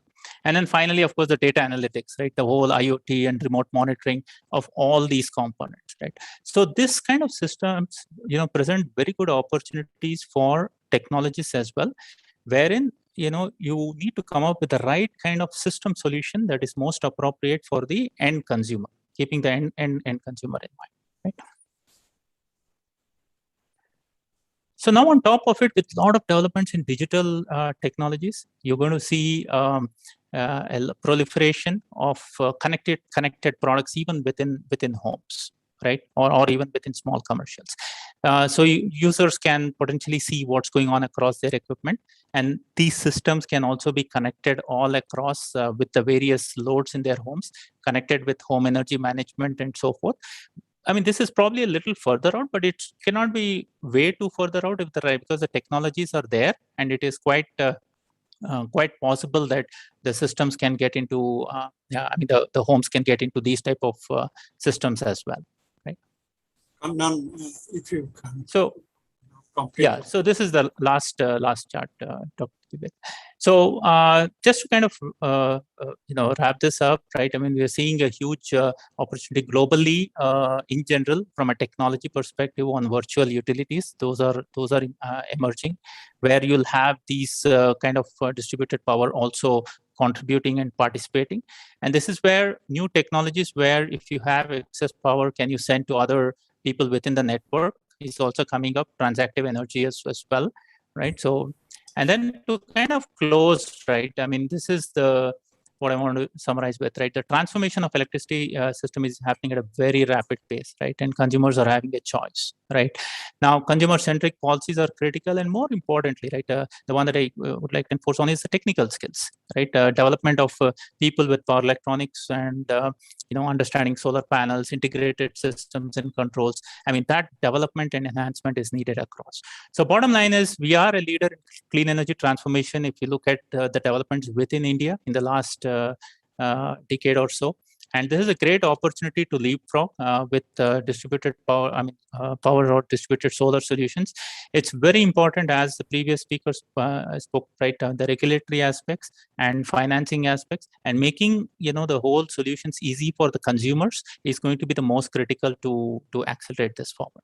So with that, I'll stop and hand it over back to you, Dr. Vivek.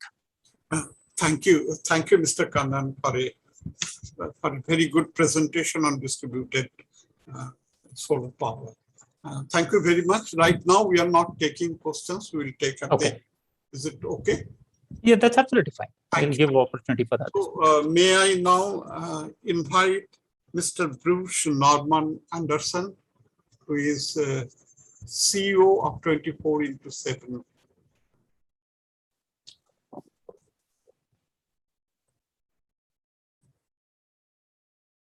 Yes, Mr. Anderson, you have to unmute yourself, Mr. Anderson. Yes. Thank you. Yes. Thank you. Hi, everybody. My name is Bruce Anderson. I'm CEO of 24x7 Solar, and I have to say it's just absolutely delightful to be sort of back in India once again after such a long exile that's been created by this terrible pandemic. And our hearts have reached out to India over the past many months, and we know that the whole world has to work together to get out of this. So I'll be there soon. My physical body will be there soon. I can't wait to see my friends. I do have a presentation to share. Can you see that? Is this presentation visible to everybody? Okay, good. Yes, it is, Bruce. Yes. Well, wonderful. I've one of my favorite places in the world, right here on my screen. So India has done such an impressive job in transitioning to solar, but it's been, of course, daytime only photovoltaics, and now as we know, as batteries emerged, it goes a little, maybe a few hours more. But your biggest challenge is baseload power. You've got many coal plants, and you're building more. And as economies like India's grow, their demand for electricity grows not just during the daytime when the sun is shining, but it grows year round. I mean, day in and day out, every hour of the day. And that's why you need coal plants. Well, we can't have coal plants anymore. That's a thing of the past. So we have to find alternatives to base load power generation. And that's what I'm going to show you here. I'm sure this does sound familiar because I sort of just described it. PV and wind are intermittent. It only gets you so far. Batteries help, but they're expensive. And the question is, are there emerging solutions to this tough problem? Finally, I'm sure everybody's got to be asking, how are we going to get to zero carbon at a low cost? Because after cheap PV, getting beyond that is expensive. Well, imagine that there is an approach, a Make in India approach to getting zero carbon energy 24/7, 24/7. I forget this is India sometimes. So imagine India without brownouts. Imagine an India without coal plants. Imagine that not just 17% of your citizens have power, or 80. Guess what was it? What 85%, 17 hours a day. But imagine that all of your citizens have power every hour of the day, every hour of the year.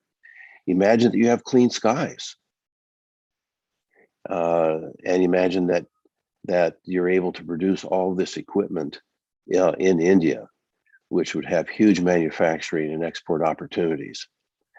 This future for India is possible. There are three things that India needs now. You need low-cost power that can operate 24/7. You need low-cost, long-duration batteries. And you need low-cost 24/7 clean power to make green hydrogen, which is the sort of the ultimate clean renewable technology. So I'm going to talk first about the 24/7 CSP, concentrated solar power. Now I know that many years ago, India tried concentrated solar power with little success. I was a sad observer. It was very frustrating being involved in CSP at that time, but seeing how it seemed not to work effectively in India. I think most of you know the reasons: the time frame, the lack of supply chain, the poor solar measurement that was unreliable, and short time frames, and so on and so forth. And CSP, this is the important thing, CSP at that time was very, very complicated and very, very expensive.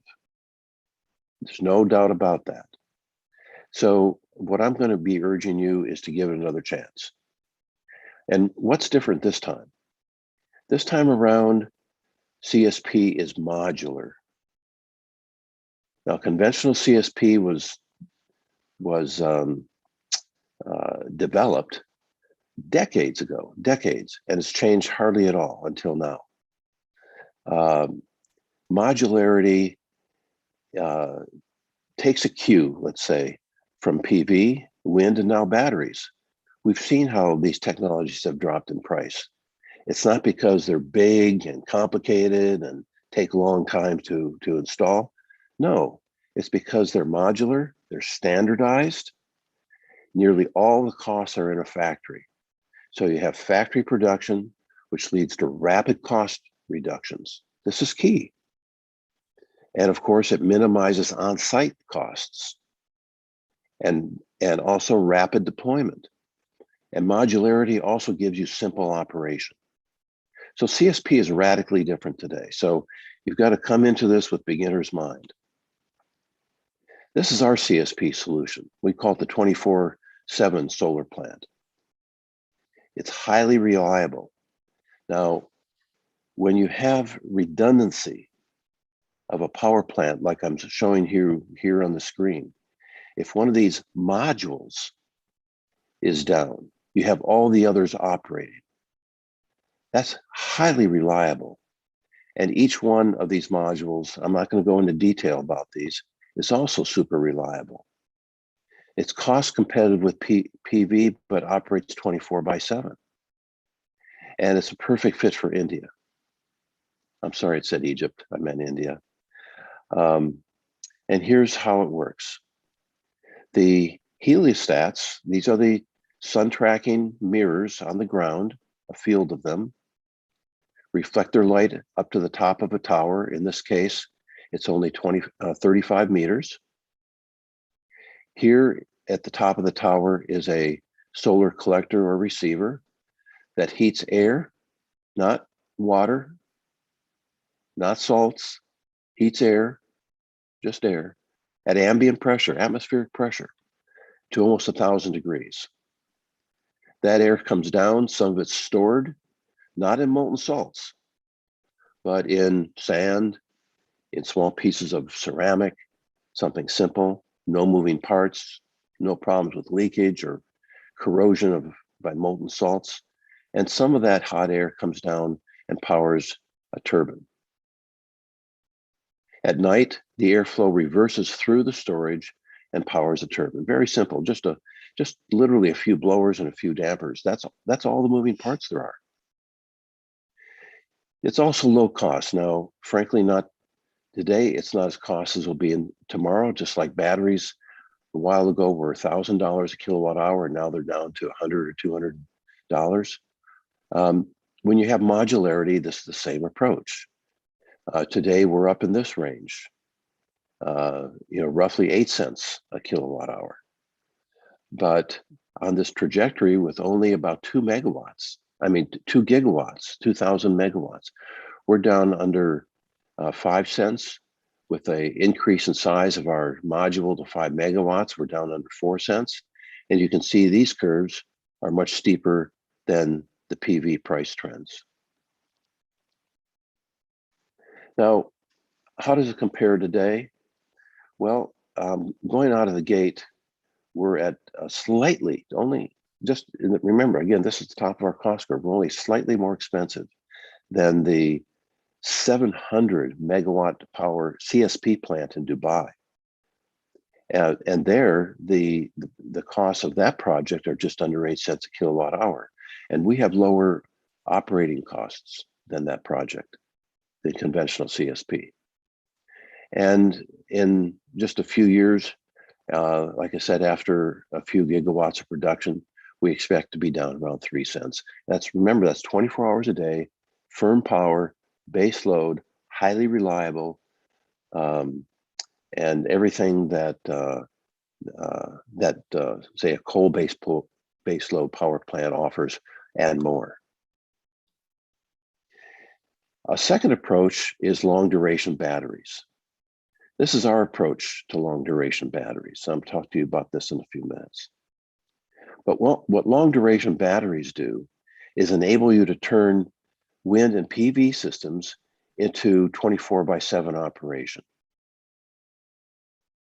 This battery stores excess energy from wind and PV systems as heat for use at night. So let's say your average in India usage is 17 hours a day. That's all people have on average. This is the other 7 or more, because this can operate for 4 to 20 hours on one charge. The capacity can be as small as 200 kilowatts and up to hundreds of megawatts, and robust 20-year operation. The core of our revolutionary battery is our heat to power turbine. This is a turbine made by Capstone Corporation. It's 200 kilowatts. It's the best-selling, most reliable in its field.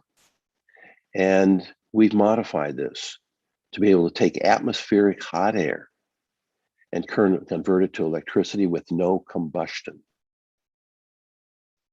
Now, to get continuous operation 24/7, even when the battery is fully discharged, we've added an external inline combustor that can burn almost any kind of fuel, diesel, natural gas, biofuels, even 100% hydrogen for 0 carbon.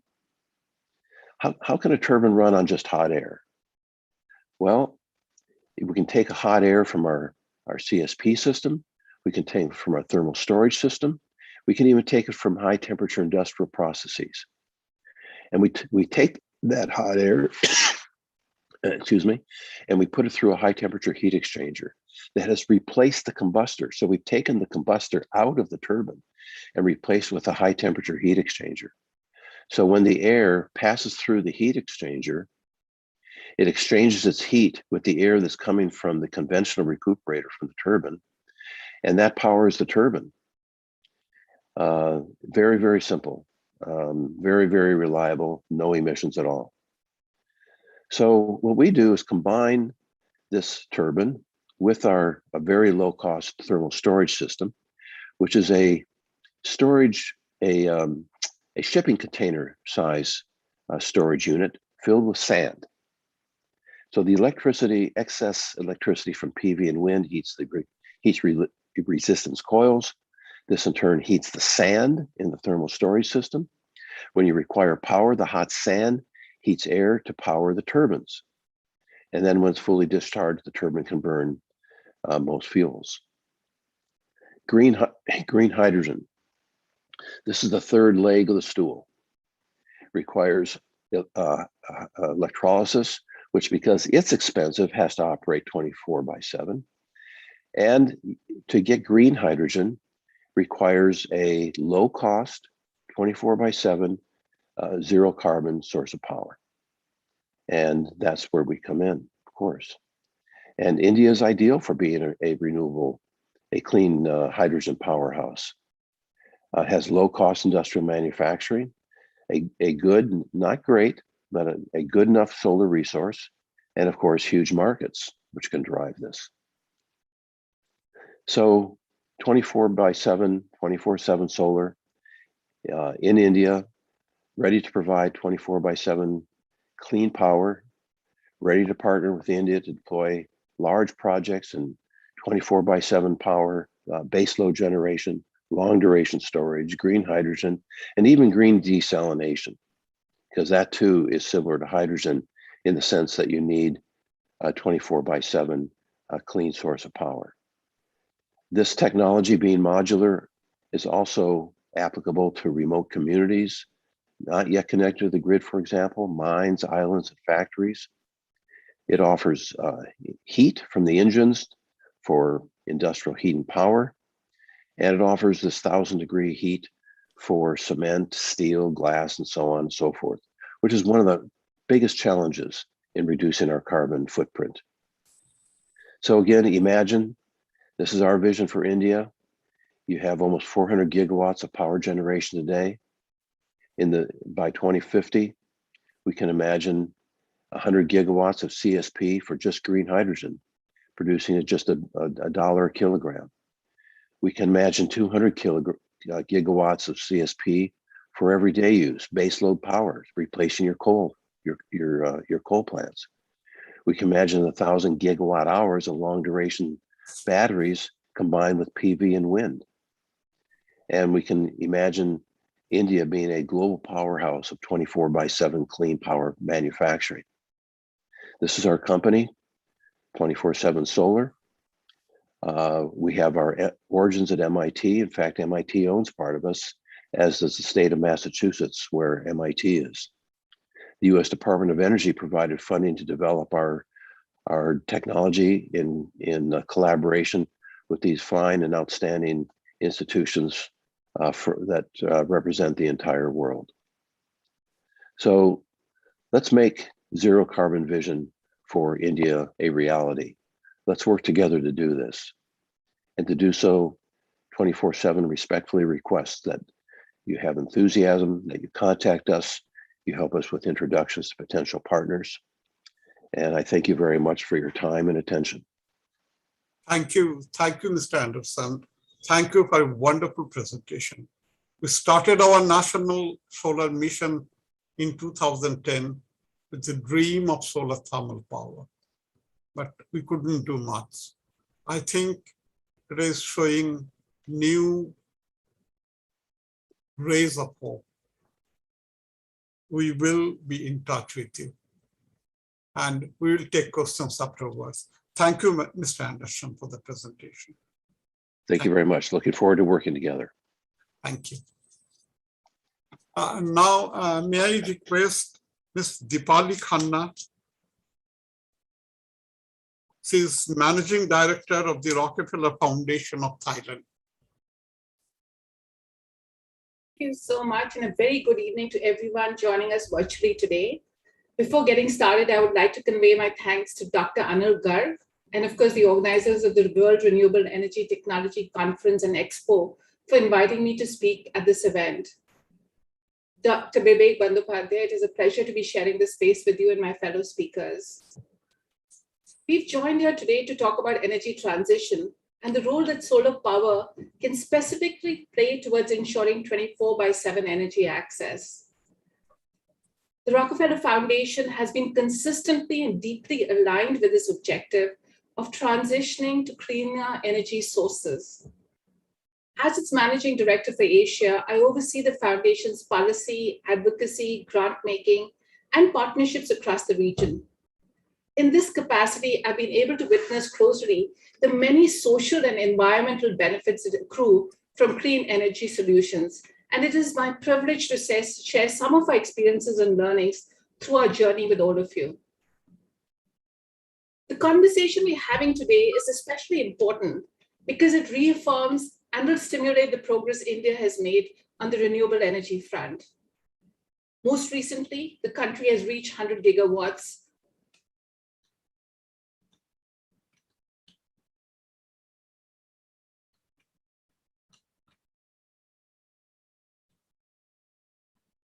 Sorry, can you hear me?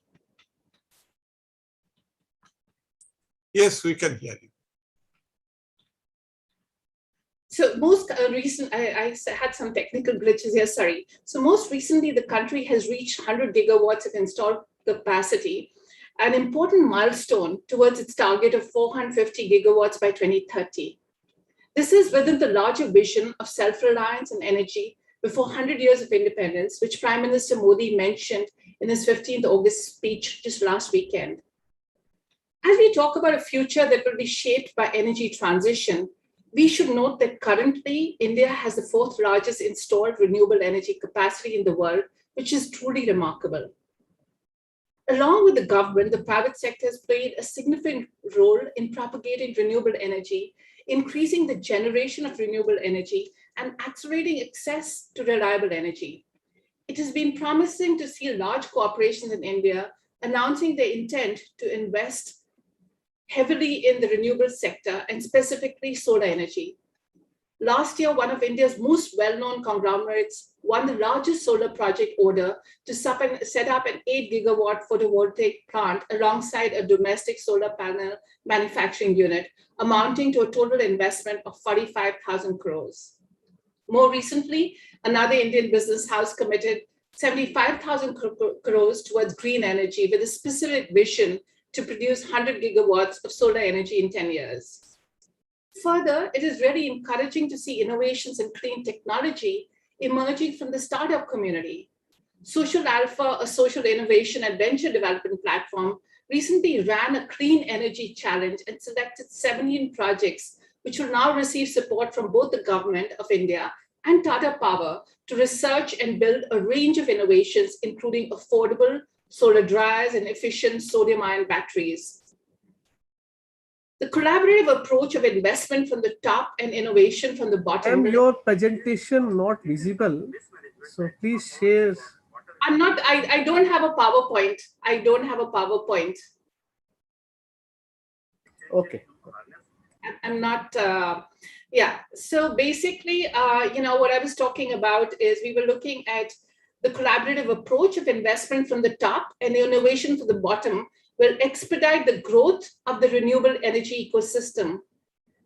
Such initiatives are an important marker of the country's increasing interest in the space, and we certainly hope that this is a trend that will continue to grow with time. However, these developments alone aren't enough in the face of the glaring red alert sounded by the recently released Inter-Parliamentary Climate Change Report, or IPCC. The report's prediction that 1.5 degrees Celsius warming is likely to be much before the previously predicted 2040 makes for a harsh reality check. With COP26 held later this year, there's really an urgent need to consider the emissions that would result from increasing fossil fuel dependent energy access. If the high fossil fuel development model continues unhindered, a 4.4 degrees Celsius increase in temperatures by the year 2100 could be on the cards, according to the report. Such an increase would imply extreme rainfall events in India. To put that into context, as per experts at CEW, 3/4 of India's districts are already hotspots for extreme weather events. Since 1990, over 300 events have resulted in damages upwards of 5.6 lakh crores. If we aren't shaken into immediate action by the findings of this report, we're staring at a bleak future. One of the key takeaways from the report and the increasingly volatile climate is that we must accelerate our adoption of renewable energy, including solar. Our faith in solar power as the most viable preventive solution to the climate change issue comes from our own understanding of the need to transition to cleaner energy and our experience in this space. Through generating electricity directly from solar radiation, solar power has practically zero energy production costs in terms of source. It is carbon-free and reduces greenhouse emissions. It neither generates waste nor pollutes water. And finally, there's plentiful energy to extract from the source without fear of depletion. Yet any solution that we consider now must also bear in mind the scale of the global energy access problem, which then necessitates that cleaner energy be distributed in an equitable way. For some, what we find from our work in this field is that despite various positive signals and the steady progress made on state commitments towards 100% electricity access, reliable electricity continues to be a challenge in remote areas. In India, it's still home to about 5% of the world's unelectrified households. At the global level, there are presently 800 million people with no access to electricity, most of them in sub-Saharan Africa. At the Rockefeller Foundation, we take the view that mere access is not an adequate benchmark, and it is extremely important to consider the question of whether this access is reliable or not. Given our wider approach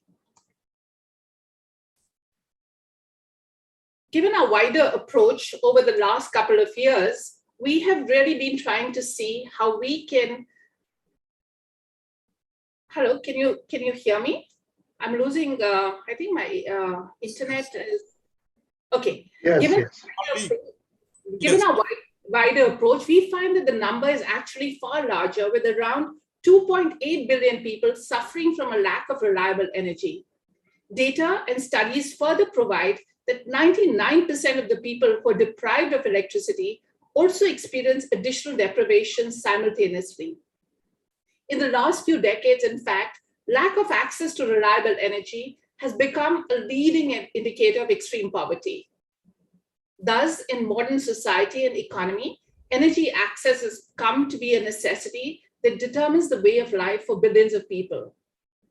Through our work at the Foundation, it has become abundantly clear to us that people who do not have access to reliable and quality electricity simply cannot become part of a modern economy or improve their livelihoods and lifestyles. This is because even if households have access to electricity, the wattage is usually enough only to keep a bulb running, not an entire business. Ms. Kanda, if you can finish it to the end. Yeah, I'm just finishing it, sir. So basically, what we are really trying to see is how can we really ensure that we can provide access to reliable energy. We've seen the social benefits, and we really want to be seeing how we can make sure that those that are marginalized and are not connected to the grid have access to DRE projects, which are really going to help us tackle the climate issue as well. Thank you. Thank you. Thank you, Ms. Khanna, for presenting the work that Rockefeller Foundation, you're working and you are thinking. Thank you very much for your presentation. Thank you. Now, may I request Dr. Theodor Treber?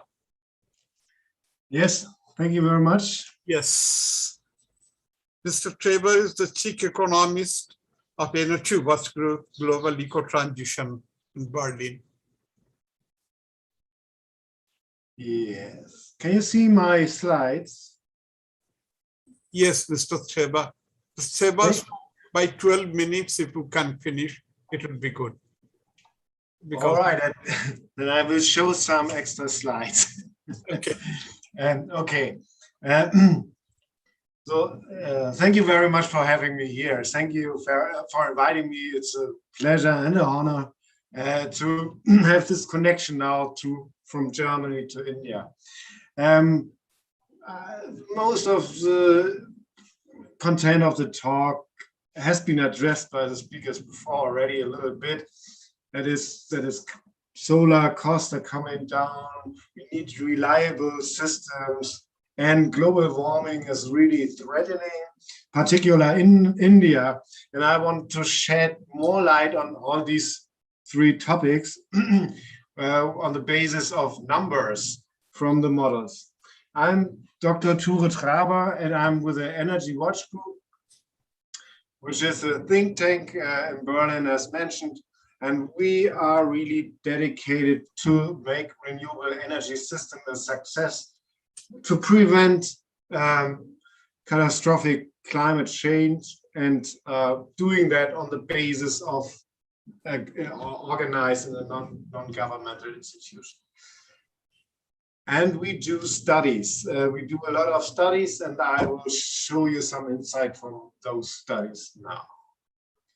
So, but this is not our study. This is just to remind you what has been said by Dipali Khanna just earlier, just a second ago. Yes, we are on a quite impressive track what concerns the temperature. You see the temperature data of the NASA, which has been the information has been just adopted to the IPCC the last 2 weeks, where they have found that really now the temperature is already 1.1 degrees above pre-industrial times.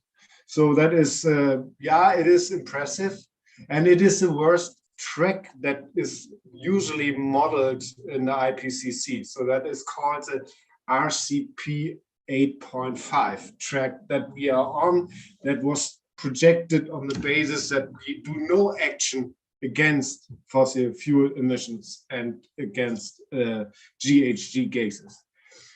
So it's the worst case, it looks like. And then we can find that those temperature increases will just put us in the 50 to 100% loss of GDP, what is quite senseless. 100% loss of GDP, you cannot imagine even. But it's just to stress how important it is. It is not even that those projections of 100% are based on models that incorporate tipping points. But those tipping points are very hard to model, and they show a planetary threshold, which is said to be, if it's gone, then we are entering on the RCP 8.5 pathway on something like a bowling alley. So without further ado on that, I just say action is the time for action is now. But luckily, it's also true what we have been hearing earlier, that PV cost is coming down, and also what we modeled or modeling in cooperation also with a university in Finland, a technical university, and I myself modeled also for 20 years now. And now I come up with this figure here showing you the cost development of a new build 100% renewable energy system in Germany, in the northern and southern part. And you see how tremendous it comes down. And this is also 24 times 7 supply. So, and having said this, it's also necessary to mention here that India's costs are even lower. So here you see a result from our global study where you see for India, we project with the models in 2050, you can provide electricity and energy, all energy around 5 cents per kilowatt hour, which is significantly below new coal-fired plants, power plants, and other fossil or nuclear options. And you see also Germany is in the middle. It's not very convenient to produce renewable electricity there, but it's also not so hard. It's a mixed system. Same holds for China. It's just in the middle. India's quite favorable. So why not just going on and doing it? I just brought a joke from 15 years ago, from 2008. It was always already the saying, yeah, we could save the world for nothing. So, but I don't want to go into that here and waste my time. No, I want to go on. I just show you the outline very swift, hopefully. I just want to give you some impression on the global overview of damages that we expect if you have no tipping, but impressions on that. And then I want to give you an idea of the renewable energy supply resources. And then I will showcase the countries, India and Germany, compare a little bit, and then try to go also a little bit into the policies. So what is my time? How much time do I have left? Can you?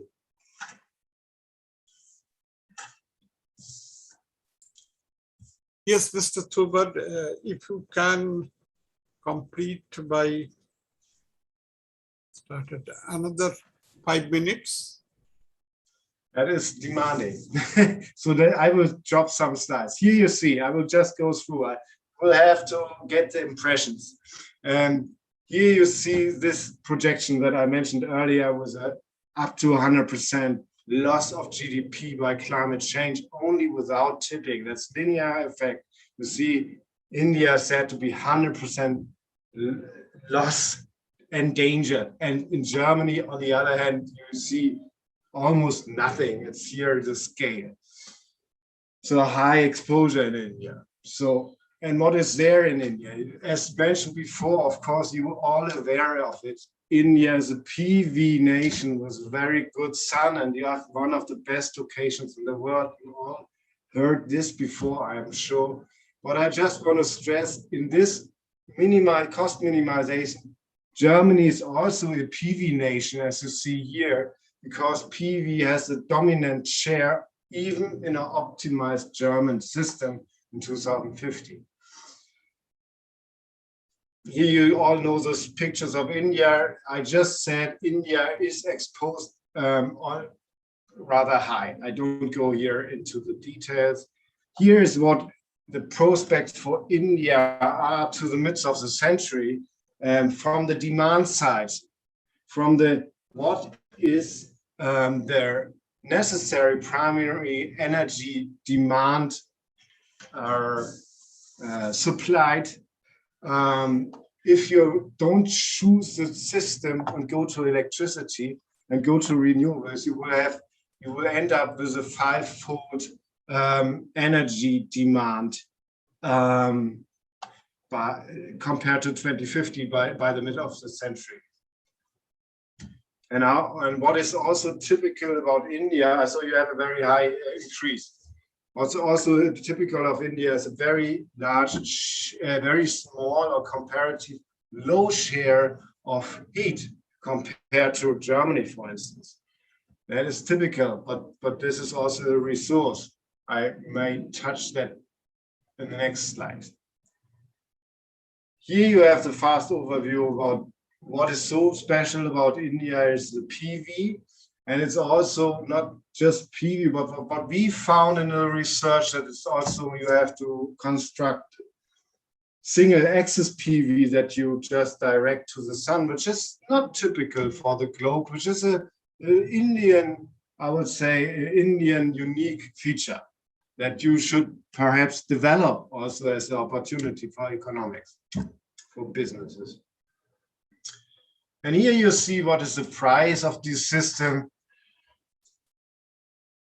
You see, you come down from about 70 euro per megawatt hour supplied in the conventional system today. You come down to below 50 euro per megawatt hour, and you have a bump here just because emission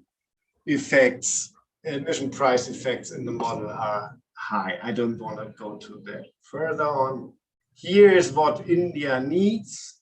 And this is a little bit different from what I found, what I heard earlier. But this is the full system here on the axis to the year 2050, a full system where you supply all energy sectors with PV at 95%, and then you need 9,000 gigawatt installed capacity for a full transition to somehow satisfy the 5-fold service increase in India.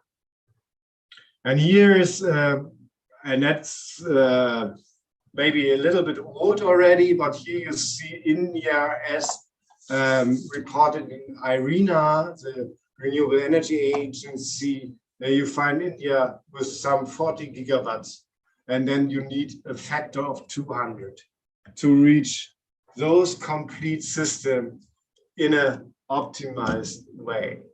All right, and then I don't want to go to Germany, what is a pity, but I just go to the policies. Or perhaps I just show you the one thing that is very crucial, of course, that is the investment need. What we have in this global study, we calculated we have a investment need of total 67 trillion euros have to be invested worldwide to reach a full climate-friendly system. And that is the main task, I guess. It's the costs are down there. The question is how we get the private market into that game, supplying decentralized renewable energy. And with the Energy Watch Group, where the president of our Energy Watch Group just introduced 20 years ago in Germany the feed-in tariff, you may know, a famous feed-in tariff. We try to develop now or look at policy that can bring us to those investments. First, I don't have to mention here, but from the German perspective, what we experience is that we had built up an industry 20 to 10 years ago for wind, for instance, in northern Germany, and now the jobs are gone away, and this is due to the policy that is not so climate friendly as you may perceive. We introduced auctions in Germany, and that was a perhaps wrong move that reduced the installation of capacities, in particular of crucial wind energy. That is a substitute for storing energy is wind energy. Although it might only be 10%, it's very important, and this we have shown also in the study. But what we have now, we have auctions that are hard to participate in for citizen projects. Many people here, at least in Europe, many people want to invest. They have the money, they want to invest, they will be more independent of oil prices, but it is hard for them to participate in auctions because it's very bureaucratic. And so we from the Energy Watch Group, we support other support mechanisms or renewable support mechanisms. And I just want to stress that it is very conceivable that you introduce a guaranteed tariff that takes away the risk from the investor a little bit, at least the price risk, but require that the investor provides and supplies 24/7 reliable energy. And this is where we're working on also currently to develop a little bit a policy tool that we proposed already last year. And I would be happy if you have perhaps a look on that photo or contact me in on a different way. You see my contact is here. You are welcome for questions also now, perhaps if there's a second. Thank you very much. Thank you. Thank you, Dr. Straber. Thank you for the presentation, and we are sorry that we couldn't give you much time to explain each and every slide, but I believe you'll be sharing the slides, and I would like to personally be in touch with you on the subject. Thank you very much. Thank you very much. Now, may I request Dr. Preeti Jain to make her presentation. Thank you, Dr. Vandopadhyay. May I request? Dr. Jain, 12 minutes maximum. We have to accommodate another. Sure, sir. I will finish within the stipulated time. Can I request the technical team to allow me sharing my screen? Can I share my screen because I would like to run my slides if I can? Okay, we can see. Yeah. Till the time that is being sorted, my sincere thanks to organizers of the conference for this prestigious opportunity. And I must also thank the team working behind the screens to make it a successful event. Before I go into my presentation, I would like to add one point that all the panelists are bringing, that how 24/7 power can bring an energy transition and change in India. And where I would like to bring another pillar of circular economy, and more importantly, telling that how that circular economy can change the energy and material requirements around us. Next slide, please. I think all of us have seen this picture with the new IPCC report, which was being released 2 weeks back, 3 weeks back. What message I would like to share here is that if we don't act today, we have to pay a very heavy price in terms of mortality cost of carbon. Yes, you heard it right. Mortality cost of carbon. Last year, Nature came up with an article that for every 4,500 tons of CO2 emissions that will be emitted into the atmosphere, there will be price of 1 mortality across the world. To put this in context, this is equal to emissions which are being emitted by 12 people across their lifespan across the world. So which means we have to act today, and we have to make the choices and start looking at carbon as a precious resource and keeping it under the ground and keeping our focus on the waste carbon around us. Next slide, please. We have been hearing since yesterday that how India is making a transition as well as global economy where energy can be carbon free with the help of solar as well as wind. But in the long term, there will be sectors like chemicals and fuels being used in sustainable innovation sector that will be carbon intensive. And to meet the requirement of those sectors, we have to start making the choices today without any delay, because that will decide the climate future we want to build. And there comes the role of LanzaTech technology. Next slide, please. I would like to take a moment to explain this slide to audience as well as to the panelists. At LanzaTech, we are a pioneer in gas fermentation technology, truly enabling circular economy. The heart of this technology is gas fermentation, very similar to grain fermentation to produce beer. But the difference here is we take waste carbon gas, waste gases. I would say these gases are rich in carbon and that can come from various resources. The gas can have CO, hydrogen, CO2, and these gases can come from point sources in industry. And we know how industries are looking towards the decarbonization pathway. At the same time, these gases can also come from ample available municipal solid waste or agri-residue. And economies and cities are today struggling to find a solution for that. And that can be gasified, converted into a gaseous feedstock to be used by our system. Not too in a distant future, the way we are looking and positioning this technology platform is CO2 as a resource.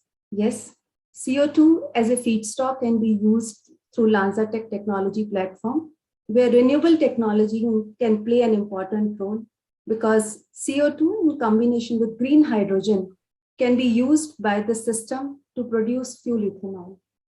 And you will be surprised to hear that all that is possible with the help of one bacteria, which is very similar, and our biocatalyst, which is very similar to any chemical catalyst being used in the chemical processes. And this all can result in the production of fuel ethanol to be used as a transport fuel or used as an intermediate to produce sustainable aviation fuel, and also producing the materials we can use in our daily lives. And whatsoever waste is produced at the end of the process can be recycled back in the system, truly making it a circular process. Next slide, please. Not a dream anymore, from ideation to pilot to pre-commercial and commercial. These are pictures of our commercial units in China, and we achieved this massive accomplishment in 2018 with Shougang Group, where our unit is being situated, utilizing steel mill off gases and converting that into fuel ethanol. That fuel can be blended into gasoline stream as well as can be converted into chemicals. Early this year, we achieved another accomplishment with our another unit starting in China that will be utilizing ferroalloy off gases. Until date, we have produced more than 60 million liters of ethanol already used in gasoline pool. So truly converting pollution into the fuel. Next slide, please. What I would like to share here with the audience is the robustness and incredible flexibility of technology that can work under various conditions with a wide range of feedstock that can be seen in this slide. The slide shows ethanol build-outs at various stages across the world. In China, utilizing steel mill and off-mill ferroalloy gases. In Europe, working with ArcelorMittal, one of the leader in steel sector, utilizing the off gases from steel mill. With Indian Oil, our strategic investor and board member, utilizing refinery off gases. And also with Sekisui, utilizing municipal solid waste, which is a very difficult feedstock, and converting that into fuel ethanol. Similarly, plastic and agri residue are also feedstock, which we are looking in different parts of the world. Next slide, please. So the technology platform is looking to make a future where circularity will be a part of our life. And all these waste resources, be it agri residue, municipal solid waste, or CO2, which is abundant challenge for us and our economies, and converting them into the sustainable fuels and chemicals, and closing the loop, which is also one of the way to look at a resilient future. Next slide, please. Taking a moment to go into the chemistry behind this process, the process is incredibly flexible, and you will see in this slide that hydrogen and CO ratio. So technology allows incredible flexibility in terms of hydrogen CO ratio from 0 to 1 going up to 5:1. And carbon efficiency increases as we see more and more hydrogen coming into the system. What I would like to underline here to this group is that in equation number 4, which is where the hydrogen to CO ratio is 5:1, that is a typical refinery off gas composition, where in the presence of hydrogen, the CO2 also gets converted into ethanol. And 50% of carbon in the ethanol is coming from CO2. So truly utilizing the resources where we are looking for a solution. Not stopping there, using CO2 as a feedstock is also one project where we are working. CO2 and hydrogen are being utilized as a feedstock by our system and convert that into acetate. Many of us who work in the industry know that acetate is both as a carbon carrier as well as an energy carrier. Continuing to next slide, please. The slide is a continuation of the earlier slide. The way we are looking at CO2 today to solve the problem of food, fuels, and chemicals. And I'm happy to share that with Indian Oil, already one of the pilot plant is already running at IOC DBT Center in Faridabad, where we are working with them to use our gas fermentation technology to convert CO2 and hydrogen to acetate. And then the IOC technology takes that acetate and convert that into omega-3 fatty acids and lipids. And omega-3 fatty acid is a very premium market with only very few players and demand increasing with a limited supply options. Once that can be utilized with the aid of renewable energy and solar power, which we are talking about, it can open new doors leading to the nutrition democracy, not just in India, but across the world. And India can be a leader in that domain. Next slide, please. However, our vision doesn't stop there.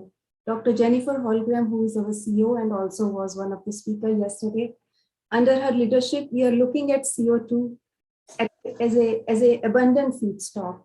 And in US, there are a number of corn ethanol facilities.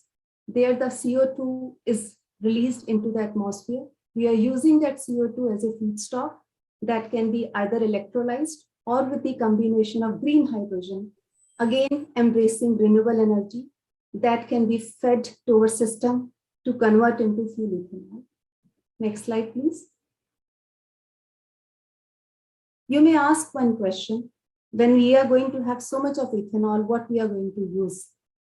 The ethanol can be converted into ethylene, a building block of petrochemical industry across us, and that can be converted into polyethylene or PET or surfactant, all the chemicals and products around us. Not just limiting there, LanzaTech has a technology where this ethanol can be converted into sustainable aviation fuel approved by ASTM process. And we already had a flight in 2018 with Virgin Atlantic running on this fuel. Next slide, please.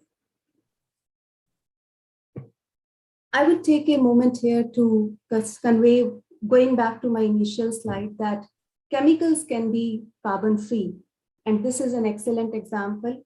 We are converting pollution to products in partnership with global players like Coty, Mabel, Unilever, L'Oreal, Lululemon, and others to convert this ethanol into various products that can be used into perfumery and fragrance industry or in the household cleaning products. And these partners helped us to market these products and make them available to the customers, because customers are going to make sustainable choices going forward in the future. Next slide. Road transport can be decarbonized, but chemicals can also, we are already on the path to have low carbon chemicals also. Aviation sector is another sector which is hard to decarbonize. And LanzaTech, with its technology of aviation to jet, we call it ATJ pathways, which is being approved by ASTM method.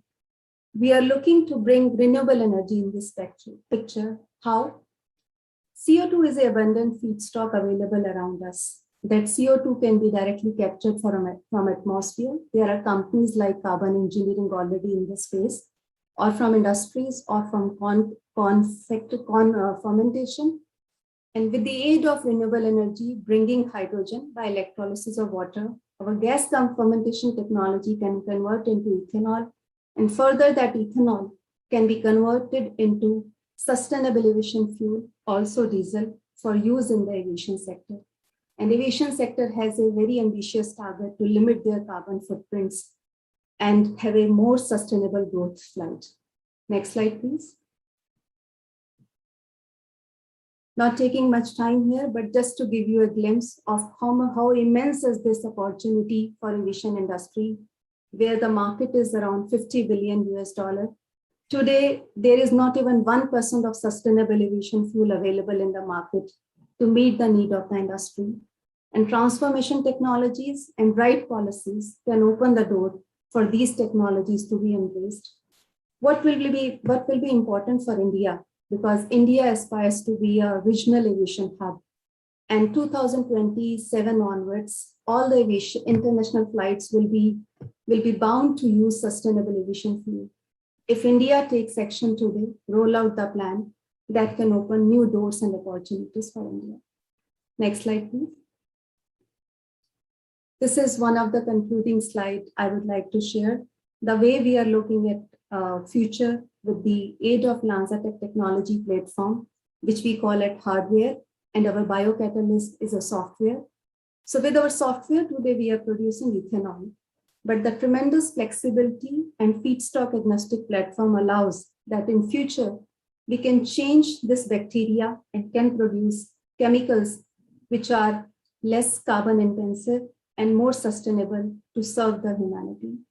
Next slide, please.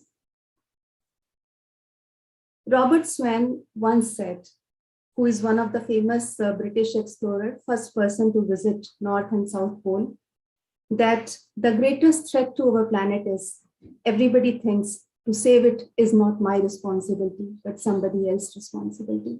So collectively, let's start looking at carbon and rethink carbon in a more sustainable manner so that, next slide, please. We can harness clean power beyond energy needs, but also to make low carbon products and materials around us. Next slide, us. Next slide, please. And use the biology, artificial intelligence, computational chemistry to build a future we want to see. Just one point here that India is looking for $100 billion biotechnology industry. And with this transformation technology, that future can be built. There is no doubt about that. Next slide, please. Next slide. This is the last slide of my presentation. Yesterday, there was one comment by one of the fellow speakers that all roads to global energy transitions goes through India. And I would say India can today use the renewable energy or green electrons to harness the CO2 as a valuable resource, aided with the synthetic biology to make the materials and products we need. That's how we envision the future and want to build that future. With that, I take the pass. Thank you, Mr. Chairman. Thank you, Dr. Preeti. Carbon is a real problem and you have given a practical solution. Thank you for your presentation. Now, may I invite Mr. Kunjan Kashyap.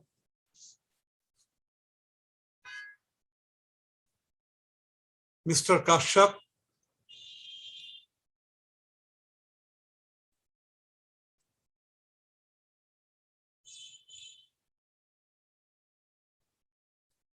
Hello. He not joined, sir. He is not here? Yes, sir. Okay, then we have completed all the presentations and we are now open for discussion. Any question on these presentations?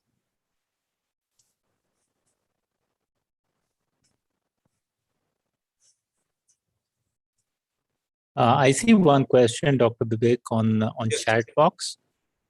And it says which BESS is suitable both technically and economically for utility purpose. If needed, I can address. Okay, please. All right, great. In terms of utility scale energy storage, right?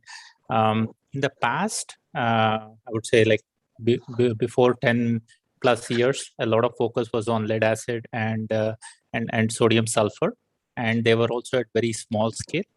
But if you look at last, I would say 5-7 years, or in that range, a lot of focus has been on lithium ion, right? And in terms of the sizes across the world, I think the most recent that I could see was probably they've gone all the way till 400, megawatts, and that's in California, the US.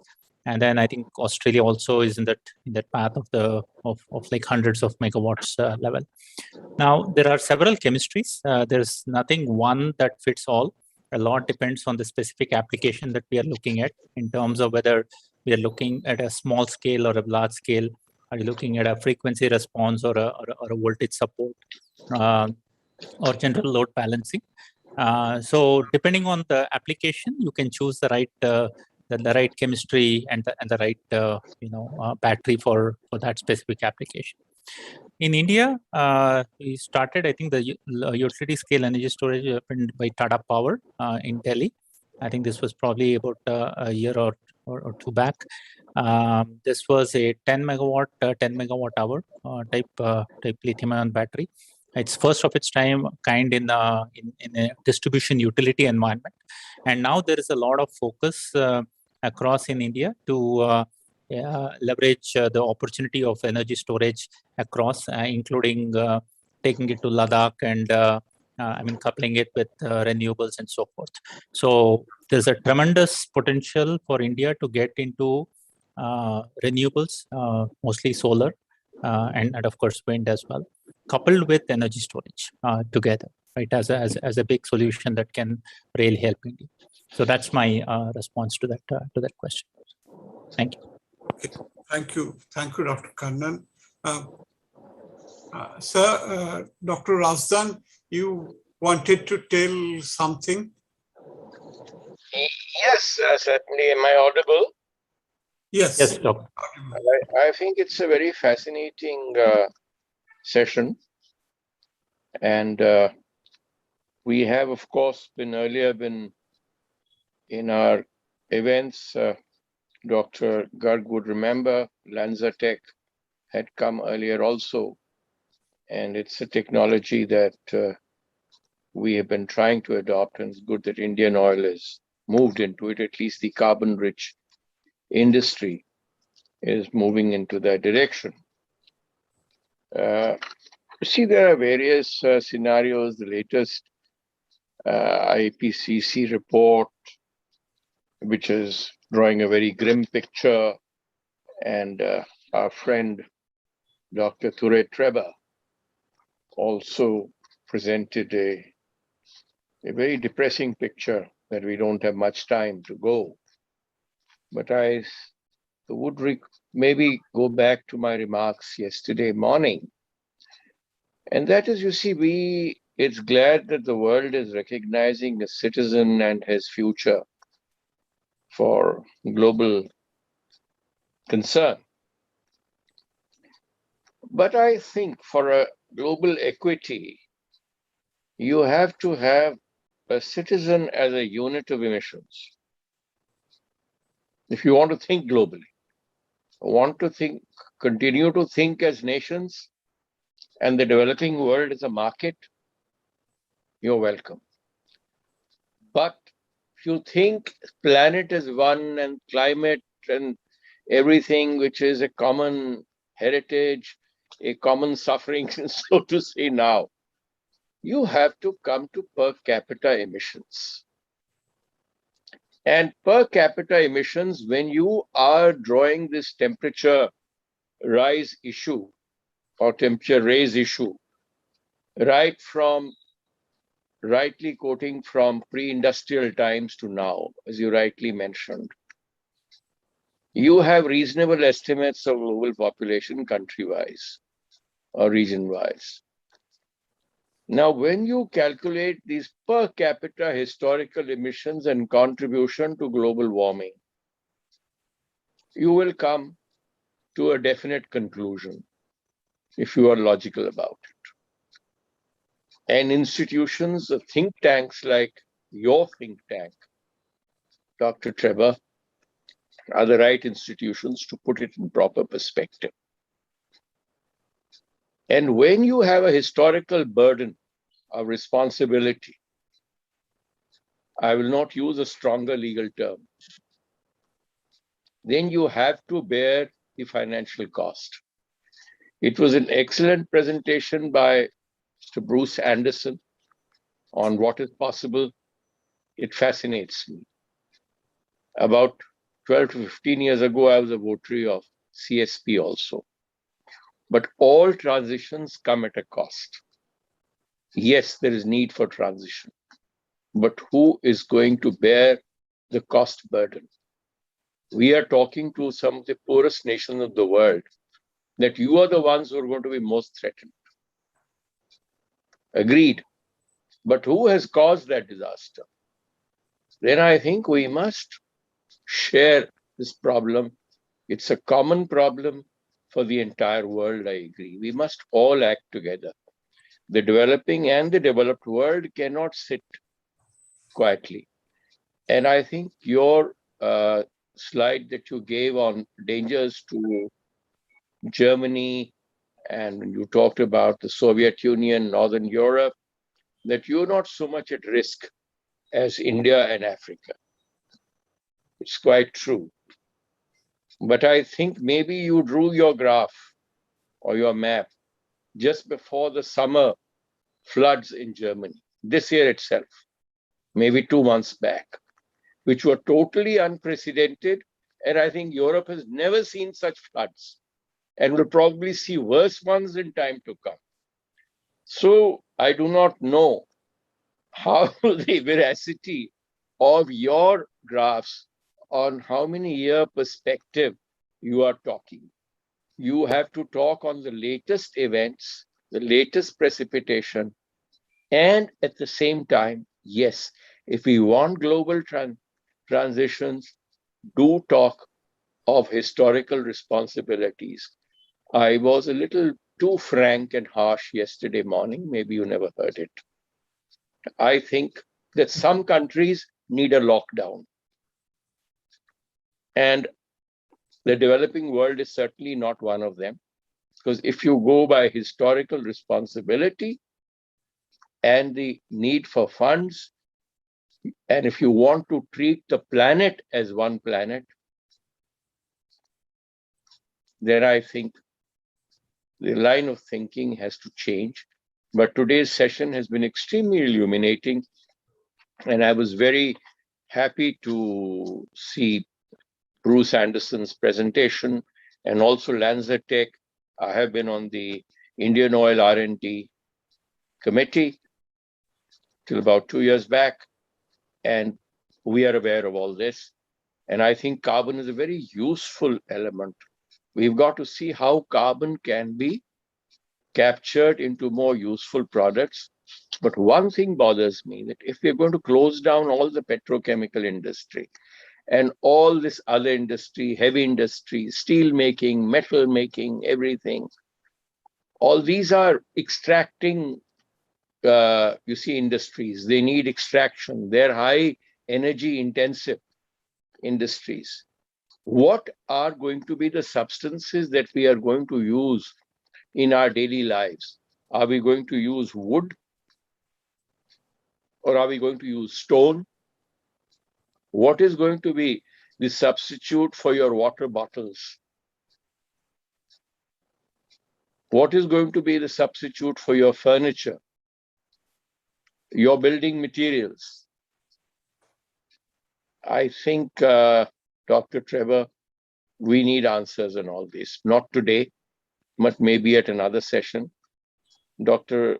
Garg is a very generous man. He organizes events very frequently. Maybe we'll have a special talk by you whenever you are ready. I will be very happy to listen to you. Thank you. That's all I had to say.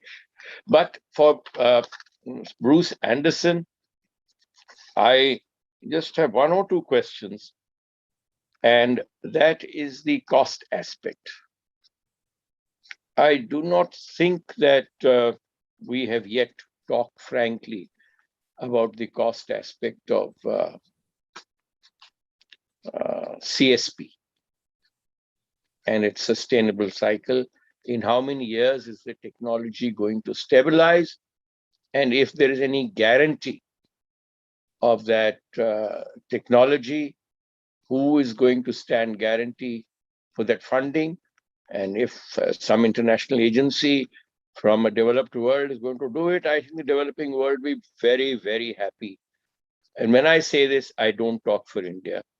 I talk for the whole of South Asia. I talk for Africa, and I talk for Latin America. Dr. Anderson, are you there to?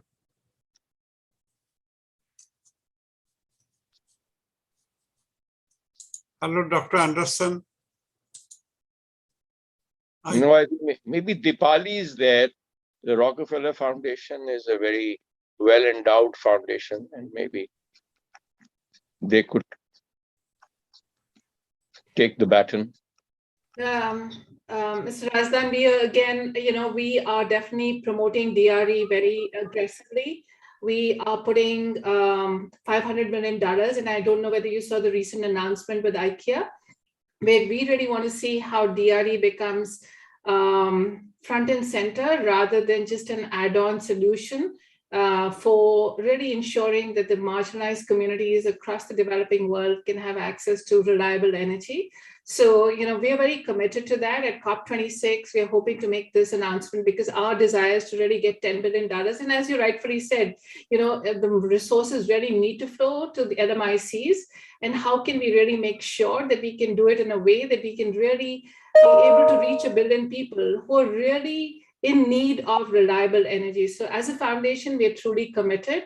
we are going very aggressively, talking to the multilaterals, bilaterals, and also kind of reinforcing with the G7 nations around their commitments of really making sure that, aspects such as SDR, etc., can really make sure that, LMICs get the resources that are needed. So absolutely with you. Thank you. Thank you. I think, Dipali, there's one more question on maybe I can pose to you, that you see, we were thinking of reforming, I think about 2 years back before the COVID pandemic, something promoted by the Rockefeller Foundation, and one of your representatives in Delhi had approached me at an event. And that was, we get clusters of small distributed generation together, private entrepreneurs, and get them into distribution and satisfaction of electricity needs. Has that project moved forward, distributed generation? Yes, Mr. Rajdhan, we are now close to about 500 mini grids across India that are really generating 30 kilowatts of power at these mini grid units that have been set up. Also in 2019, we are very excited that Tata Power came forward with an aspiration of doing 10,000 mini grids. Of course, with the COVID, there's been a little bit of, reset around the numbers that they've been able to get to, but we're very excited at the energy serving companies coming front and center to really take on the baton of really making sure that these mini grids can really serve poor communities. And as you said, from India, our model has gone to Myanmar and now sub-Saharan Africa. So I think, what we've learned in India of how you can really provide reliable energy into rural areas and how can you really predict the use for productive energy. I think the biggest issue is how do you really make sure that energy that is reaching these marginalized communities can really drive enterprise development, because we want to pull people out of poverty, and our mandate at the Rockefeller Foundation is how do you really end energy poverty to drive economic development. So yes, we are on our journey and we are really very, very ambitious. So I think COP26 is going to be our moment where we will be announcing all this work that I just kind of mentioned. I'll be so happy, because you see, energy is a resource that is available even to the poorest and distributed across the world. And it's a renewable resource. So I think it's high time we make it a tradable commodity for particularly the deprived sections of society. Just one more point, Mr. Rajdhan, like women are most affected, so we are really trying to see how we mainstream gender and really make sure that, you prioritize their needs and all this work that we are doing. We are working very closely with ISA, IRENA, Sustainable Energy for All, so that we don't duplicate efforts. And most importantly, how do we engage with the public sector as well as the private sector to really be part of this journey? No, I think microgrids, not even mini grids, I'd say microgrids, you should try and work on. It is going to happen particularly in the mountainous remote areas. And also you see along the coastline. So so far you worked only on solar.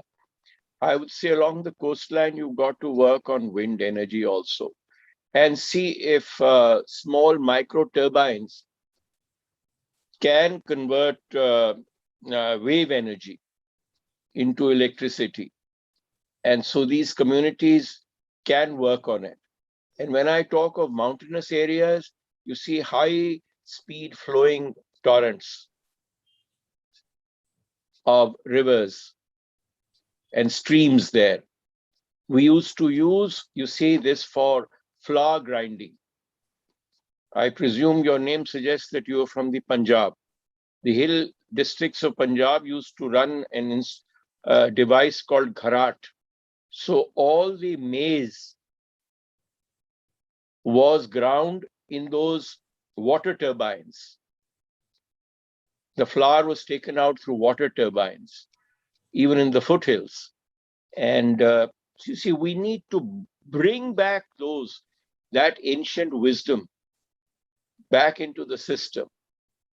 And that's what I think, Dr. Trevor, we need to do a little more research and see how, without dislocating people at low cost, locally usable technologies and serviceable technology,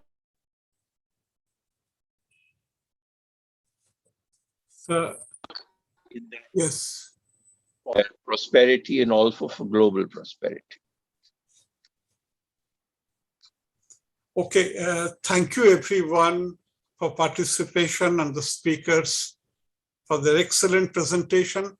It was really a very, very illuminating session. And thank you, sir, for summarizing the session so nicely. Thank you. I must congratulate all the participants for a very, very wonderful thing, a wonderful presentations that they gave, very diverse and very thought-provoking. So thank you. And Dr. Garg, if you can... Thank you. Thank you, Dr. Thank you, Dr. Vivek Bandyopadhyay, and for nicely conducting this important session for future, and for the eminent speakers for their vision, for their work, and for advice for our future. I want to convey one more thing, that with the vision of our chairman, Energy and Environment Foundation, Mr. Razdan, 2 years back, he has suggested that we should have something on hydrogen. 2 years back, I am talking. But this corona has come, pandemic has come. We have introduced one session in each of the conference. In Petrocoal Congress, in Renewable Energy Congress. So next session will be on hydrogen, and this will be chaired by Mr. Dr. V.K. Saraswat, and eminent speakers from Japan, Canada, USA, and our own speakers are there. And in future, in November 16 and 17, we will have full-fledged conference on green hydrogen for 2 days, and simultaneously on waste to wealth circular economy. And thank you very much for chairing the session, Dr. Bandyopadhyay, and for the eminent speakers from world over. Thank you very much. Thank you. Thank you. Thank you very much. Thank you, sir. Thank you.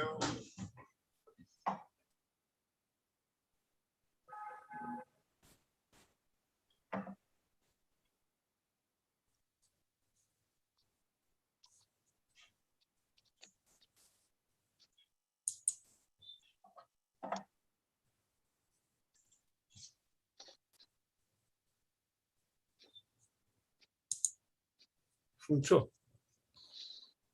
Santiniketan দেখবে শুনছো শান্তিনিকেতনটা দেখবে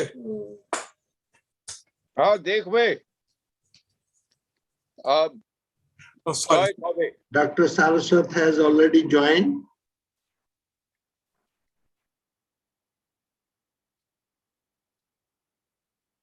Welcome, Dr. Saraswat. This is Anil Razdan welcoming you.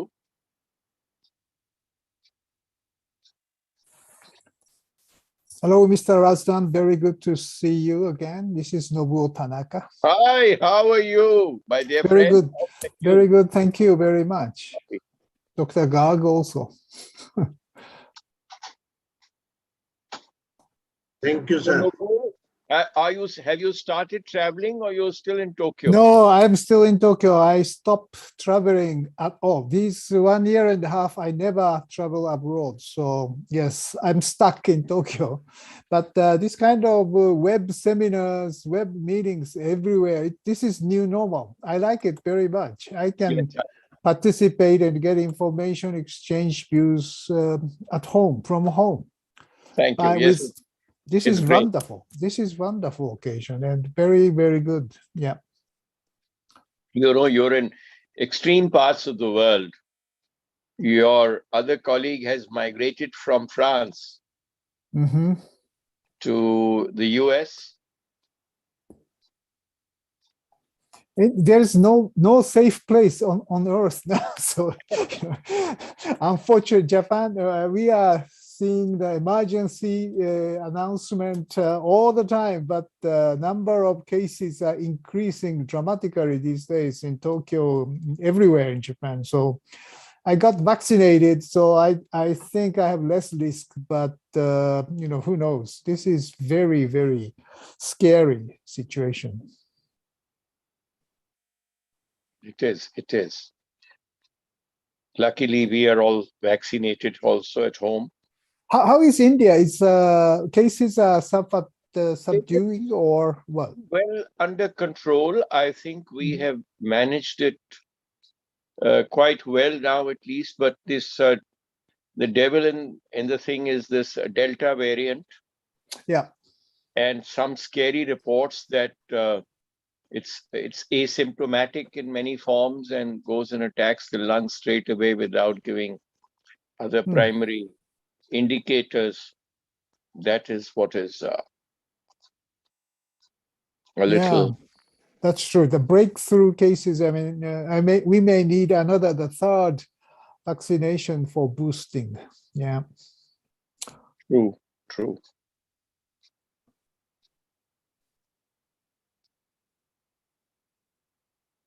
In any kind of session or global seminars, always we start with the talking of exchange about the situation in the COVID-19 everywhere. Yeah. That's true. Unfortunately, yep, it crippled the world economy, and I fear that it will hit the bottommost segment of the population most. True. That's very true. That's very true. Because luckily I am in touch with some ground reality, because I keep in touch with my family farms and orchards, and once a week I go there. So I know what is the impact at some of that level.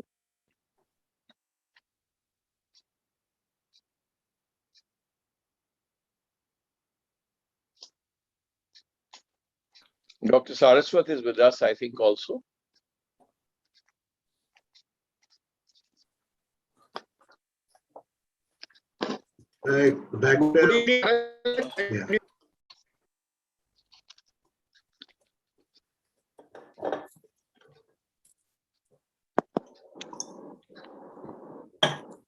Welcome, Dr. Saraswat. This is Dr. Anil Gar.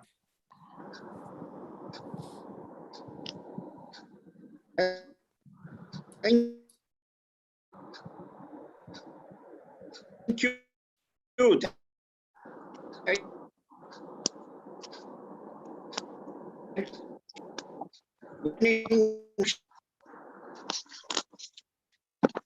For you show and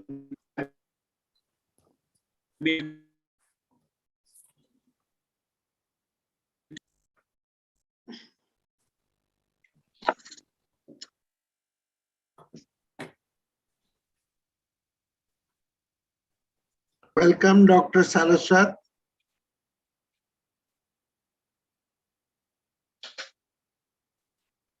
This is Dr. Gar. Thank you, Dr.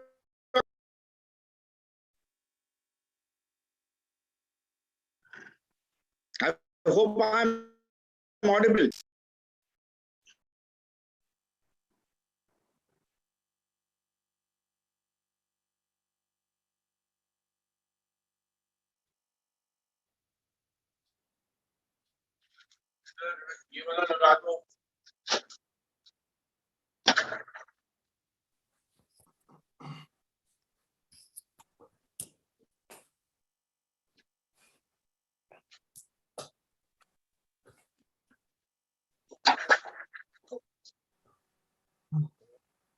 Good morning, everyone. Michelle Carrero.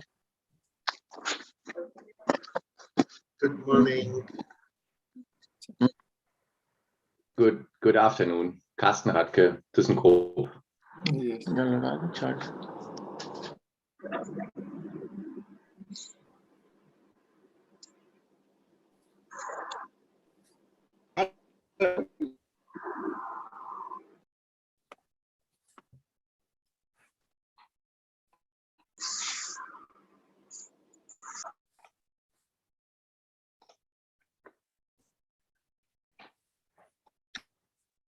can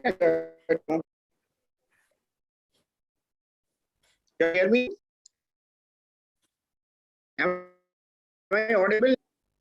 I think you are breaking up for me, at least. Yeah, same here. Yeah. Good evening, online. Hi, it's better now, I guess. Yeah.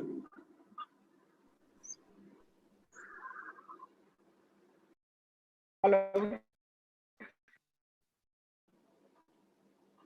Yeah.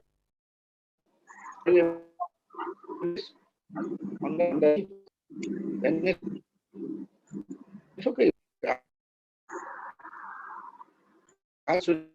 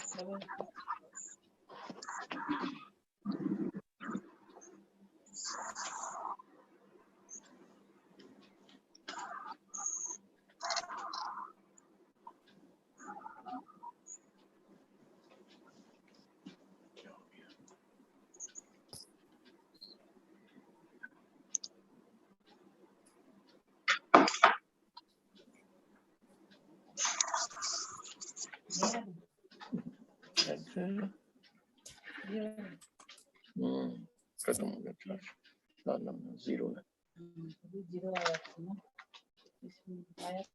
होगा अभी चलेगा on कर दो हो गया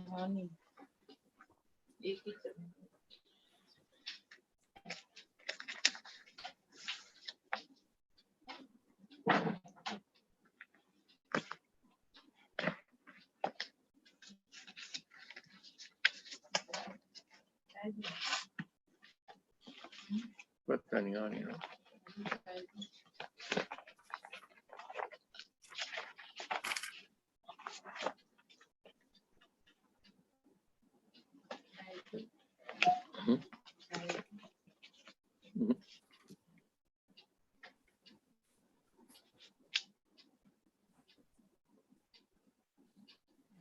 Sir, can we start? Dr. V.K. Saraswat is there.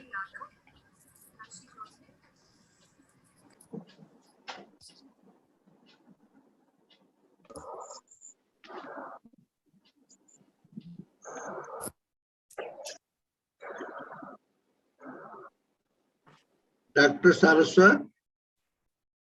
Yes, please. I'm available. Yeah, can we start? Now? Yeah, we can start. I am okay. Yes.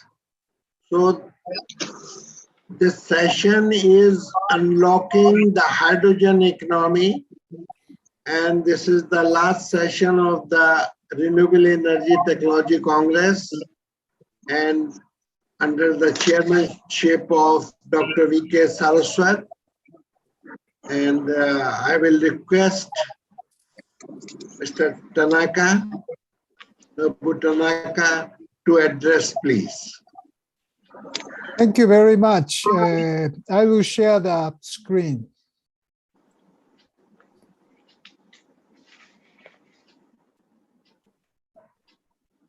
Can you see the slides, please? Yes, yes. Okay, good. Thank you. I'm really obliged and welcome this occasion. Invited by my old friends, Dr. Garg and Dr. Anil Rastam today. I'll talk about the hydrogen, especially as a former executive director of the International Energy Agency. I'm very much pleased that the hydrogen, the golden age of hydrogen may be coming. When I was executive director, the major job of the IA is the energy security. This is a photo which I've taken with the founding father of the IEA, Henry Kissinger. And he said that my job as an executive director is to get China and India into the IEA, because these two countries, importation of oil will increase and increase, and eventually and very soon will surpass those of imports by the OECD country as a whole. Thanks to the shale revolution, the US is now the exporter of oil. So, but India requested officially to become a full member, and that is the great event.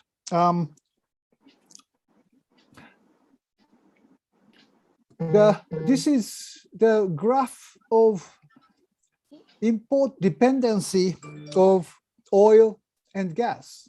The blue countries in the right hand top is those importers of both gas and oil, like China, India, Europe, Japan, Korea, and the situation is getting worse. Except Japan, Korea are already importing 100% of oil and gas. It can never be worse, but they're very fragile in terms of energy independence. The United States moving totally different direction than these countries to the left and down segment. These are the net exporters of oil and gas, like Middle East, Russia, Caspian. So US interest in energy independence is certainly depending on the fossil fuel. While China, India, Europe, Japan, Korea, we are depending on renewable energy for increasing, if not impossible, but increasing energy independence by renewables. And this certainly helps for the climate change mitigation. So this chart is a kind of geopolitics of oil and gas and renewables for the future. Certainly, golden age of natural gas has come. This is the announcement in 2011, about 10 years ago, by the IEA. The golden age of gas is coming thanks to the shale revolution in the North America. It replaces the cheap gas, replaced the coal in the power generation and reducing CO2 emission by the US. So certainly, the golden age happens to North America. And also another big change is now happening. The oil was the major source of energy before. That's exactly the reason why IEA was created in 1974. But the future is electrified. Electricity, mainly by the renewables, will be a source of energy. This is the IEA's scenario in about 2 years ago. And this situation has enhanced or more accelerated by COVID-19. Fatih Birol said, the secretary, executive director of the IEA said, it was Black April. Oil price went negative last year. And he was very much optimistic, even for the net zero announcement by many governments. The 1.5 degree scenario seems less remote than it did a year ago. This is a really surprising statement about the future of energy. The fossil fuel declines dramatically, especially oil, while renewable gains. And solar photovoltaic will be the new king of electricity. That is what IEA says. Because of the many governments, more than 120 governments announced the net carbon neutral by 2050, but many corporations, global corporations, megatech companies are announcing much earlier target, like 2030, even including the all supply chain companies. And even it is getting, the Amazon is now saying they are targeting 2025. So these corporations who supply to these mega farms should be renewable 100% much, much earlier than the government targets. Yes, Sony is moving toward carbon neutral because they want to sell to Apple. Mercedes-Benz, the auto sector is starting requiring carbon neutral by 2035 or even earlier. So financial sector is pushing, like BlackRock, toward SDG or ESG investment. And oil companies too are moving away from oil, especially the European ones like Total, Equinor, BP, Eni, or Royal Dutch Shell, moving toward out of oil. And this is a huge change in the world, in the energy sector. The IEA finally came up with the net zero by 2050 roadmap. This publication created a huge discussion and debates around the world and shocked many oil-producing countries because this says that we don't need any further new investment in the oil and gas development. Certainly, the peak demand of oil could have happened in 2019, 2 years ago. This is the milestones of the roadmap of IEA. In 2035, most of the internal combustion engine cars be aborted and should be replaced by electric vehicle. Net zero electricity sector globally should happen by 2040. So this shows a very difficult, and also coal industry should be removed very quickly. It's a very tough, but if the government, as they say, the net carbon neutral by 2050, this is what should be achieved. The model tells us. Yes, it means huge capacity additions. The 4 times more solar and wind is necessary. 18 times more electric car sales is necessary. And energy intensity should come down 4% each year by 2030. So it's not a long year ahead. It's a very, very quick and short-term targets, even within 10 years. This kind of huge change should take place. The problem here is existing energy infrastructure, like coal power, steel, cement, cars, trucks. How can we decarbon these heavy sectors is the nuisance in the IEA's mind. Yes, power sector, industry, and transport, these are still the current capacity continue to emit carbon dioxide even by 2050. And in terms of this industry and power sector, the problem is emerging Asia because the facility infrastructure of these emerging Asia is relatively new compared to Europe, US, or Japan. So it may take much longer time to decarbonize it or depleting it. So how can decarbonize heavy industries and power sector in emerging Asia is a key element to achieve carbon neutrality whole world. The China certainly is how to reduce coal by quickly to 2050. This is a really difficult story. For India, yes, certainly it is more expected that solar is coming while coal is declining. If this is a stated policy in a likely scenario of the IEA, if sustainable development by 2 degrees Celsius happens, solar will increase much, much faster while coal may decline much faster. But the problem is not in the power sector, because power sector be replaced a lot by the solar and wind, but industry transportation may increase. The new investment into the industry transportation sector may emit much, much quicker the carbon dioxide. So Indian problem is how to make new industrial sectors decarbonize. Maybe the solution is hydrogen. That is what IEA says. It may increase the use of renewables, may reduce carbon dioxide in the very hard to abate sectors, help Middle East or these oil producing countries to avoid stranded assetization of their resources, or more strategic options for energy security by consuming countries.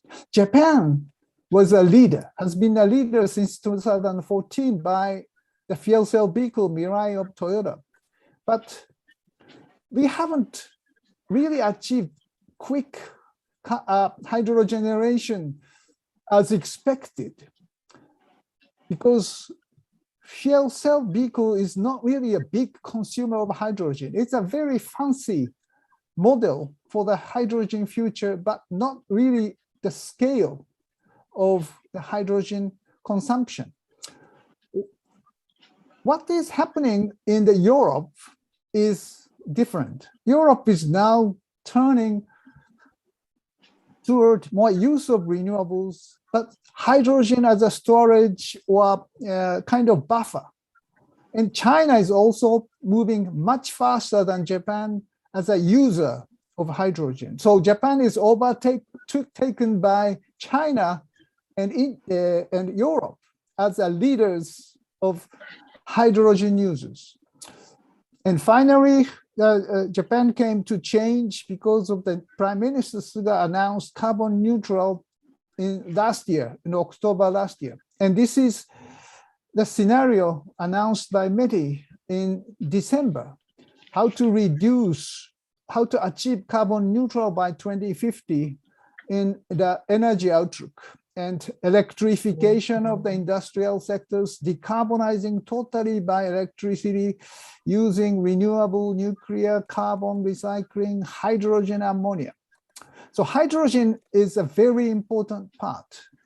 This is 14 priority fields Japan set in that energy, transport, and other sectors, and hydrogen is everywhere. Even the nuclear power can produce hydrogen. Aviation, fuel cell, maritime ships, etc., etc. Hydrogen and ammonia is the key element. So I think, and this is Japan's new manifest of returning to the leadership of hydrogen in the world. The golden age may come. To make hydrogen two ways. One is green hydrogen of using more renewable energy generating electricity. Another one is blue hydrogen of using gas and with CCS. And this JERA is a very important model for the using that very much traditional thermal power plant to decarbonize by ammonia or hydrogen. JERA is trying to mix 20% of blue or green ammonia to coal and reducing carbon dioxide, and eventually using full of ammonia, fuel ammonia, to replace coal, and eventually using hydrogen to replace gas. So this is a very interesting model of decarbonizing the coal and gas thermal power plant for the future.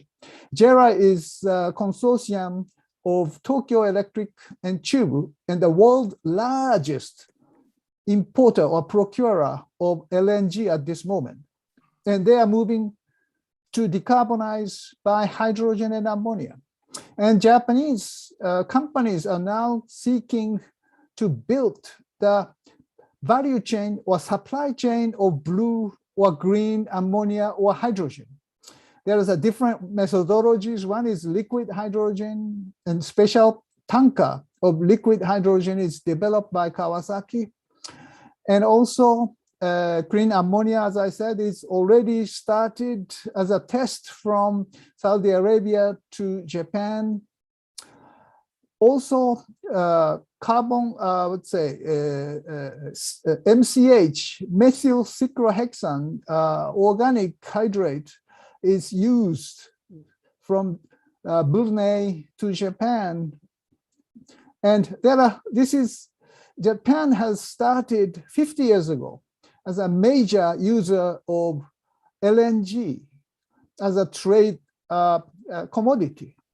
It took 50 years to commoditize LNG.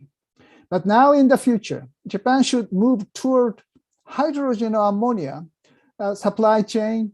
And this not only help Japan, but help Asian users of heavy industry as well as power sector. But at the same time, to avoid stranded acetization of gas and oil in Middle East, Australia, or United States or America. There's an idea of building hydrogen dam and hydrogen pipeline in Japan instead of as a kind of buffer for the electricity grid connectivity. Japan's problem is lack of very high grid connectivity, but hydrogen pipeline can offer a very interesting fundamental energy network in Japan. But to achieve it, very high carbon price is necessary. The IEA, the top part is IEA, model tells us that for the sustainable future, $200, $250 in 2050 per ton of CO2 is required. This is a really challenge. The G20 countries has certain progress in Europe, but less in the emerging countries. This is the Bloomberg New Energy Finance ranking of G20 for the carbon pricing. Japan is starting the consideration of using more carbon pricing to send the messages to the investors. Finally, this is the last scenario. I am the chair of the ICEF Innovation for Coolers Forum. This infographics shows that important technology is hydrogen, batteries, small modular reactor, CCUS, carbon removal. But the people on this infographics is only women. So gender is another interesting element to force countries or companies to be more sustainable. Climate change is not gender neutral. Climate change impacts more women, but also women, if they occupy more than 30% of the board of corporation, the companies tends to be more sustainable or more eco-friendly in their business. So ICEF is promoting the innovation of technology, but at the same time, system of change is definitely necessary. And I hope this provides an interesting model for India. Thank you very much for your attention. I will stop here.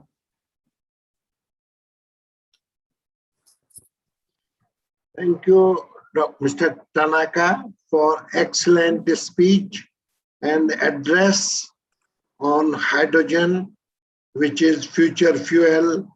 And you are doing something great from a decade.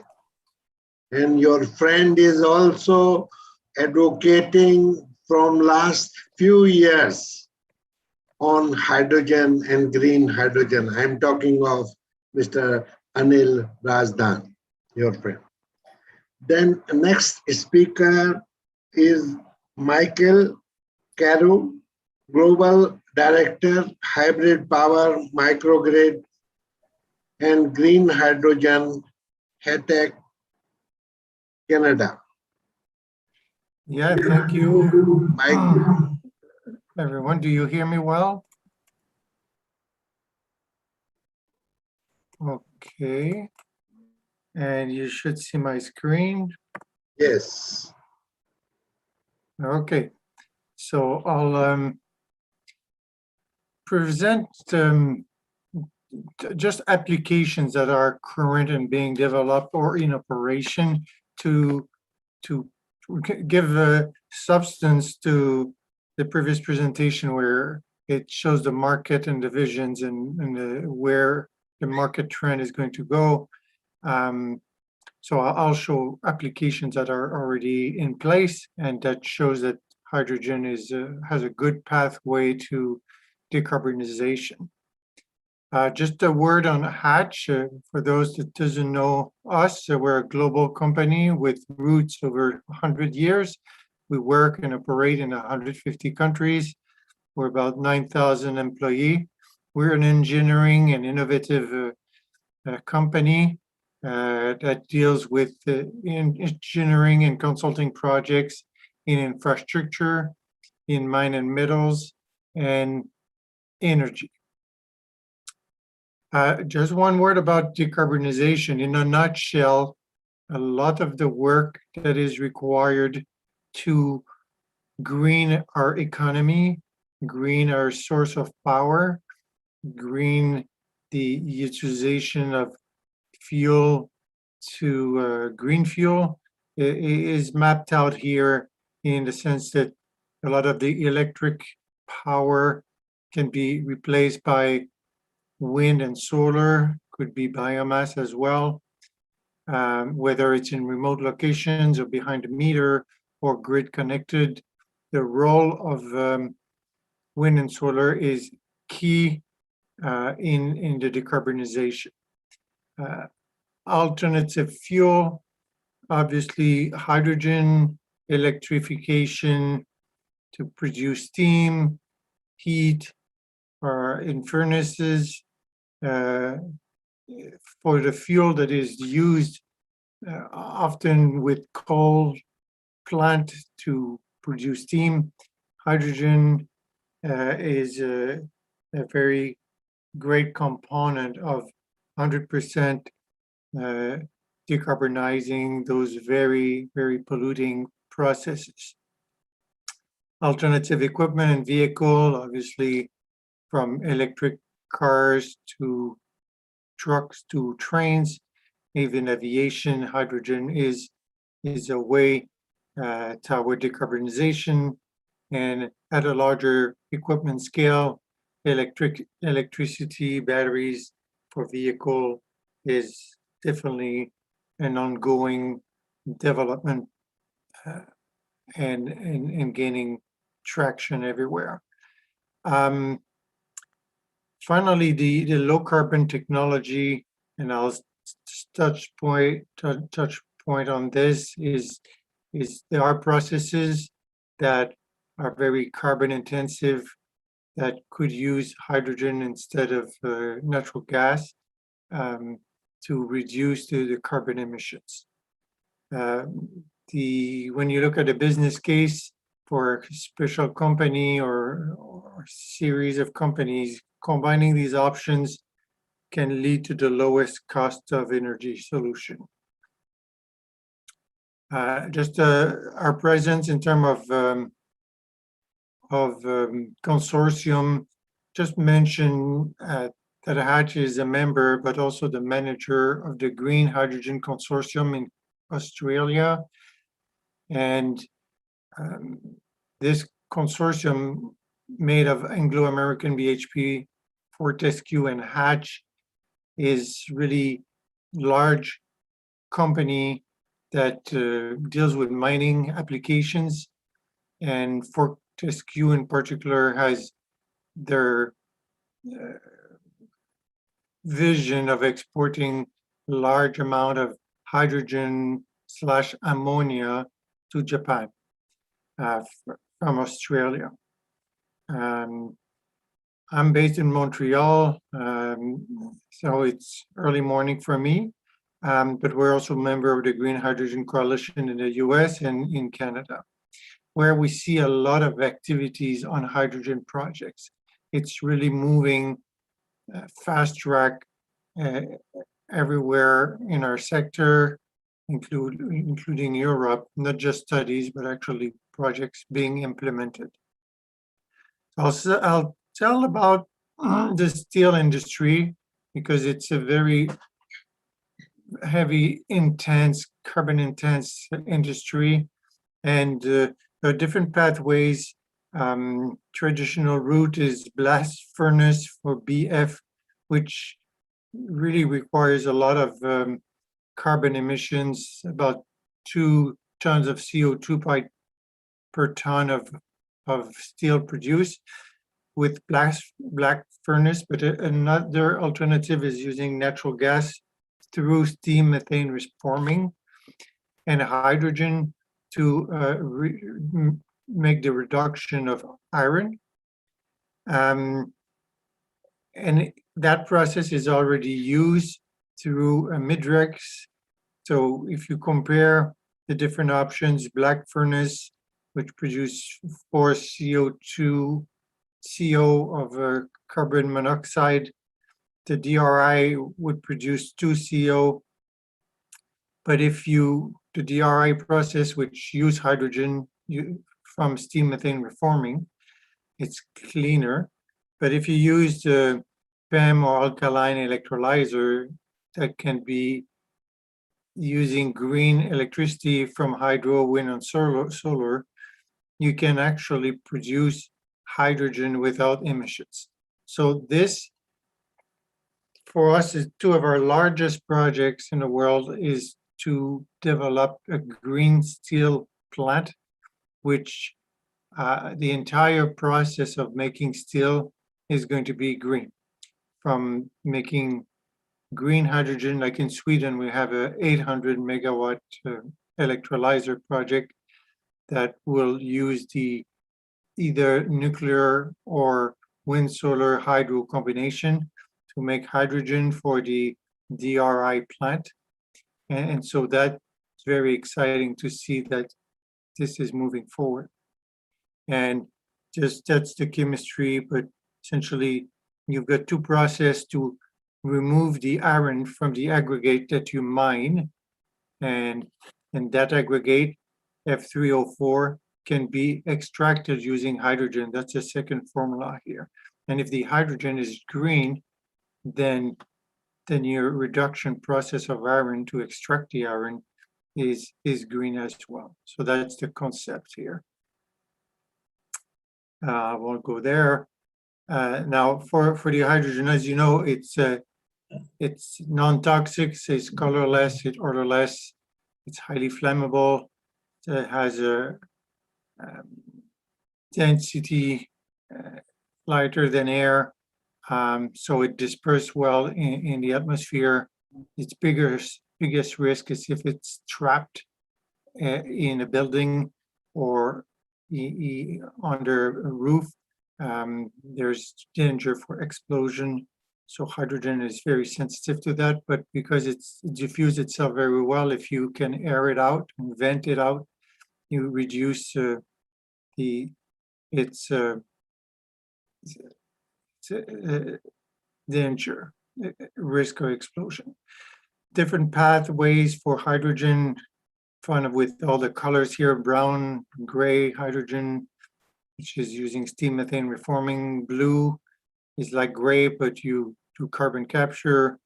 And I'll just mention the green hydrogen, which is really the trend and the downstream, one of the most important processes to produce renewable hydrogen from wind and solar or nuclear or hydropower through electrolysis. This process is a bit more expensive than blue hydrogen at this moment, but within the next 9 years, green hydrogen production using electricity and electrolyzer should become the cheapest route. Hydrogen is nothing new. As you know, we produce worldwide more than 100 million tons of hydrogen per year, mostly from coal or natural gas, and for different applications, refineries, ammonia, methanol. But the essence here is there exist processes to produce hydrogen that is green. It's not yet cost effective, but with the amount of market size developing on green hydrogen or blue hydrogen, the price of making hydrogen will go down significantly to make that business case work. Definitely for applications and mobility, you already have break even in regions where the cost of diesel or gasoline is very expensive. Won't go over there, just show some application here. You may know about this pilot project developed by Anglo American in South Africa. It's a 300-ton Komatsu truck on diesel that has been converted to electric motor with fuel cell, battery and fuel cell, and hydrogen tank. So the truck is going to be operating on green hydrogen, and the hydrogen will be produced from a 5 megawatt solar plant at the mine site, 3 megawatt electrolyzer, and the project is being commissioned at the moment. The truck is being shipped to South Africa, and we should see before the end of the year this truck running. And that's a pilot project. The next phase would be to have 10 to 15 of those trucks converted for the entire mine.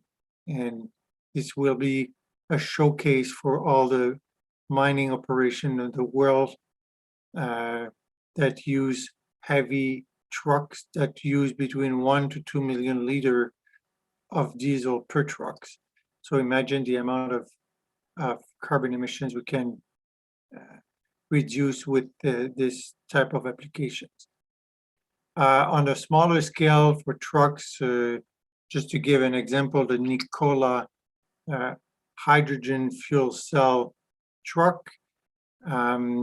It's a class 8 truck with an autonomy of 1,200 kilometers.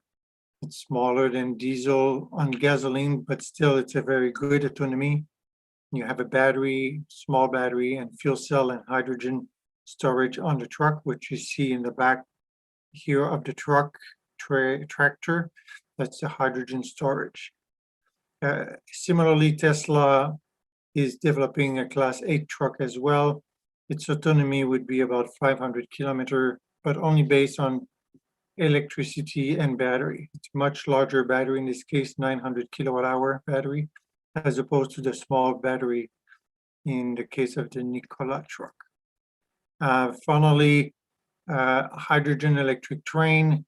Alstom in Germany has its long stretch train across Europe, was commissioned, I think in 2020, has 1,000 kilometers of autonomy.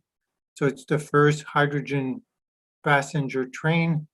The train itself is using fuel cell and refuels its hydrogen at different stations along its route. So it's nice to see that it's in operation, and it also gives an example that hydrogen has its place in transportation, and it's working. Now, finally, just a few more slides and I'm done.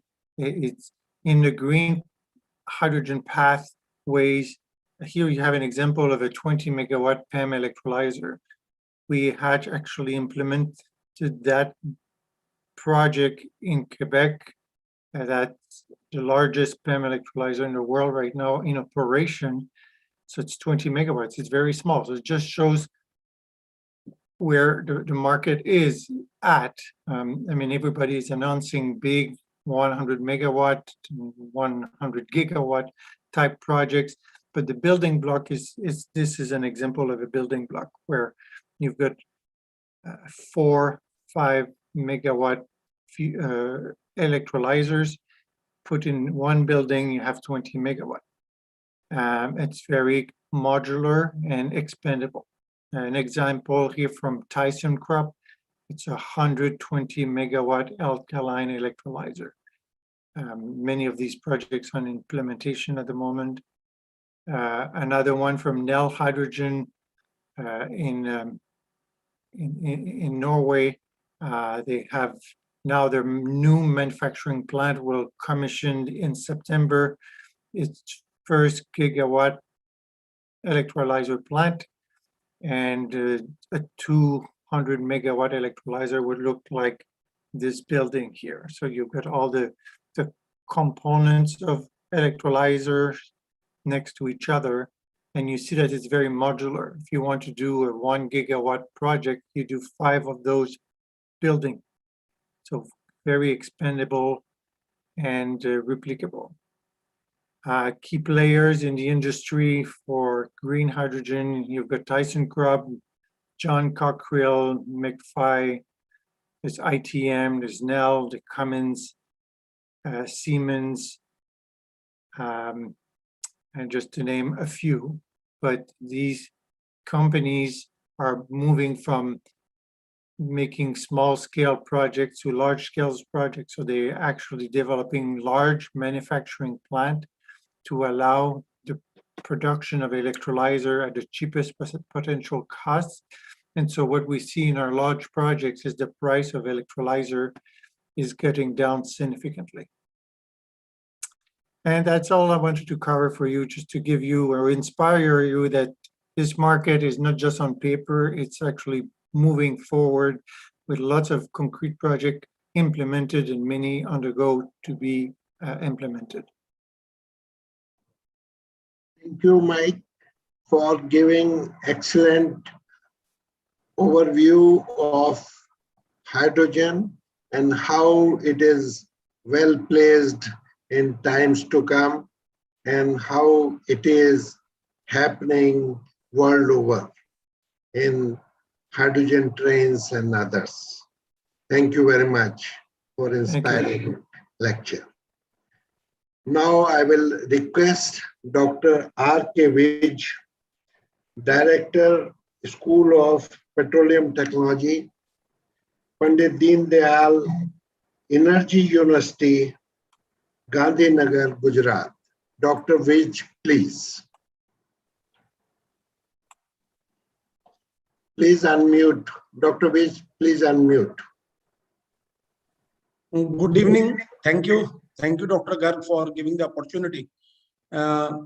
We have listened to earlier two speakers and seen that the growth of hydrogen which is taking place in across the globe. In India too, the emergence of hydrogen economy means to it, and with the industrial revolution and the requirement of our growth, we need a high amount of energy. The energy for a rapidly developing country like India, where our industrial economy is there, electricity is becoming a growing and important energy carrier. However, electrifications of all the energy services remains elusive. What needs to be done that some industrial process and heavy transport need a very high energy density fuel, which cannot be delivered by electricity alone. So hydrogen has become a clear future energy source, and it emerges as the solution in the energy transition scenario, which is presently we are going on. But we are discussing in a coming around 15-20 minutes. Next thing. It benefit of hydrogen, each one of us knows, those who are working. It produces a harmless water byproduct. When it is burned or oxidized, it can burn directly, and it's a alternative to battery electric system for heavy transport when used in a fuel cell or electric vehicle. The natural gas composition, hydrogen is available everywhere. If you see whatever energies we are using, whether it's a natural gas, petroleum or coal, everywhere we are finding along with the carbon and hydrogen. What future we want? Decarbonization, and we have some plans for the globe as well as for India, whether it's a 2030 plan or 2050 plans. How to achieve these plans? These plans and what we are doing in India. Hydrogen economy, in fact, it refers to the vision of replacing hydrogen as a low carbon energy source for the future. What is presently we are doing the source of, like in India, we are around 90% oil, gas and coal and 10% rest.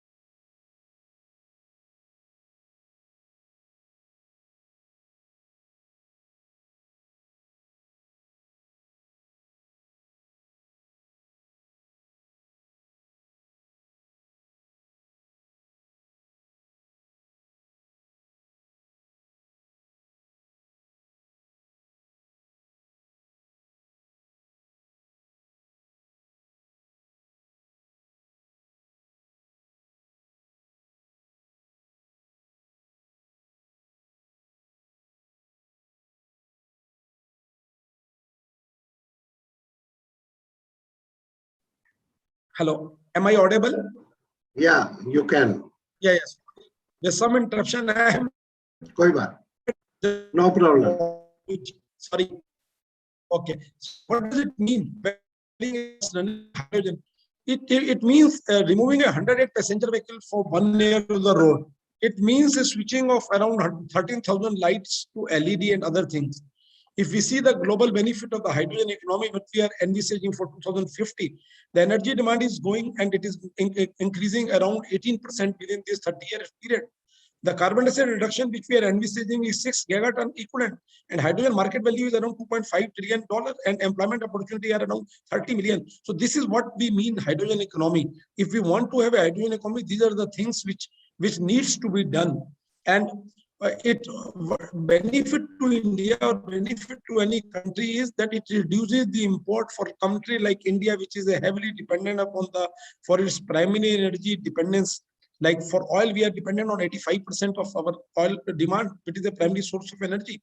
So it will, if we are replacing this by hydrogen, it will reduce the import. It will have the energy, we will have the energy security for our country, 135 million people. So we have to raise the level of these people, and energy security is a big question for upcoming country like India. And the development is taking place in all area, in all sphere of life. We are improving the life status of the people, masses. So that we needs energy security is the biggest question for the government and the companies and all the planners which are there, with whether it's NITI Aayog or MOPNG and other energy ministry. Integration of renewable energy. So that is the energy transition which is going on. So who is going to make this energy transition? Energy people can make only the energy transition. So integration of these renewable energy into the present scope of energy. So when energy transition is taking place, so we have options, and hydrogen is one of the best options. And decarbonization of different sectors, that is what we have committed for. We have committed, the country as a whole has committed for decarbonization, and the climate change issues which we have signed and we are addressing in various forms. So this one factor itself will give us a big jump in decarbonization and the climate change and the most of the things which we are envisaging for 2030 and 2050. What we need by green initiative for power generation, hydrogen bulk storage method and pipeline to be in place. These things needs to be done for a country like India. So we should support the infrastructure. Large number of dispensing stations are required if we are talking of a electric vehicle or a hydrogen vehicle. The options are the 1000 megawatt hydrogen based power generating capacity setup standard, or we can make a 50 megawatt small IC engine standalone generator, or options are 50 megawatt standalone fuel cell power pack, 900 megawatt aggregate capacity in centralized plant. These are the options against us.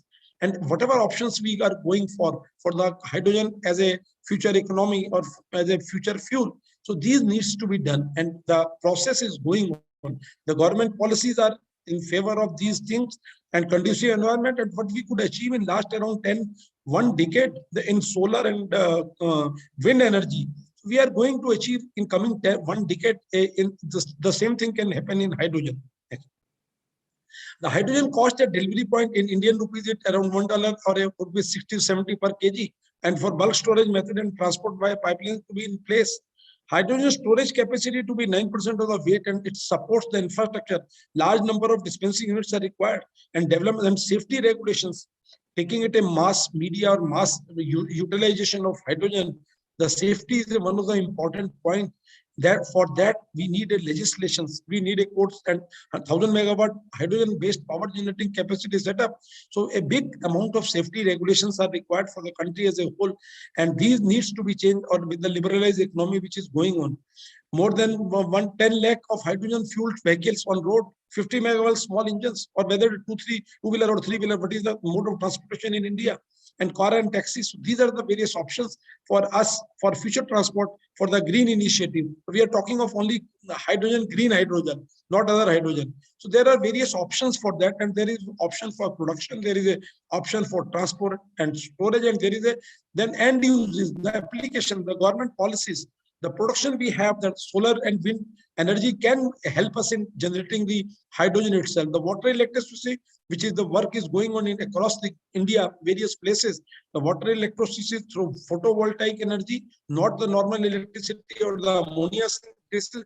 So these are options which are going on. and we want to replicate what is happening in across the globe, or US, in Canada and Japan, what we have seen. So we want to replicate these things which are already developed, and we want to improve the systems for our Indian systems. And in Indian system, when I see, it's a huge population, and our energy requirement is, we are developing country, and our conducive environment which is there from last around few years, around 1 decade.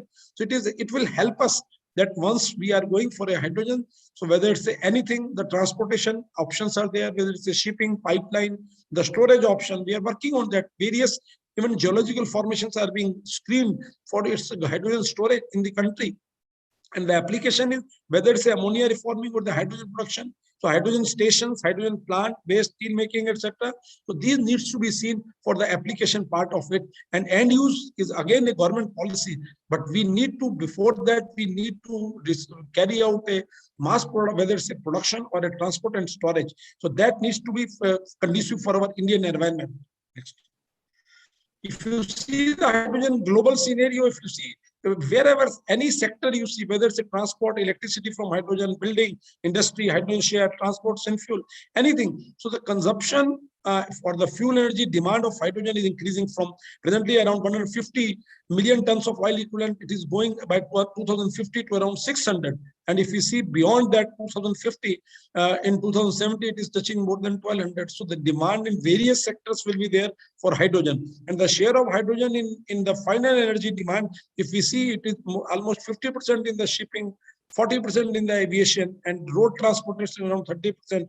So each sector is affected, each sector can replace, each sector can use the hydrogen as a fuel. And if you see the hydrogen consumption by region, and if you envisage by 2030 itself, so from the level of around today around 1500 million kg equivalent, it is going almost double in coming around 10 years period. And if you see any region, global region, whether it's in North America, East America, Asia Pacific, or Middle East or Africa, so each country needs for its energy requirement, the hydrogen can become a future fuel for every sector.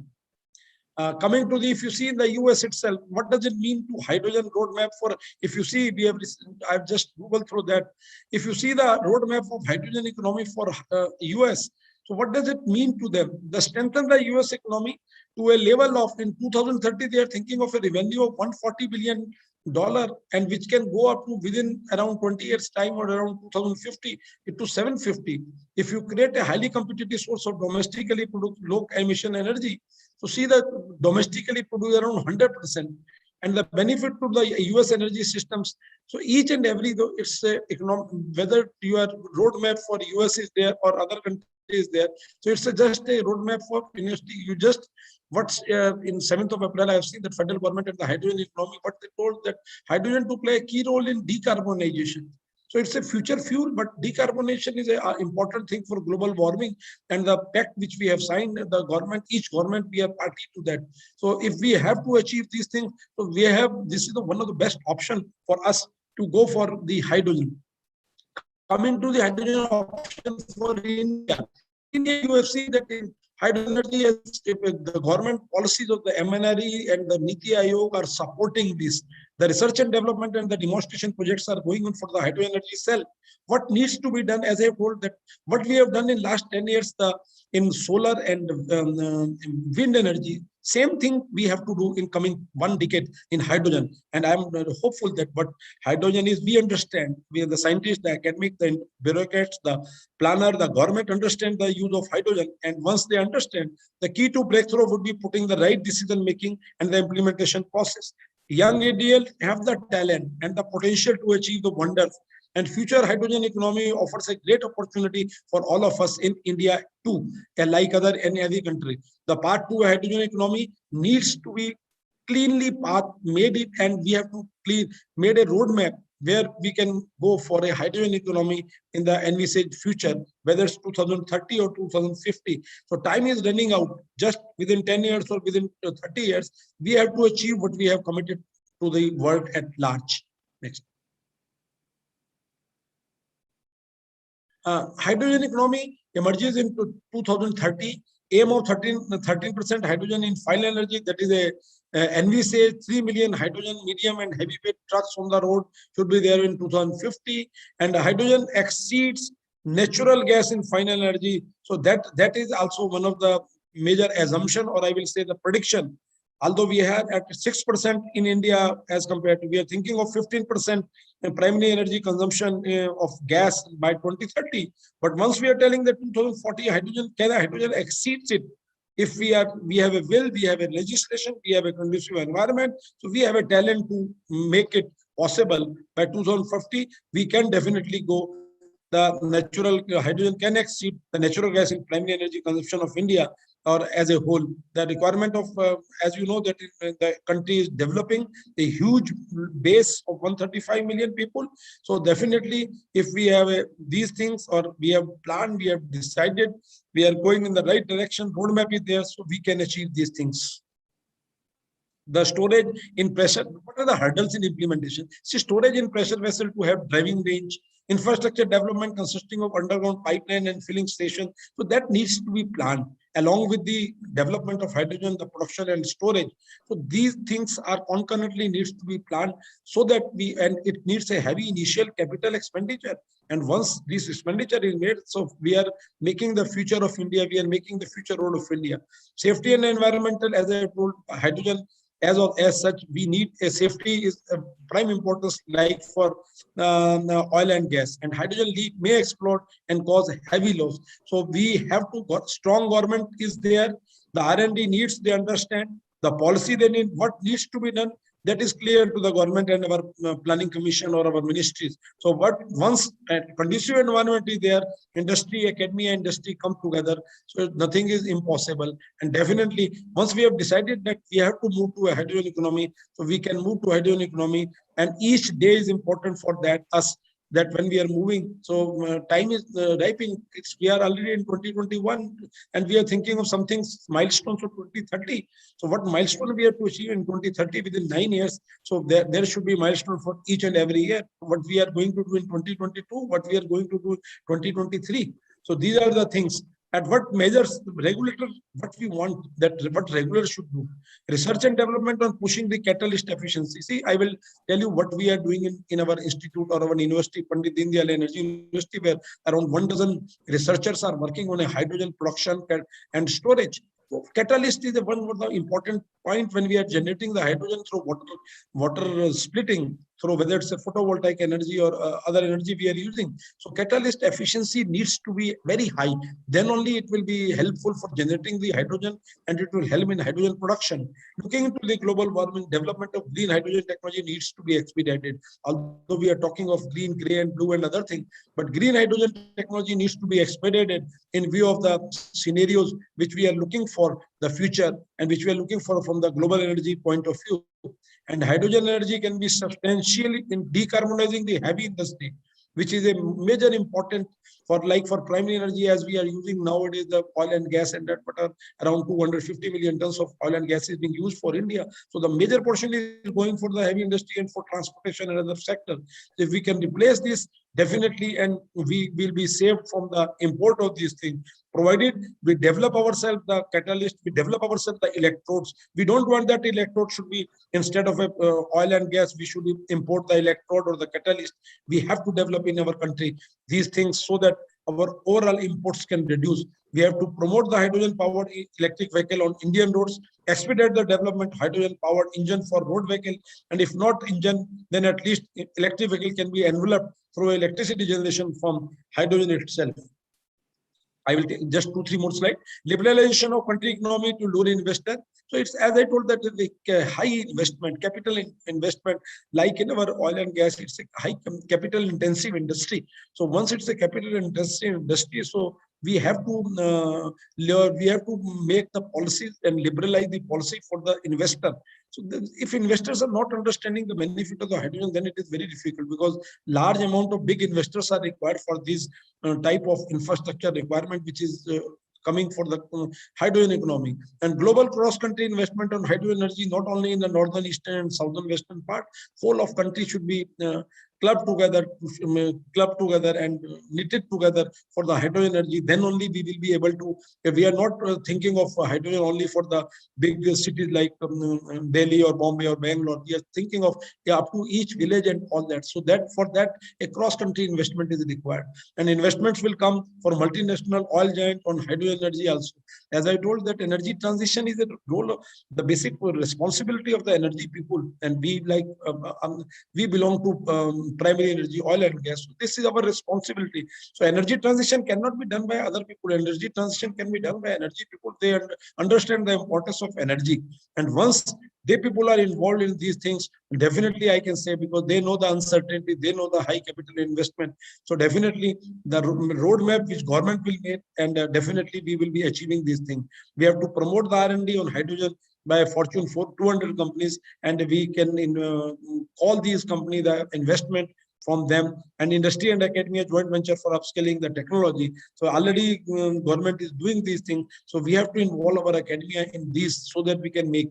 We have to expedite the development of highly efficient industry scale hydrogen generator, transform the IC engine to hydrogen engine, which we people are doing. We are already starting this in a research scale, in our laboratory scale, but ultimately it has to reach to the prototype and the patent, and ultimately into the road. And hydrogen powered electric vehicle charging stations, that is also a requirement. And research on the solid state hydrogen storage, that is the thing. What we are doing in our PDEU, just a glimpse of that, we are doing waste to wealth, production of green hydrogen. You know that we are having a large coastal line in Gujarat.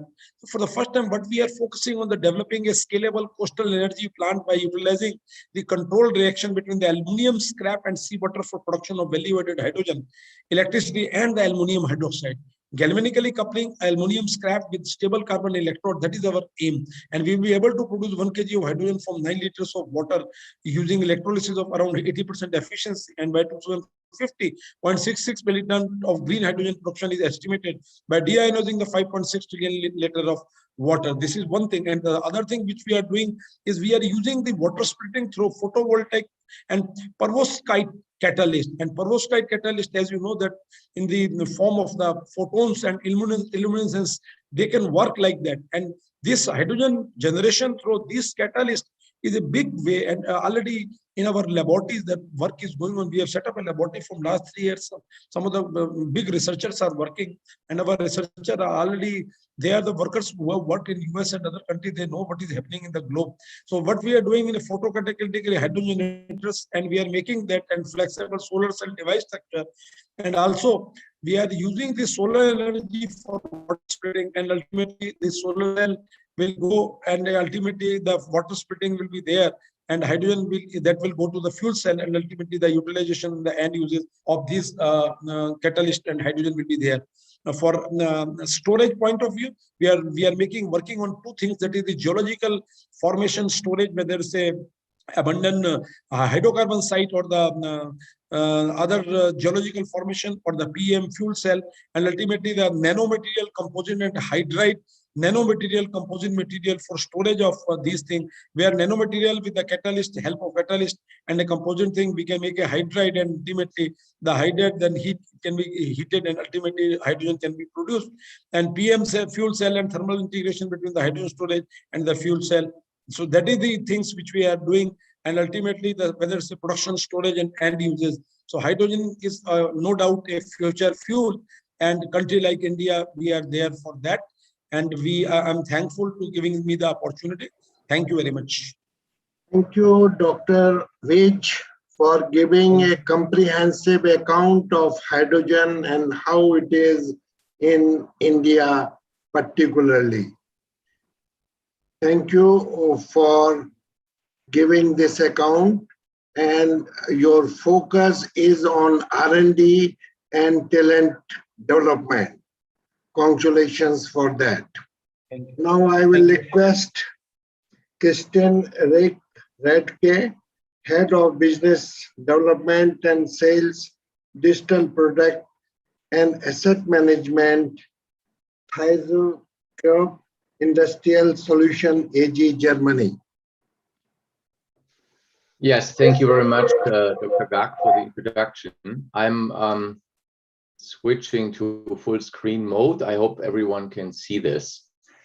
Thank you very much for the introductions. Very interesting keynote speeches that I heard before.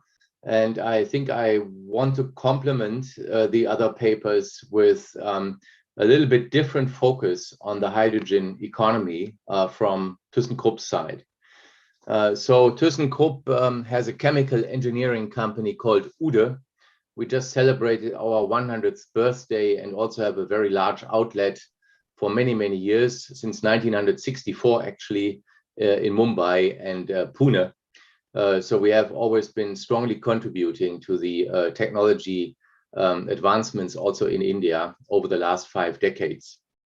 Today, we are looking at 3 layers of our technology portfolio in our company. On the outside shell, you see the green chemicals, and that contains not only hydrogen, but also the hydrogen products. And one of the big drivers we see in the future will be green ammonia, not only for fertilizers, as ammonia was utilized mainly, but we will see more and more ammonia as an energy carrier and as a transportation and mobility participant. Same applies to green methanol, green synthetic natural gas. Also, we heard already about CO2 capture, CCS, CCU solutions. Then the green fuels, power to X solutions that will go into a good portion of the synthetic fuels market, and the green fertilizers, last but not least. And we have the second layer, the blue one, that is the enabling technologies. And yes, blue is also meant to give a certain analogy to the blue hydrogen and blue chemical products, because some of those enabling technologies are going to be there for a long period of time and will bridge over until we ultimately end up in a full green environment. So we will have a lot of revamps for existing facilities that will convert with CO2 separation or avoidance mechanisms. And we have the blue hydrogen, NVNOx, polymers recycling, oleochemicals, bio-based polymers, energy recovery, and water desalination. And then in the core, and this is, I think, close to our heart and to many others here also who are listening in today, is that the world will not switch off the existing infrastructure of chemical and technology business and all the assets out there in all the plants that are operated around the world will not lose value overnight. So we will see for a long period of time also conventional, as we said and heard already, natural gas-based solutions, even coal-based solutions. Even when the steel will become greener and greener, there will still be, for a long period of time, coke required. And we need coal to convert coke into clean coke products. The gas cleaning plants, refineries, petrochemicals, and also some high pressure technologies. So what I want to talk about in my keynote here is really when we talk about hydrogen, we must not forget that we have to talk about carbon as well. Everyone here who has a chemical background, even from school, would be sufficient, knows that hydrogen is only one of the 2 elements we need to create hydrocarbons. And our entire world, our entire technology world and chemical world, but pretty much also all the consumer products are based one way or the other on hydrocarbons. And we need to make sure that we can not only focus on finding hydrogen solutions, irrespective green, blue, purple, light blue, dark blue, gray, it doesn't matter. In the end, we also have to put a very strong focus on how to bring the carbon into the mix and also make sure that the carbon is then ultimately green carbon. So I'm looking really at the mobility sector mainly, and this is just one example. We can all talk about many other examples where we have hydrocarbons in use, but just take the rationale for synfuels. We currently have 40,000 planes, and after COVID is back to normal, our life, let's say, we are going to see all these planes again flying, but many of them are back in the air. We have 1.42 billion cars globally, and that number is increasing significantly over the next decades. We have millions of combustion engines, operated machineries, trucks, and so on. And all of that is currently driven by fossil fuels. And just have a simple thought, that is there any way that we can keep all these trillions of investments that are out there, all the assets that we have everywhere in the world, without consuming any fossil fuels? The answer is yes, it can be done, and it is a very simple solution, really. And that is, we can leave all the cars as they are, all the trucks and all the planes, and make sure that the fuel that goes into the engine is generated on green basis.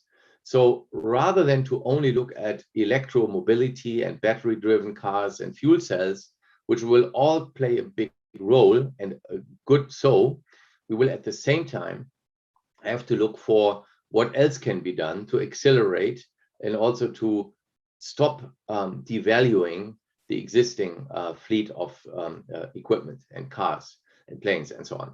So the idea would be to use green carbon in a mix to that. And if you hear the announcements that were made in many countries, that in a few years from now, many political statements have been made that countries want to step out of the entire fossil fuel business and move the entire mobility sector to electrical and hydrogen-based cars.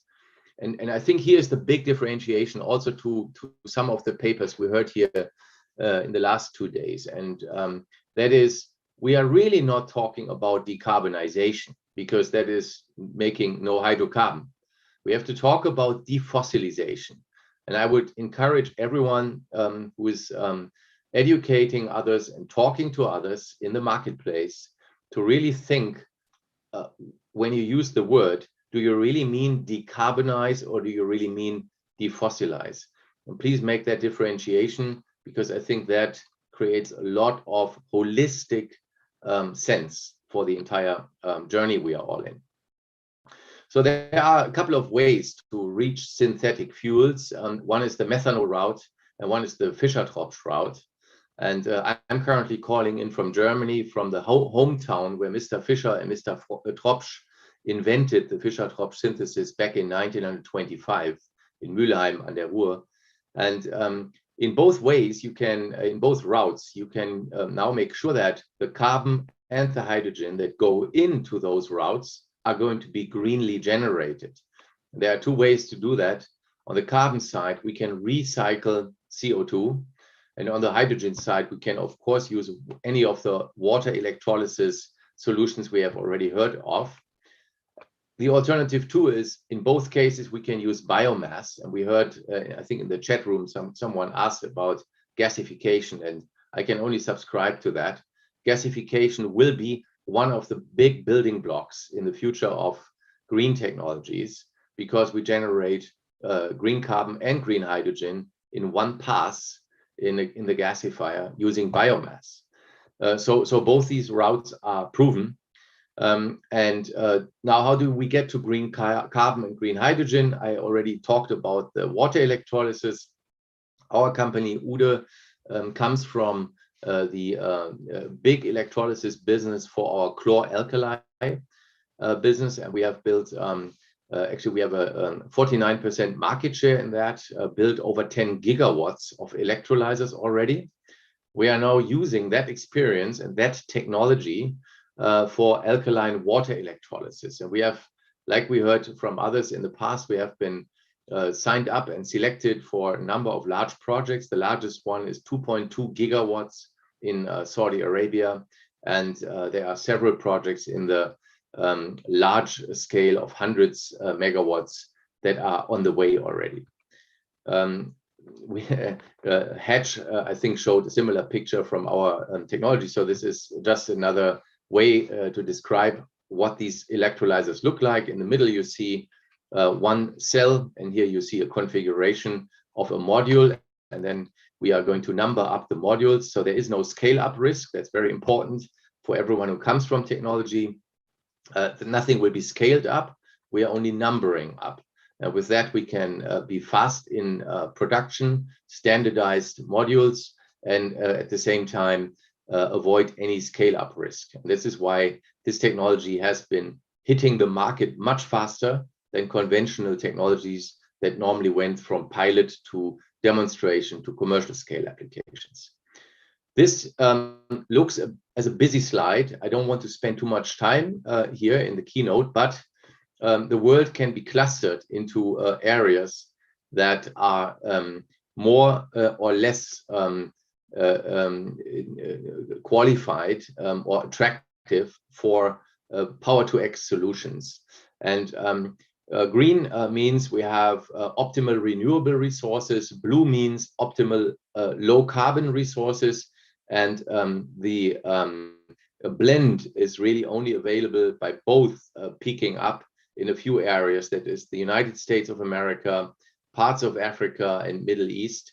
Those are the most privileged areas, but all the green and blue will also qualify and have to be supported by certain mechanisms and subsidies. This is just another way to describe what we all have learned and talked about. So nothing really new, it's just a different view. We have the power needs, of course, to be renewable by hydro, by wind, or by solar. And then from that power to X basis, we can go with a water electrolysis to a number of different downstream products. All of them are and will remain coexisting. There is not this one path. And I'm also a great supporter of diversity. We have to look at all the different products and also all the different coexisting routes to get there. I don't believe that the market will only have one solution. And I think this is very important for all of us to keep on doing what we are doing and what we are all good at, and that will be hopefully different in different companies, because we will all contribute to a full picture and it will not be one or the other solution. And one way we did here in France, we did contribute to the green carbon is a biomass gasification plant that we just built and started up 2 years ago.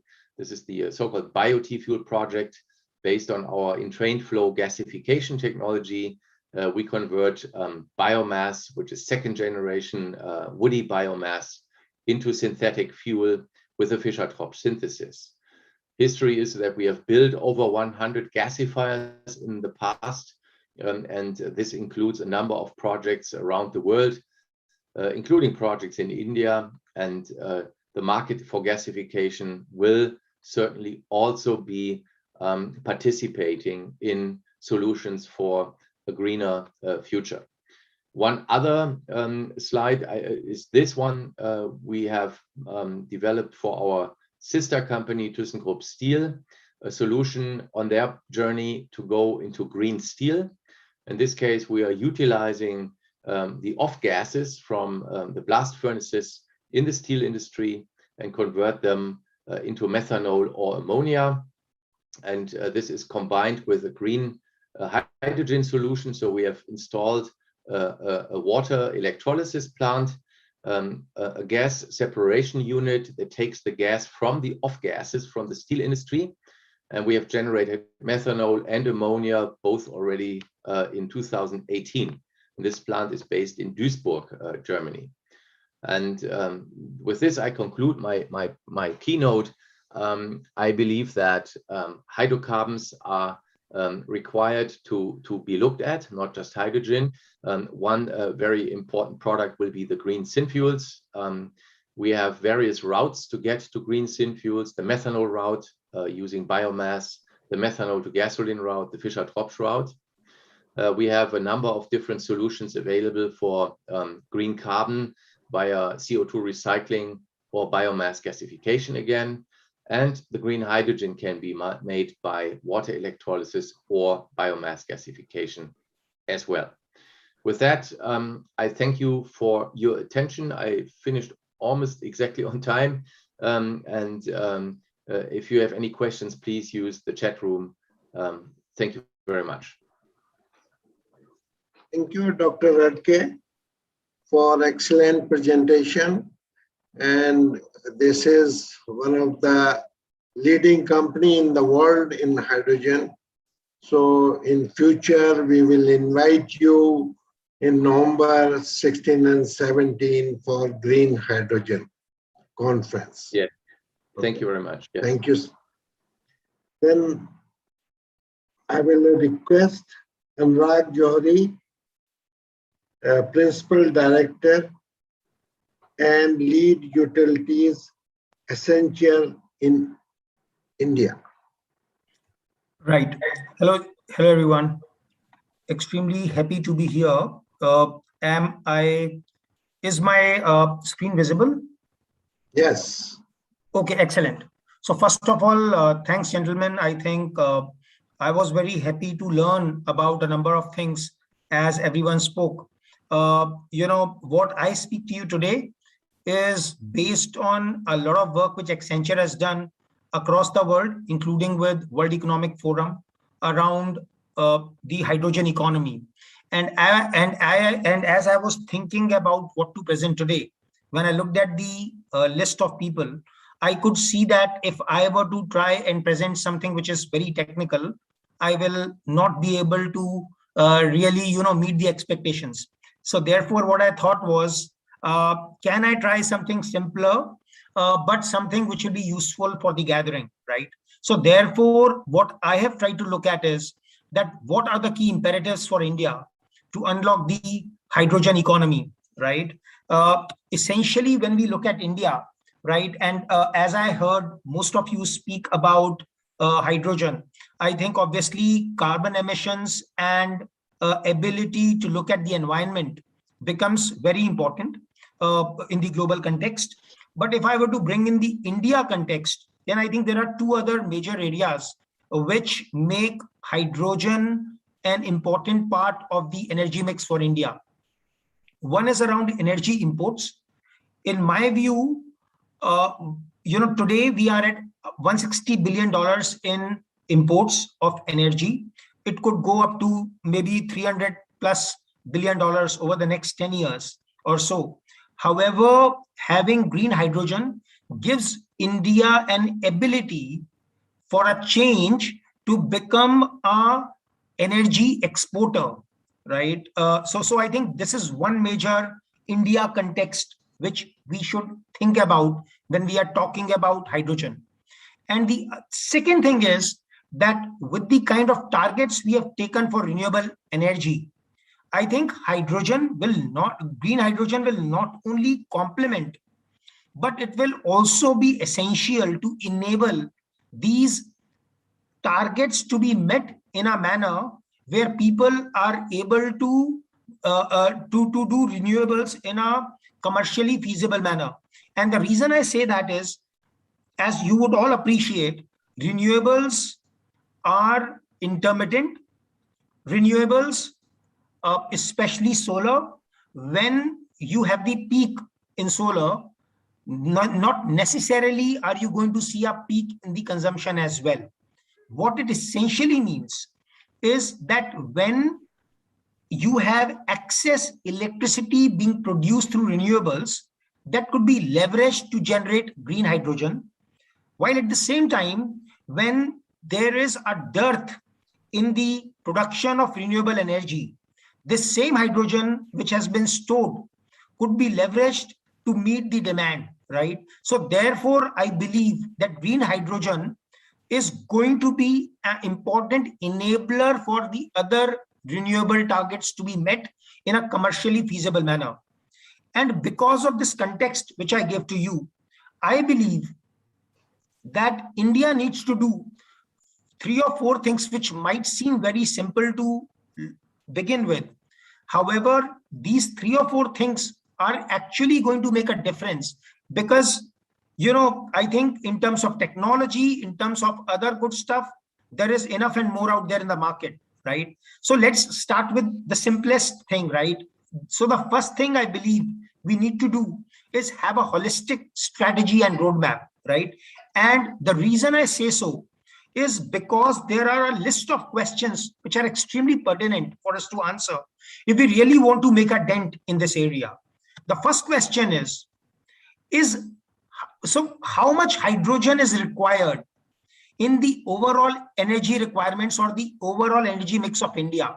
Because at the end of the day, having green hydrogen or any other form of energy is not an end in itself. It's a means towards an end. So it's very important for us to know that how much hydrogen is required in our energy mix, definitely, right? Otherwise, we might make choices, we might make investments which may not be true to what we need, right? We may not get the right bang for our buck. The second thing is essentially flowing from the first one, that what are the right targets, right? Are those targets achievable? Are those going to be commercially feasible? Are those going to be something which are not going to hurt other aspects? So for example, I see at a lot of places, people are today talking about making it mandatory for sectors like steel to use green hydrogen. Absolutely. If we look at it from a green hydrogen angle, absolutely. But is that the right thing to do for the steel industry? I don't know, right? So I'm not passing a verdict. What I'm only saying is these choices need to be evaluated in the right manner. The third thing, when we take the targets, we should also know what will it take to get to those targets. For example, I think cost competitiveness of green hydrogen is extremely important. So I think that's an area where we need to make some choices. This is one area where we need to do a lot of things, and maybe I'll come to that on the next slide. The second thing is, can we prioritize the end use sectors? What I essentially mean by that is that if given a choice, right, to use it as a transport fuel, should I start using it for buses? Which will mean that I will need citywide, if not nationwide networks, or can I prioritize, for example, my mines? Because if you take 2 mines, then what you are looking at is a very small area, a controlled environment where you can have the infrastructure quickly, where you can also have the manpower, which can, kind of look at the maintenance and service of hydrogen equipment, etc., in a much more easier manner, right? And maybe it could have the same kind of impact on the kind of energy goals we are trying to meet.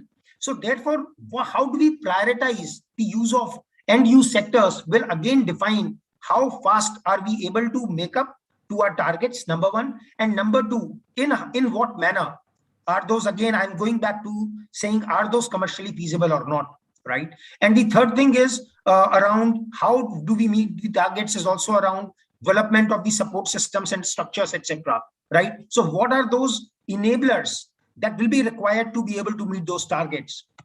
The fourth thing which we need to consider when we are building a holistic strategy would be to look at what are the risks which need to be mitigated, right?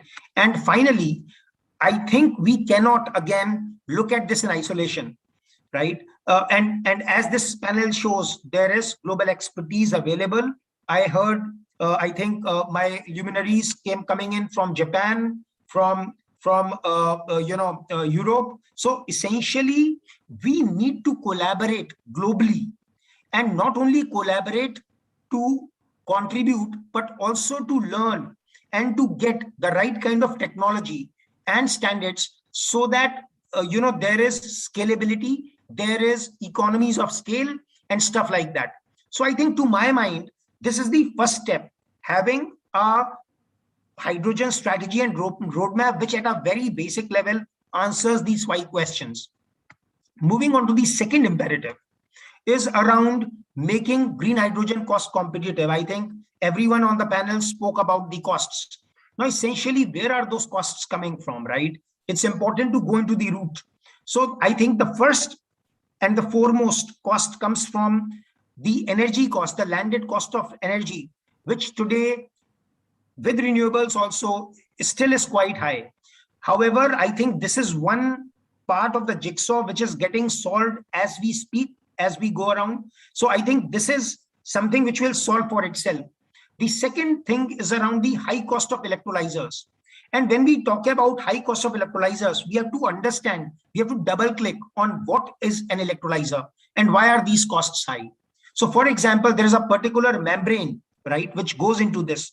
It's a monopoly of one single company and it costs about 25% of that electrolyzer cost. Now, either I break the monopoly of that company or I get them economies of scale within India, for example, or get into some kind of agreements with them so that I'm able to bring down the cost of electrolyzers. This could be up over and above, some of the things like the schemes we are talking about, about the Make in India, etc. So how do we bring the cost of electrolyzers down? That is another second point which needs to be addressed if we really want to bring down the cost of green hydrogen. And finally, we are also looking at a pipeline infrastructure, right? So that you are able to transport and secure the green hydrogen.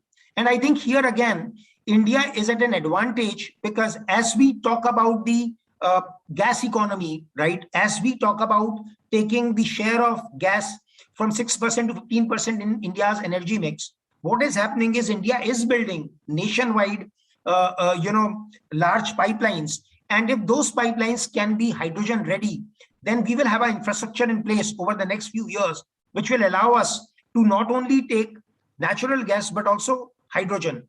What also gives me confidence is that if we look at the history of renewables over the past few years, right? So what you will find is over the past 8 to 10 years, you have seen a logarithmic decline in photovoltaics, in the wind turbine price, in the electric vehicle lithium-ion battery packs. So all of this points towards the inevitability, I would say, right, of the hydrogen prices also coming down. So that makes me extremely optimistic because they say future is born out of the history. So if you look at that history of renewables, what you find is that there has been a logarithmic decline. And I believe that the same is possible for green hydrogen.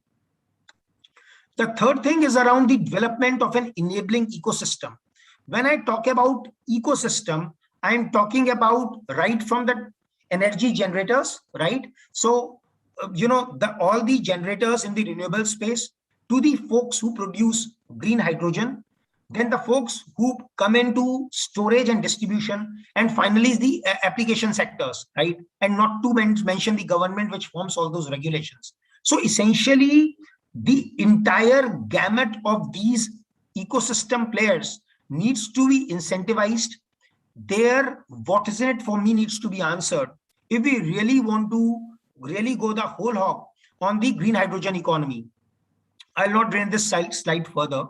And finally, we also need global standards and partnerships because this is a sector where we will need, if we really want a global trade, which some publications, some people are talking in terms of trillions of dollars, then you will need standards, you will need partnerships, you will need technology transfer, right? We will need export partnerships, import partnerships, just like what Japan is doing today, or what Australia is trying to do, or what Germany is trying to do. So that again needs to be emulated, right? There are global standards which are coming into force. So there is Europe, which has got, if I understand correctly, certify.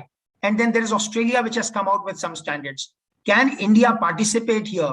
There is UN, which has come out with a new set of partnerships. So I think as a country, we will have to be a part of these partnerships. We'll have to be a part of these standard making bodies, and not only be a part, maybe attain a leadership position like we have done in solar, so that we are able to be at the forefront of making the global standards and partnerships, so that not only do we contribute, but we also benefit from what all is happening across the world. On that note, I'll bring this presentation to an end, and I'm extremely happy to answer any questions. Thanks. Back to the panel, please. Thank you, Mr. Johari. Thanks. Dr. Saraswat, with your permission, can I request you to deliver your address, please? Thank you. And at the onset, I would like to thank all my panelists who have made my task very easy by completely elaborating the hydrogen economy in its entirety. In India, I would like to share my screen. Let me see if I succeed. Two speakers are left, so I will request you to address. Dr. Garg. Yes. Yeah. I mean, is there any scope for me? Yes, by all means. But somebody wants to speak before me, no problem. Please go ahead. Okay, Dr. Negi, can you address? Yeah, I think I will be very short because yeah, don't worry. Short and crisp is required. The question is, since I have been hearing this very nice, actually, I must thank you, Dr. Garg, first of all. I think I'm audible, no? Yeah. Yeah. To have invited such a good, peers of the industry and good spokespersons and also good logistic people, those who have good technologies. Very nice. It was a learning session for me. And I will follow Mr. Johari's case. Everything has been said very nicely. So I will give you some perspective in Indian context of what we need for unlocking actually. It is a question of, creating a key. It may not be master key, because one key will not fit in all the countries' perspective. But for Indian, we have to have that particular key with various kind of levers so that you can really unlock this hydrogen economy. We have heard the production technologies. We have heard the usage of hydrogen. There is no doubt about this. It is useful for chemical industries. In fact, we have been using this hydrogen for chemical industry for refining. So for transport sector, for power generation, for energy storage, so many things. So now my caution will be, although we have various kind of hydrogen coming up, like gray hydrogen, brown hydrogen, prioritized hydrogen, blue hydrogen, clean hydrogen. But the question is, what kind of hydrogen we should use? If you see, for us to really go for a particular kind of hydrogen, we must see the carbon footprint. I have gone through one paper which says if you are really making gray hydrogen into a blue hydrogen, we are really wasting not only energy, but creating more carbon footprint. So it will be a first key for unlocking the hydrogen economy, to actually see by using those kind of hydrogen, we must not increase the carbon footprint in our atmosphere. That is one very important issue. One key will be this. As of now, today, if you see that globally, 96% of hydrogen is produced from steel reforming. That's a gray hydrogen. And gray hydrogen, you convert it to blue, again, it is giving more carbon footprint. So my suggestion will be, we should really unlock an hydrogen economy which suits us in a green hydrogen form. That will first attempt we must have. Secondly, when I was studying one paper, I completed one paper on India's energy basket 2030. I was trying to do my best as to how much natural gas we can use. Seeing the constraint and the requirement and the infrastructure, I could find only 11.5% energy basket can use gas by 2030. If that is the situation, we need not to really create hydrogen from the natural gas. This is my suggestion, number one, because it is better to use natural gas as a natural gas rather than creating steam reforming process for creating hydrogen. Second will be, if you see that hydrogen mission, which our Honorable Prime Minister has announced on 15th of August, it's a really good thing. And we can really take stock of what India initiative is there. As you see, IOCL has done a lot of job in R&D. They have created, you call it high-thane, or you can do SCNG, and IGL is processing those and filling in the CNG vehicles. So it is increasing efficiency. Now, there is a lot of things going on. Reliance Industries, like Adani, like NTPC. Some speakers spoke that NTPC has not planned for Leh and Ladakh to create green hydrogen there. So this initiative is going on very good. And we have very good promising one. As Mr. Johari said, we must focus actually where you want to use. Like the railways have said that they will go for Delhi, Jind, Sonipat train plying on the hydrogen. Good step, but really, will it help to the long run, or is it experiment? That's a very big issue. We must see. Then we have to again see our vision, as we thought, or Honorable Prime Minister said as a policy matter, by 2050, we must create 75% green hydrogen and only 25% blue. And we must be a net zero importer by 2047. So these are the very important thing. And in that case, what India requires now, important is production of hydrogen, probably the green one, or other sources as a R&D project. Even algae can give you, bacteria can give you, biomass can give you. Those are the areas where we must really do our more concentration to create hydrogen. In application, again, I support Mr. Johri what he said, we must prioritize the application, where we should go and use hydrogen, and is it really contributing that kind of GHG in the atmosphere? Then we must also think of infrastructure, because if you want to apply fuel cell based vehicle, you need filling station. So that when you need filling station, you need transportation also. And 100% natural gas pipeline will carry 100% hydrogen. It will be an impractical issue. You can mix up, but for increasing the efficiency. So therefore, I feel for India, we need a very dedicated kind of R&D, where we must see the technologies which are required for augmenting the application and production and storage of hydrogen. Finally, I will go for hydrogen economy based on fuel cell. This is very interesting. This is proven now actually, and we must have mobility, including hydrogen retailing. Then important thing for India will be the pillar of hydrogen economy, as we can see the transport area, where you can have fuel cell, direct hydrogen technology for vehicle, electric vehicles, refueling stations. Then we should have energy, even for industry.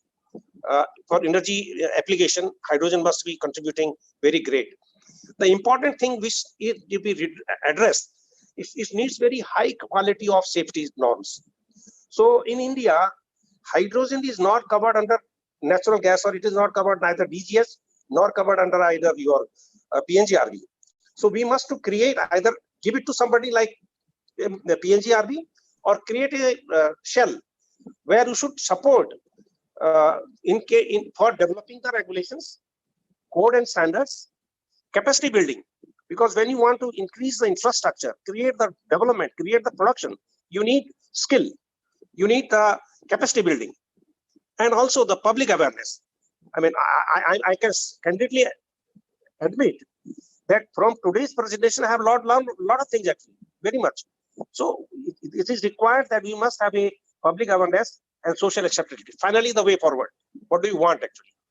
The international coordination efforts are needed. It cannot be just standalone. This is one very important issue. And well done, Dr. Garg.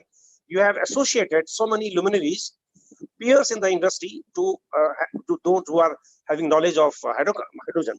So this is one effort. We must create that kind of situation. Then I can give you one idea what IEA, International Energy Agency, has done for, they call it hydrogen implementation agreement. This is basically involving 50 experts from 15 countries. I mean, all over the world, you can see Australia, Belgium, European Union, France, Germany, Japan, Netherlands, Norway, so on and so forth. So this kind of a shell is required. And I must compliment Mr. Rajnan also to have voiced his thinking process for hydrogen economy in India. So I think we need to have this kind of a group, maybe within environment forum. This can be created so that we can assimilate all the knowledge and see what best can be done for India. Similarly, the Hydrogen Council. Can we do that kind of things by the people who are commercially interested in implementing hydrogen?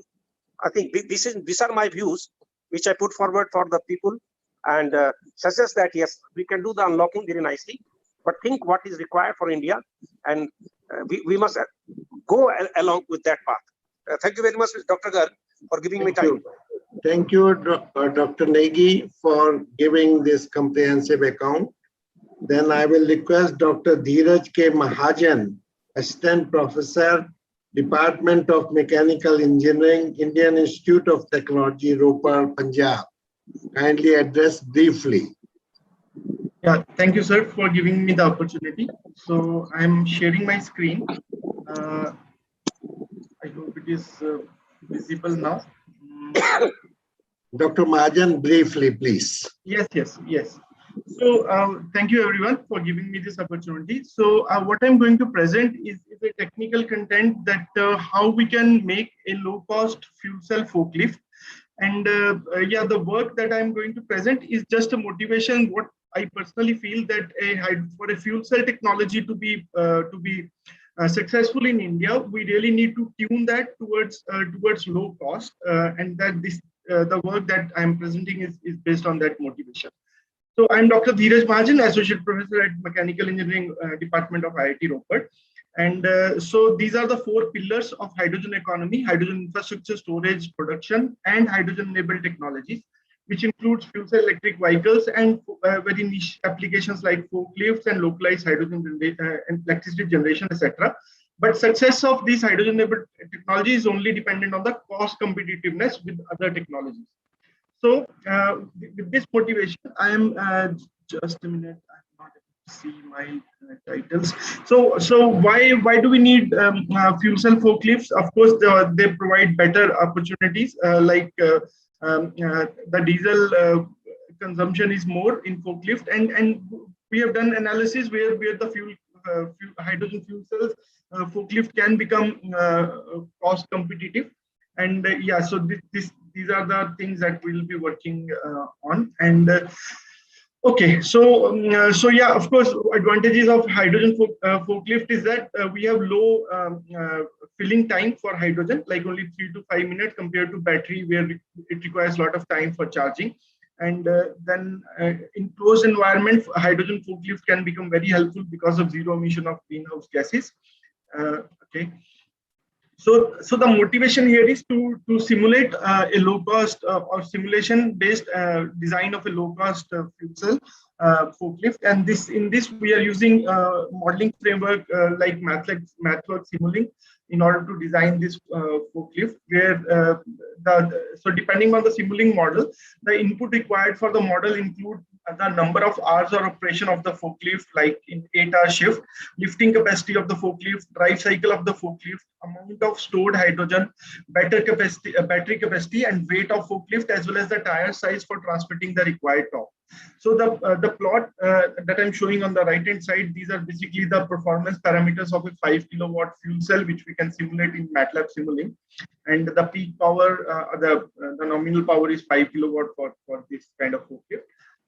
So the ultimate goal is to design such a forklift which has like, of course, the counterweight is there on the back. The fuel cell stack is placed here. The hydrogen storage tanks are placed at the bottom, whereas the drive motor, lift motor, controller, transmissions are placed here.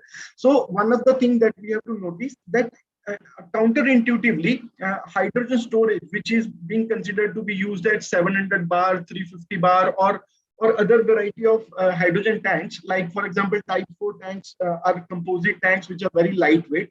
In forklift, storing hydrogen in type 1 tank, which is basically a metallic tank or steel or aluminum tank, can be very advantageous because they provide counterweight for the forklift to balance the lifting capacity. So with this motivation, we are designing the forklift. So we are designing a forklift for 8-hour shift, where it has 5 hours of continuous operations, and the lifting capacity is 2 ton. Battery capacity that we are using is 2.4 kilowatt.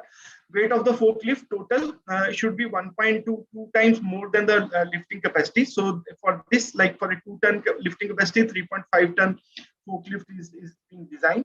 And then the tire size that we are considering is 227 and so the rear is 190 mm. So in this, the question is hydrogen storage. What option we should choose, depending on the cost, to control the cost as well as the weight that we are going to have from different type of storage. So this is our Simulink model, a very detailed model that we have made. We are using a 5 kilowatt fuel cell stack and a 2.4 kilowatt hour battery pack. for the operation of the forklift. The complete simulation model is divided into 3 parts, like because of the size I could not show it on single slide. So this is the battery and fuel cell system, and there's an inverter and motor system here, and the rest is vehicle subsystem and speed sensors that will dictate what kind of inputs we are getting. So to start with, this is the power from the drive cycle. We extracted the power requirement for the forklift, and you can see that we are hitting a peak power of around 11 kilowatt for some seconds. Otherwise, so if we did a 100-second simulation, so this is the power distribution, and then now we, based on that power requirement, we need to figure out what kind of fuel cell we can use. And then in this, you can understand that we should not use like 11 kilowatt fuel cell. It can become very expensive. So we can use a lower fuel cell, but then couple it with the appropriate battery so that the battery can give us the peak power, whereas the fuel cell can take care of the average power requirement, which is around 3 to 4 kilowatt here. So in this case, we used like a 5 kilowatt fuel cell, and then it is operating. So this slide basically tells the division of the power extracted from different sources, like to power the motor, like fuel cell is giving some peak power of 6 kilowatt, and then the battery we use regenerative braking, and then the batteries are being charged while operations. So these analysis we are doing. So in this slide, I'm showing that what kind of energy we can get from a 1 kilogram of hydrogen. So that is equivalent to 20 kilowatt hour battery pack from these simulations, the numbers that we did. And actually from the calculations, what we found that the forklift will require around 1.25 kg of hydrogen for 5 hour of operation, and this is what we have an option to store in various type of cylinders. So this is the cost analysis which we did. So if we go for type 1 cylinder, the cost of a type 1 cylinder is only like for per kg storage is 12,360, whereas type 3, type 4, they are expensive options. But not only these are expensive options, but it also means that we need to store hydrogen at 700 bar or 350 bar, which can lead to the increase in the balance of plant cost also. So here in our analysis, we found that though those size requirement for type 3 and type 4 will be less, as shown here, the volume to tank volume can become less compared to the type 1 tank, but the balance of plant cost can be very expensive, up to 7 lakh with the storage and fillings and all. So that can become very costly. Dr. Mahajan, with all respect to you, we will give you full time on November. Okay, sir, fine. Thank you. 16 and 17. Yeah, sure. Because the chairperson has to leave.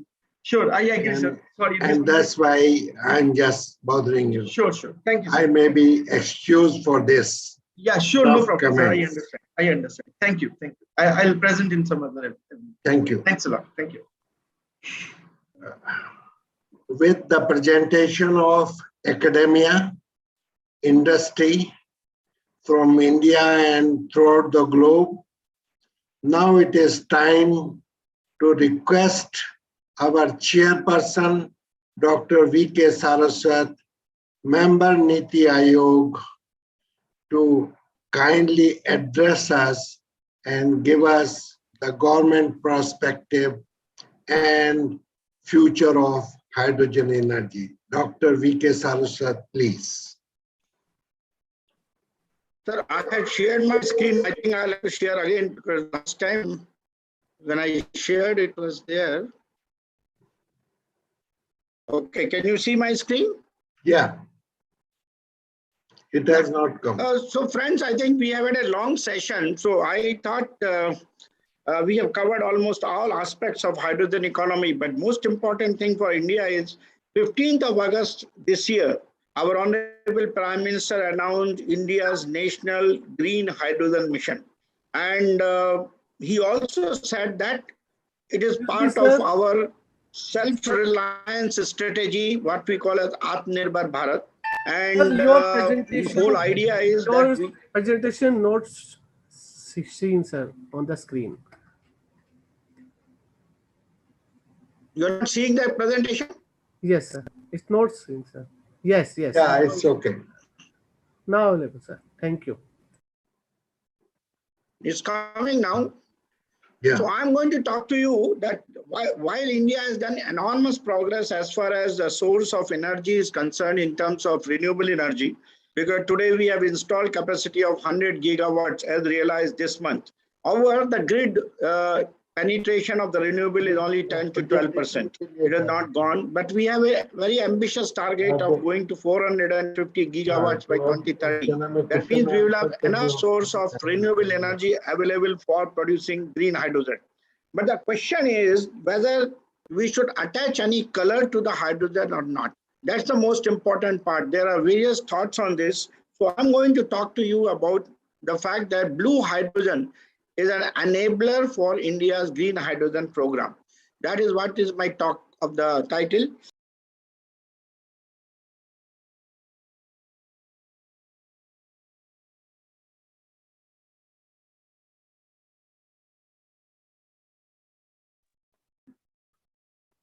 So something is wrong.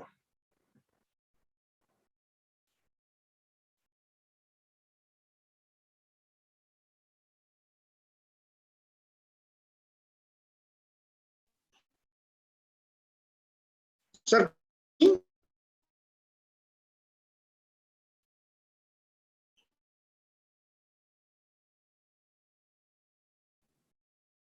Sir, your screen is not there. Screen is not there, but you can continue. Can you see my screen now? No, no, sir. Is it visible? No, sir. No, sir. I think I'll have to switch off my video. I'll switch off my video. Okay, I think this is better now. Yeah, you can speak, sir.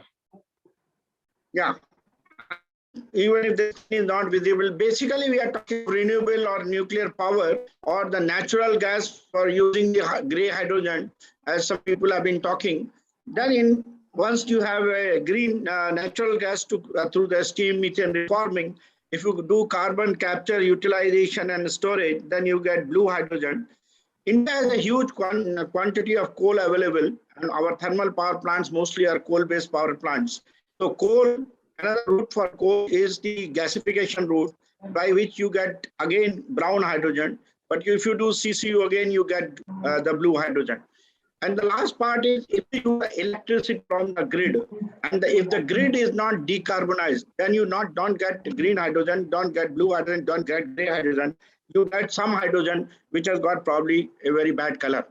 Now, many things have been done. The important part today is that when you use hydrogen, what is the method of producing hydrogen and what is the cost which is thereof? If you take the thermochemical sources of producing hydrogen today, steam methane reforming gives you a cost of about $0.9 to $1.8 per kg. Gas is, and it's an efficiency of 60%, and kilowatt hour per kg efficiency is about 52. When you take gasification, the cost is 0.6 to 0.2, and efficiency is about 70 to 80%. If you take autothermal reforming, of course, the cost is not available because not many plants are available, but the efficiency is about 78 to 80%. Pyrolysis, as we call it, you get at about $2.2 to $3.4 per kg, efficiency of 50 to 70%. The most thing which we are talking of is the electrolysis of water using the fuels, the electrolyzers. If you take alkaline electrolyzers, the cost can vary from $2.6 to $6.9. Mind it, this is production cost. This is not the cost of hydrogen delivered at the use site. It becomes almost double or triple once it goes to the site. And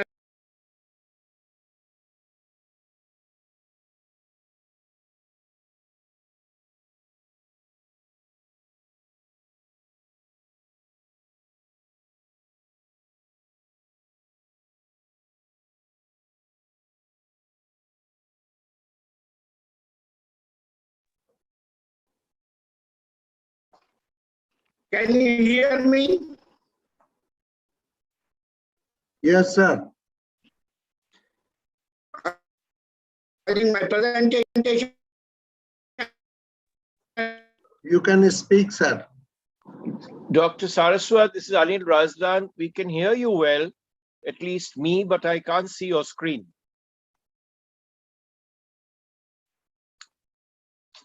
Now screen is visible, sir.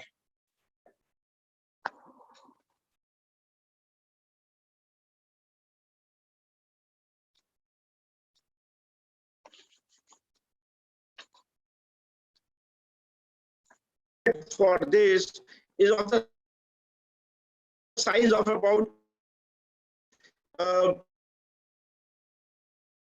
200,000 kilograms of hydrogen. When you take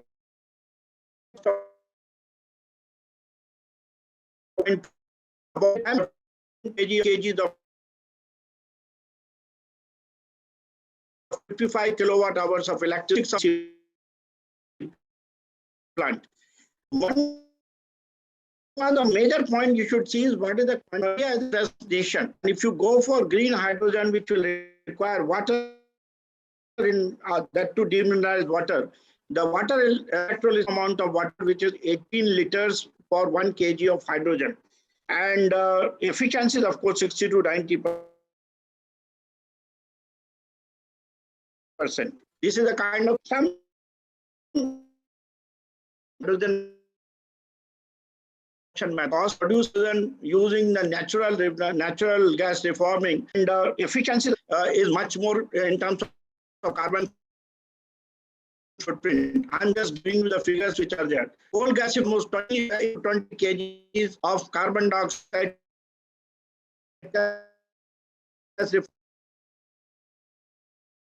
Reforming gives you about 10 kgs of carbon dioxide. Gas gives you 56% capture. If you take natural gas with 90% capture, the carbon dioxide 2 kg.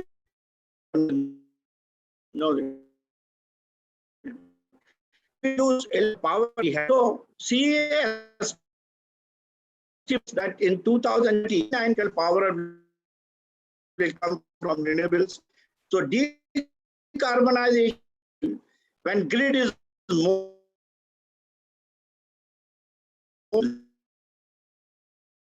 that is the hydrogen. The British which is needed. Meteorology outlook 37% gray, 30% gray. 2050 hydrogen production will be 47%.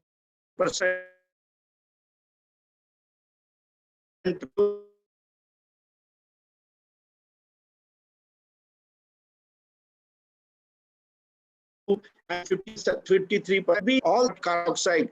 We should follow carbon dioxide capture and utilization and convert that use. And in fact, one of the panelists from Canada has given a very nice thing. It is carbon plus hydrogen together.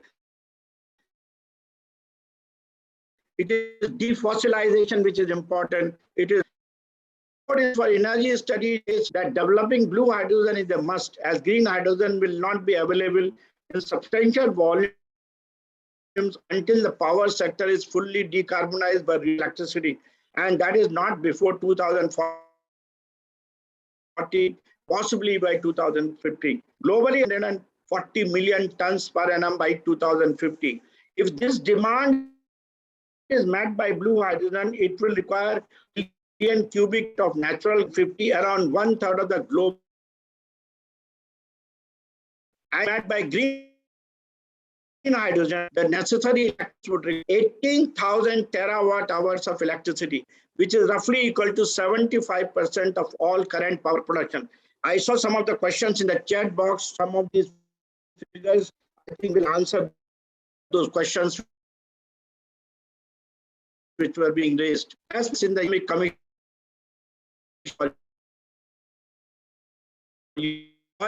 economy, international renewable Agency expects that about $150 billion of government funding worldwide would be needed over the next 10 years to halve the cost of producing green hydrogen. People are saying green hydrogen cost will come down. Imagine the kind of investments that are needed before green hydrogen can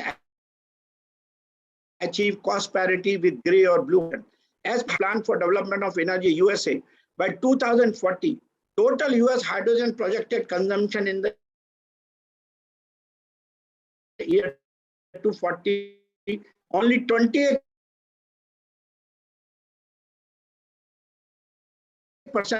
will be renewable energy.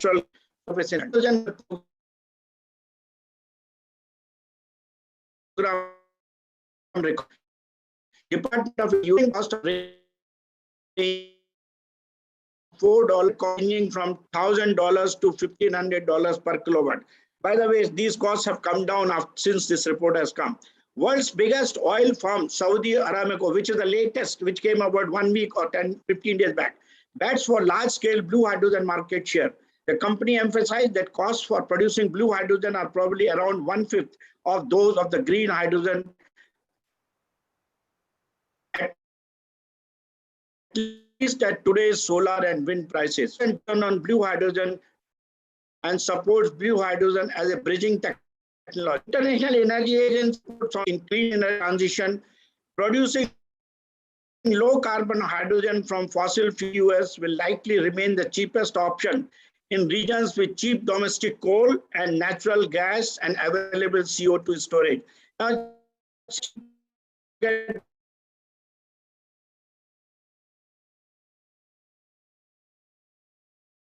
that we fall in that particular across different over the period between 2020 and 2050, and the yellow and the green curves. Basically, it is with respect to the electricity price. The browns are electricity price, which is about $65 per megawatt hour, and the green ones are with electricity price with $20 per megawatt hour. There's a kind of difference.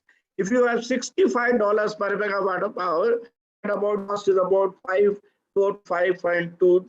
That is the kind of figures we get. With the electrolyzer cost of about $1,000 per kilowatt. And if you take the other one, the green, the cost comes to between $2 to $3 per kg of hydrogen. And over time, if you see the graph coming down by 2050, the range is one will come down to about 3 and other will come down to about 1. So electrolyzer investment cost for 2020 is about $652,000 per kilowatt. Electrolyzer cost reached $133 as a result of 1 to 5 terawatt capacity deployed by about 2 industrial cities.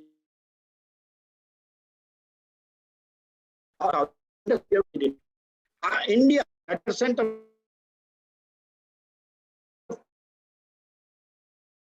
total city service renewable energy production may reach at the levels of 300 terawatt hour in 2022, 7 terawatt hours in 2027, and 758 terawatt hours in 2032 if efforts are aggressive. Since in the present time we are running behind the targets, it is deeply felt that only small volumes of renewable electricity are left for transformation into green hydrogen until 2035 and beyond. And as I mentioned earlier, the production of green hydrogen will have a lower carbon footprint than blue hydrogen only when the grid reaches 90% carbon-free power generation. If India directly jumps onto green hydrogen without blue hydrogen, there will be considerable cost implications to it. Since India is not producing any as of now, and if installed, whatever is installed are mostly imported. Instead of importing crude, India will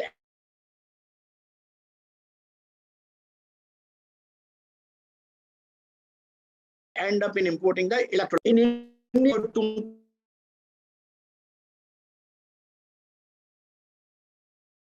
2.5 million refinery at cost hydrogen, which is between 350 to 500 rupees per kg. Utilizing green hydrogen industries need that of the present cost. I did some sums with the Rashtriya Chemicals and Fertilizers. They are producing ammonia at $375 per ton. And if green ammonia is produced, it will cost $870 per ton. Obviously, the cost of fertilizer triple based on the input cost of the ammonia. Can we afford it? Using electricity from Indian power grid in 2021, hydro produced via electrolysis would yield 30 kilograms of carbon dioxide as electricity India is producing from natural gas reformation is estimated to emit about 1.7 kg of carbon dioxide per kg. Towards 2030, with around 39% of all electricity in India produced, sufficient to green hydrogen production from grid friendly. So, what should be the priority of India? As co-here may be given a push by developing appropriate zeolites for the separate technology. The blue hydrogen and hence needs CCS logical disposal. Such technologies on the horizon for better valorization. Enhanced oil recovery or CBM should be explored as an alternate option. Otherwise, there are using carbon dioxide for producing methanol, for producing carbon black, and many of the other chemicals. Simultaneously, effort should be done to set up 10 efficient technologies like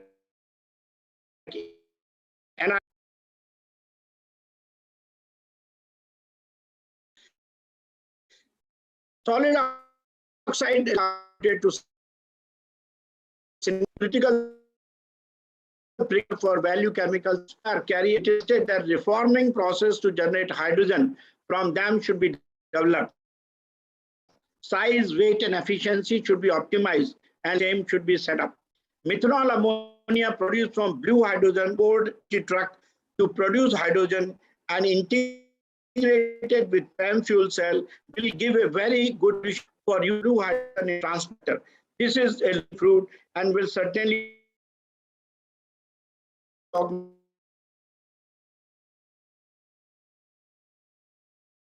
the demand for hydrogen.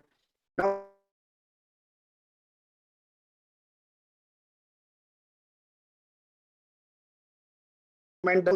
what we can do along the development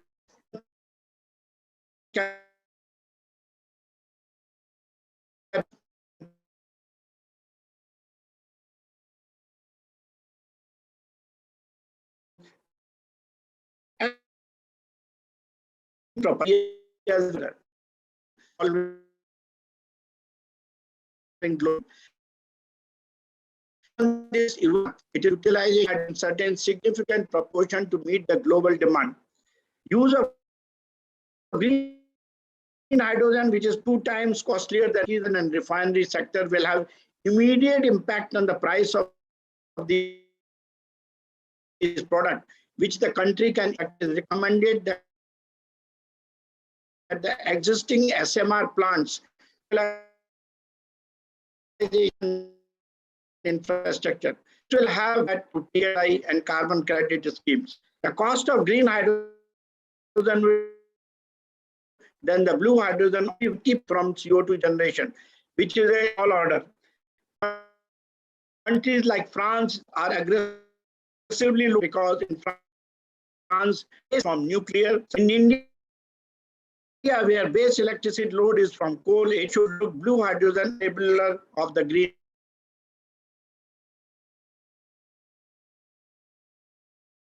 hydrogen. So it is just the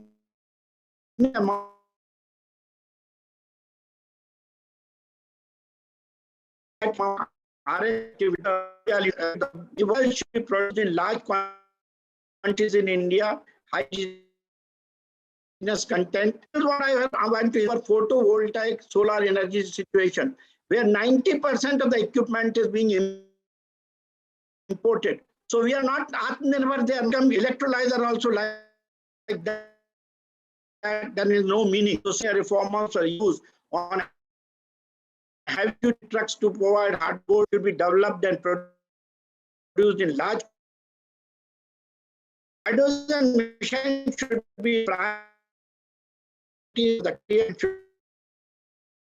show on the supply of 9% of input, like in the solar and to import of fuel cell is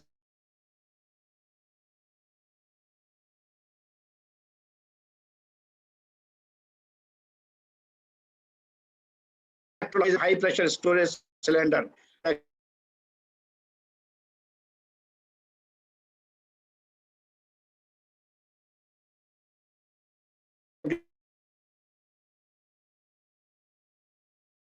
Will find effect first.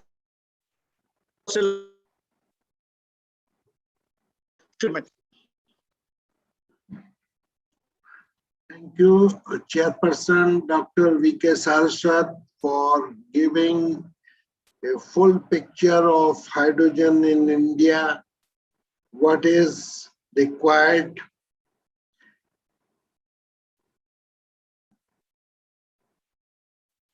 Now I will request Mr.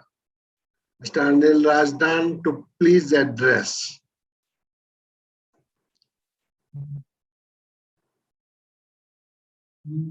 Please unmute.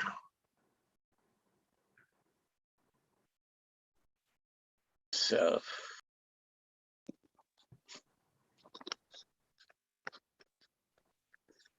can you hear me now, sir? Yes. Yes, sir.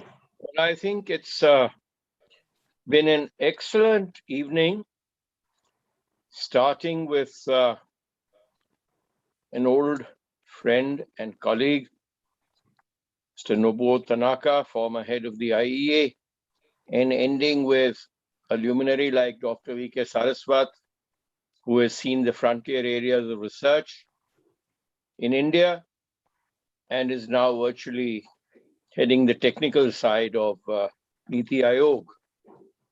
We have also benefited from excellent experiences from Europe, North America, India, as well as analysts within the country.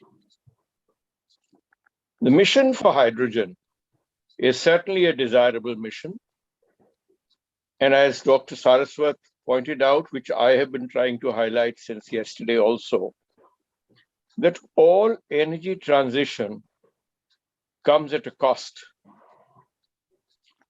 And this cost is to be considered in the context of a country where many people still do not have full access to energy. And when we talk of the current crisis, there are certain historical responsibilities of some nations, and the overall cumulative per capita emission is a very important factor which has to be kept in mind. India is a young country willing to go forward, but the last year and a half has been a very difficult year for India as well as a lot of other economies, thanks to an inflicted COVID, which has put a lot of brakes, and the governments have been forced to divert their attention to the pandemic. India also has been a victim of climate change induced by indiscretions of some other countries. Be that as it may, India has always been willing to share global concern and is always willing to share the best technologies which come from abroad. But one of the earlier sessions, in fact, the very previous session, I had pointed out that the financial implication of the energy transition has to be clearly understood. You cannot prescribe a 5-star hospital treatment for a person from a lower income group or even a middle income group. Somebody has to foot the bill. And if the concern is global, the technology, number one, must be shared globally. There must not be monopolies in technology ownership. And secondly, there should be a fair financing of the energy transition. These, I think, are some principles which were quite well enunciated in the UNFCCC, in the Kyoto Protocol.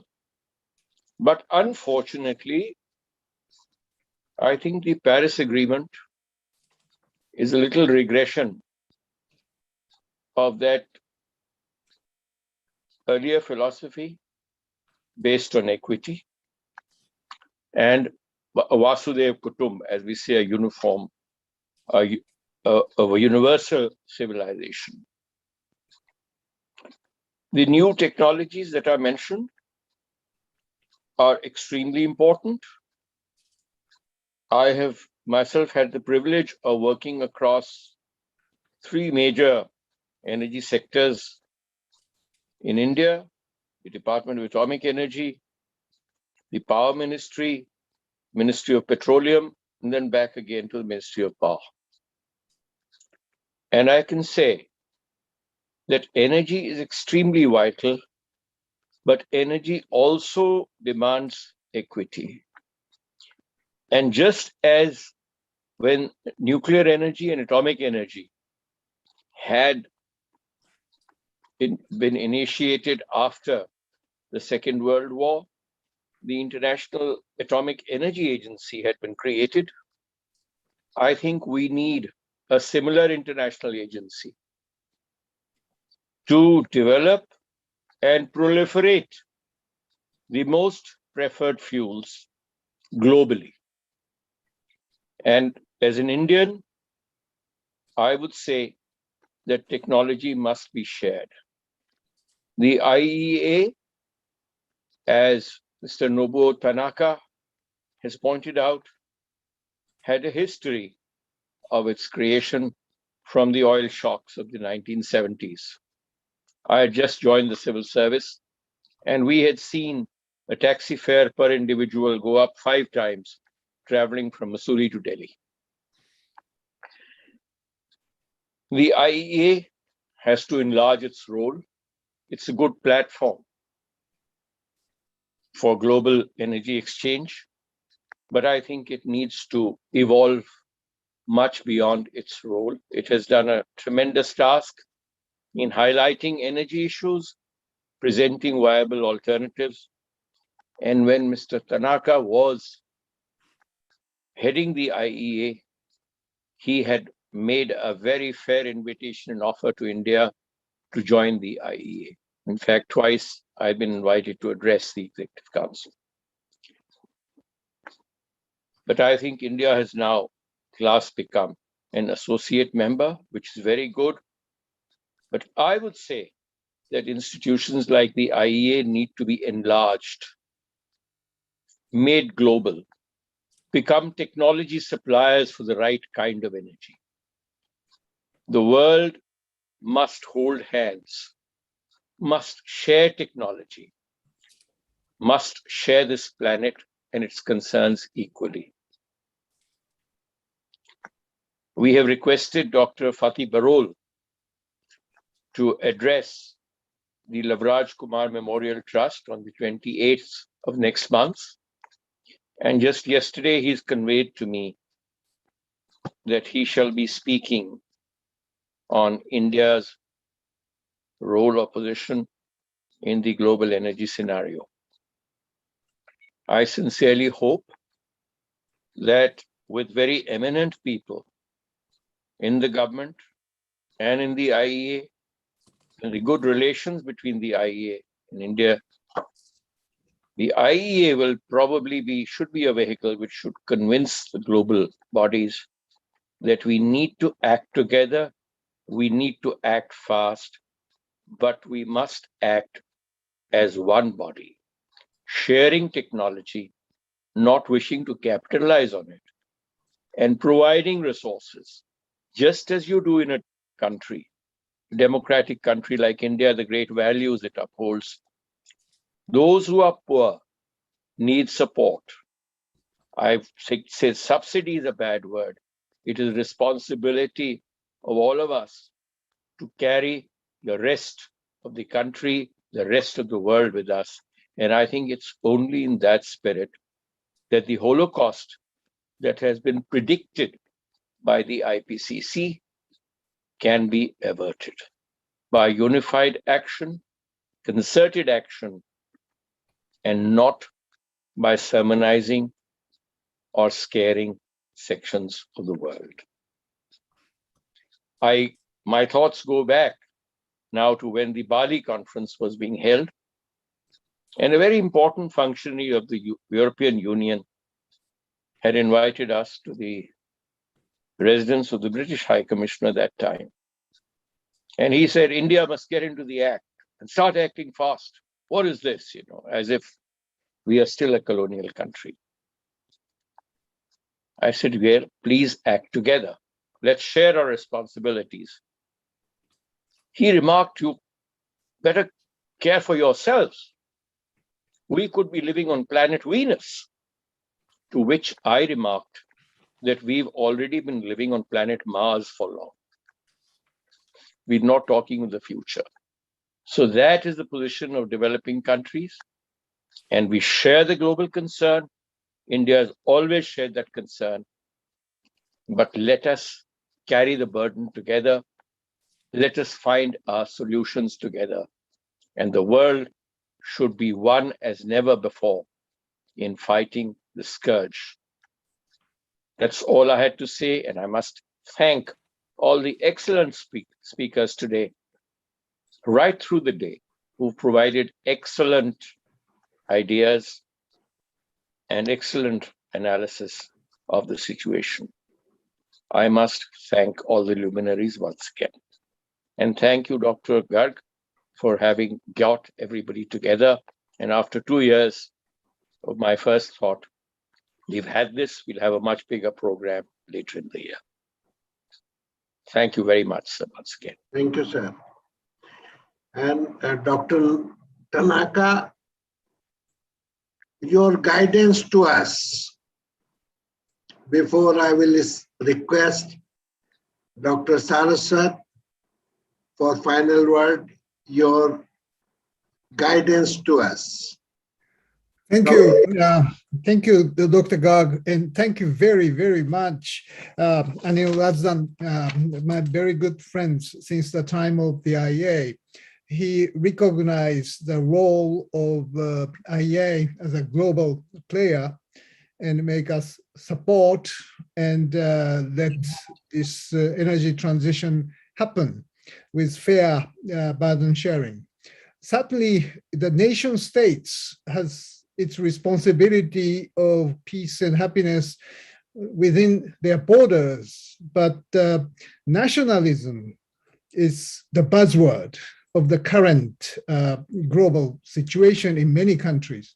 Even the democracy has a difficulty of facing the challenge of populism and nationalism.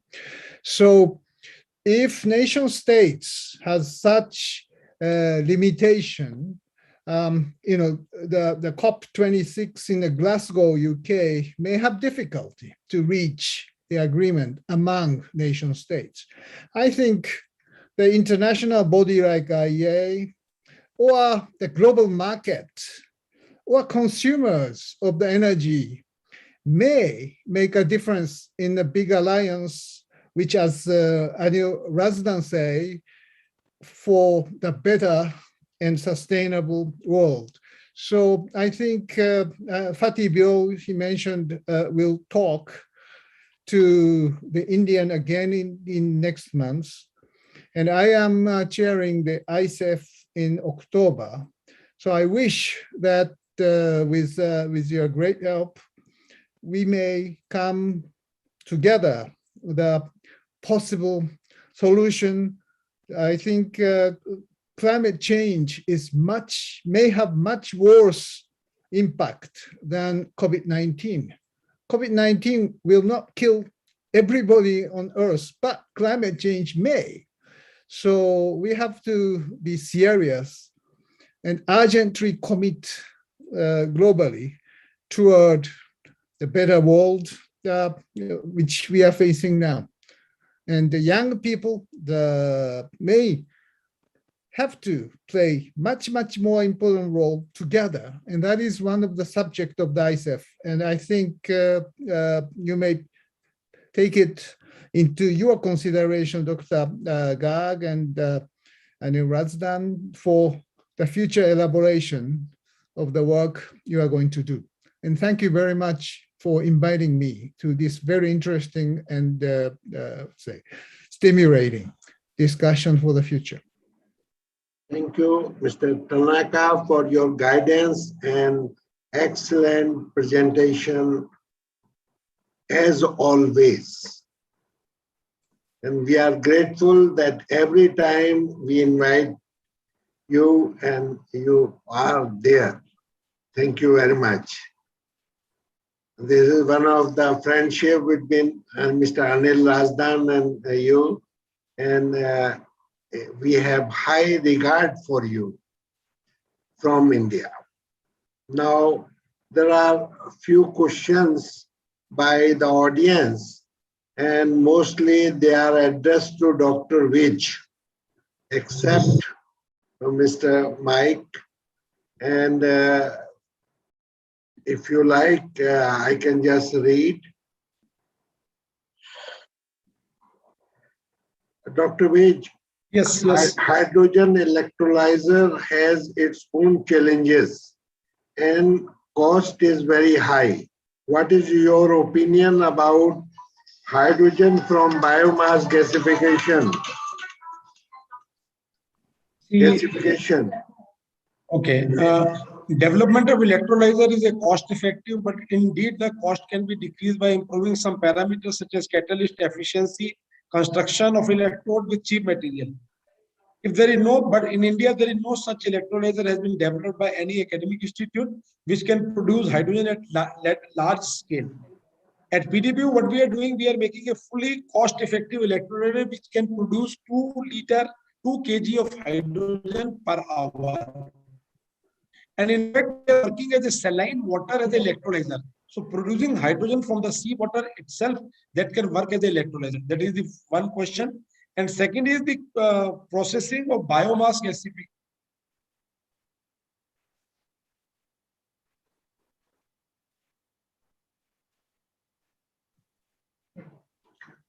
So mostly the questions are answered. This was question by Mr. Vishwajit Sean, ABP R&D RIL Reliance. And there are some other question, and if somebody has, participant has seen Dr. V.K. Saraswat, the address, he has clearly mentioned the cost of blue hydrogen and green hydrogen. So mostly the questions are answered. Now I will request, without any losing time, Dr. V.K. Saraswat to say final word. Dr. Saraswat, please.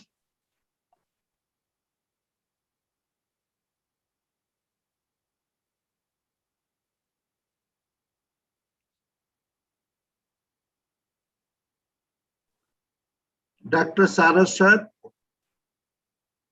can you hear me? Unmute yourself. Yes. Dr. Unmute yourself.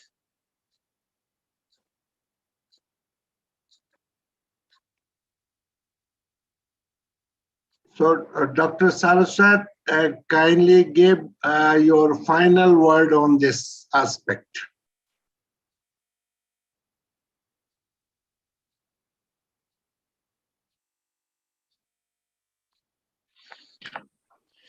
Hello. Sir, can you hear me? Yes.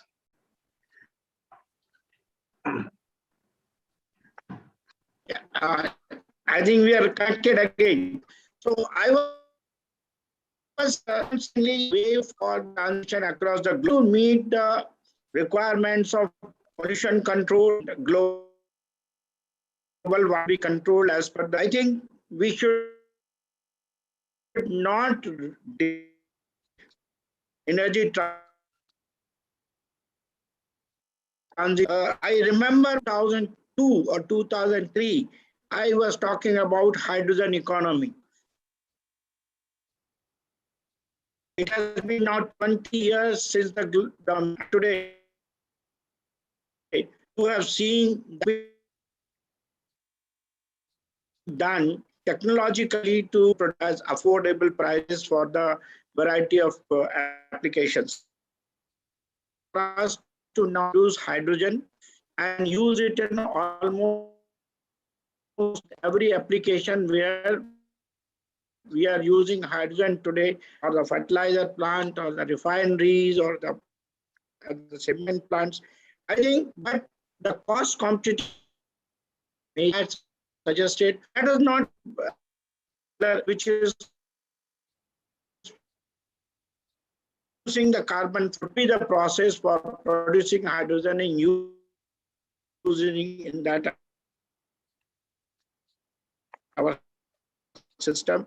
That collaborate in, as Mr. Tan was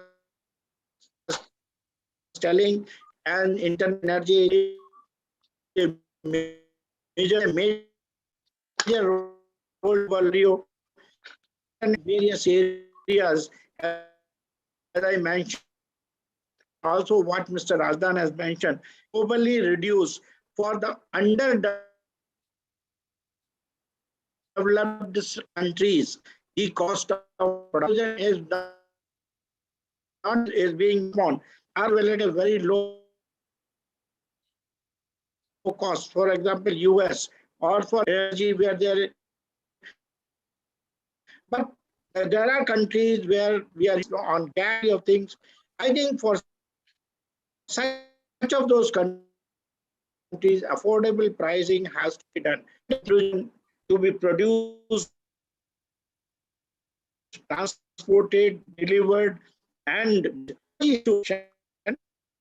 infrastructure has national agency contributing towards, like the International Energy Agency.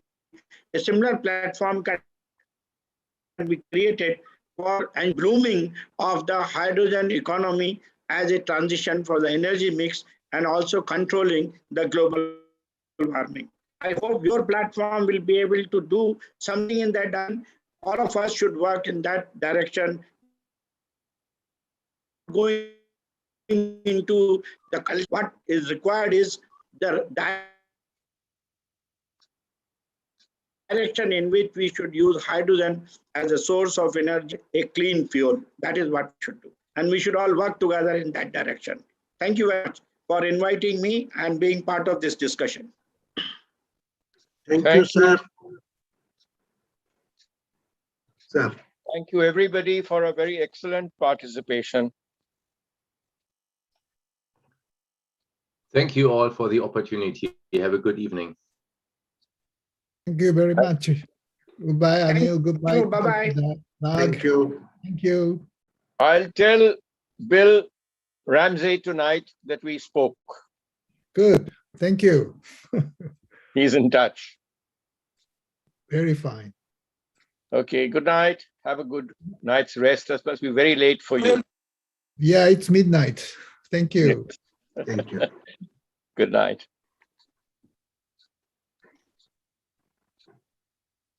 Well done, Dr. Garg.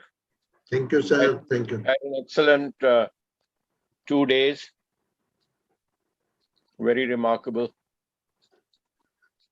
With your good wishes and guidance, we could able to do it, sir. Yes. Congratulations to your team. Thank you. Puneet has done a great job. Right, sir.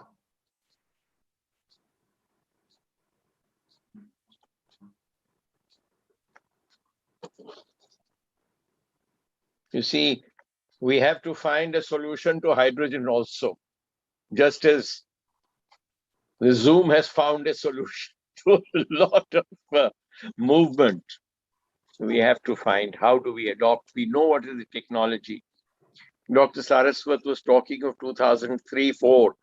1993, the World Energy Council produced a report, Energy for Tomorrow's World, and in which hydrogen was touted as a future fuel.